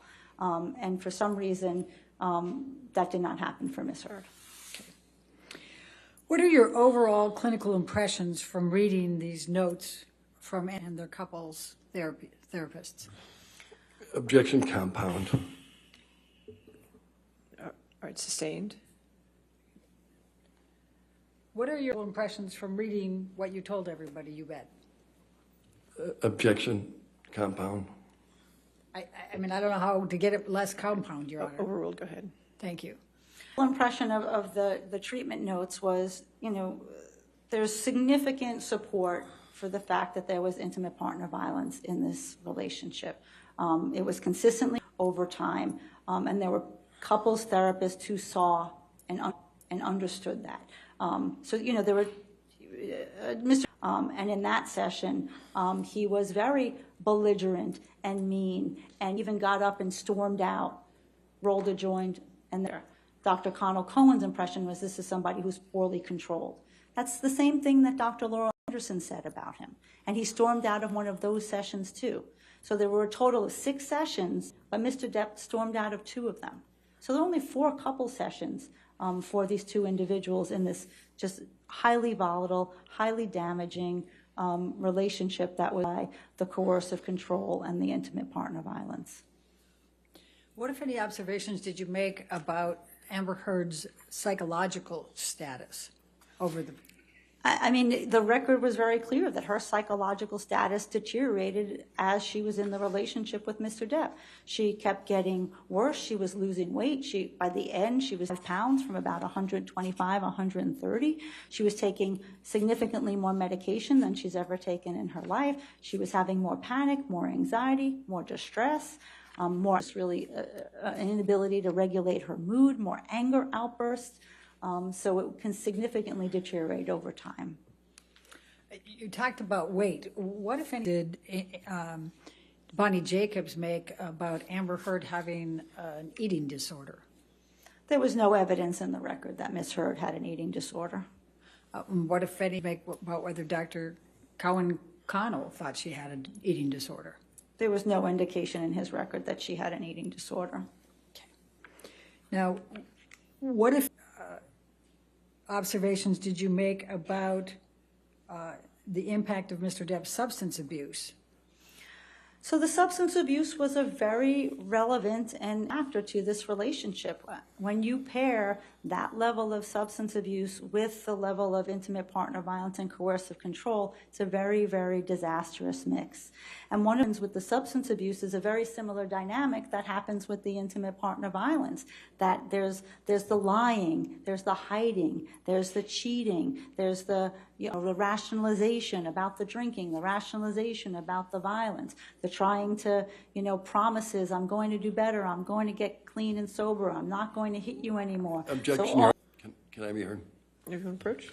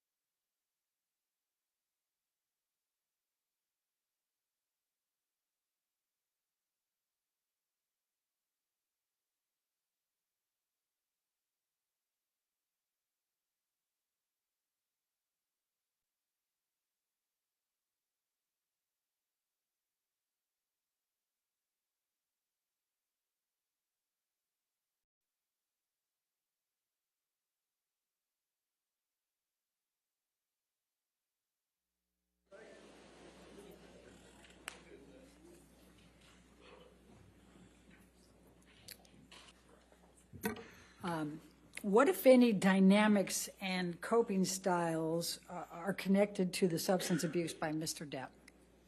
So they share similarities. When somebody's a substance abuser, there's a lot of hiding, there's a lot of concealment, there's a lot of rationalization, there's a lot of blame, blaming your partner for your sober.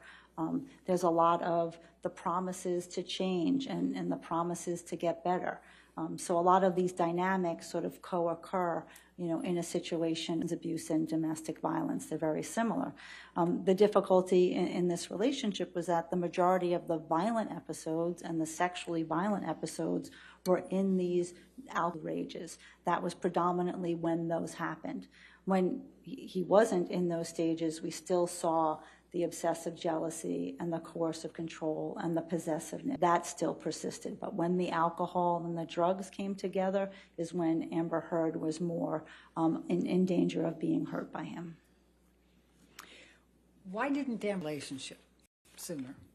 Well, I mean, you know why. Objection, speculation, Your Honor.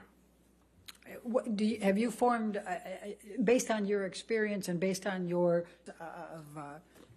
clinical evaluation of Amber Heard, what is your understanding of why Amber Heard didn't leave the relationship earlier? Objection beyond the scope of the disclosure. It's not, I mean, it's clearly in the disclosure. Disclosure. Point to where you.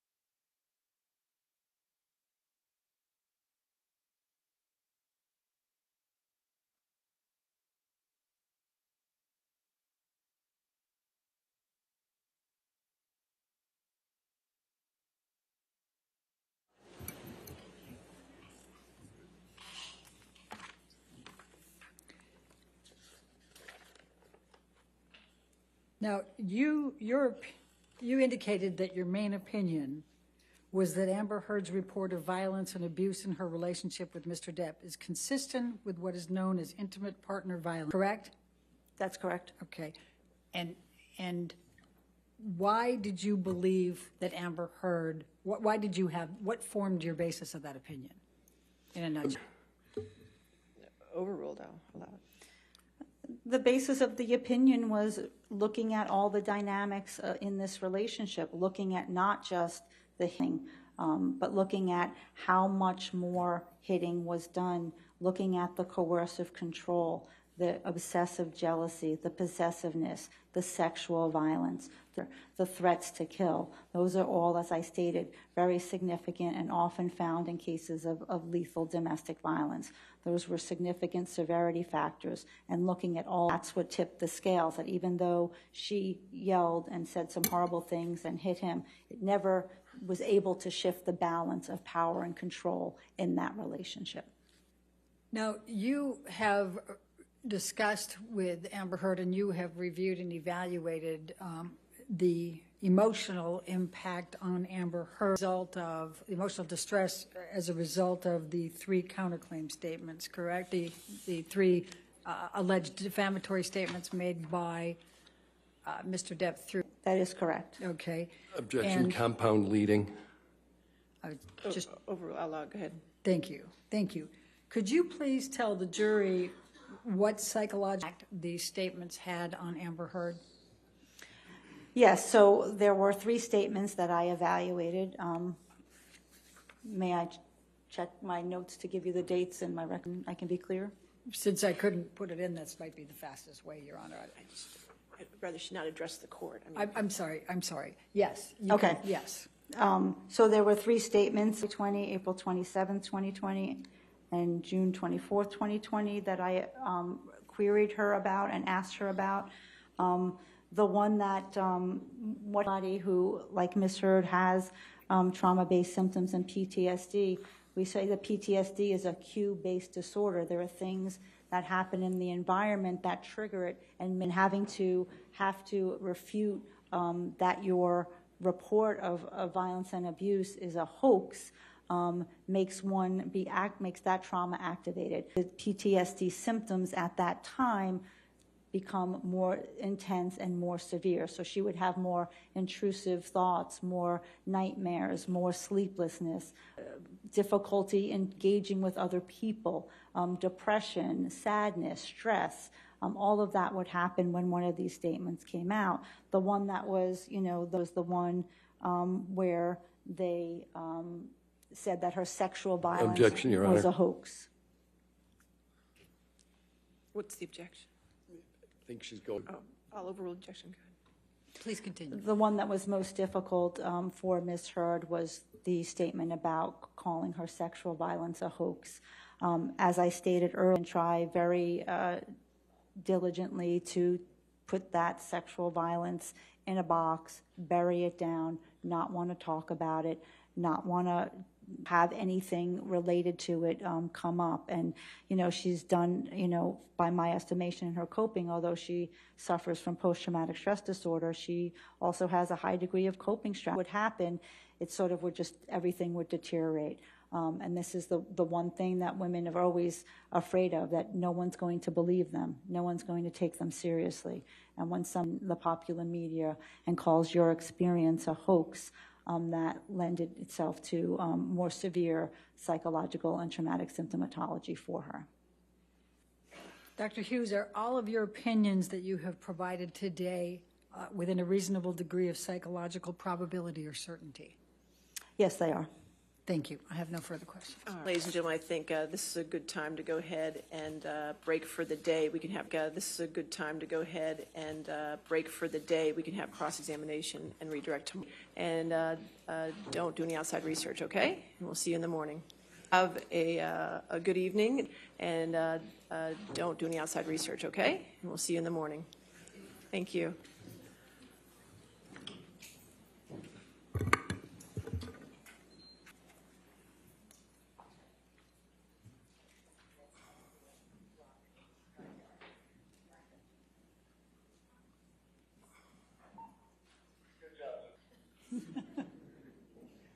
Okay.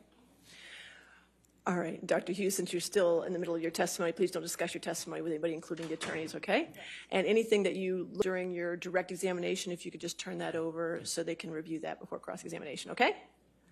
All right, thank you, ma'am. Your Honor, may I just, I presume she wants to be able to take that back with her. But we'll get, whatever it is, Okay, we'll make sure you get copies of it, so make sure you get copies of it so she can keep her originals. Okay. Yes, thank you. All right. I have copies of everything that I looked at. No, we're not talking right now. Court's in Other session. than my Thank you. post-it note that- All right. So anything else then? So we'll see you tomorrow at 10 a.m., correct? All right. Thank you. Have a good evening.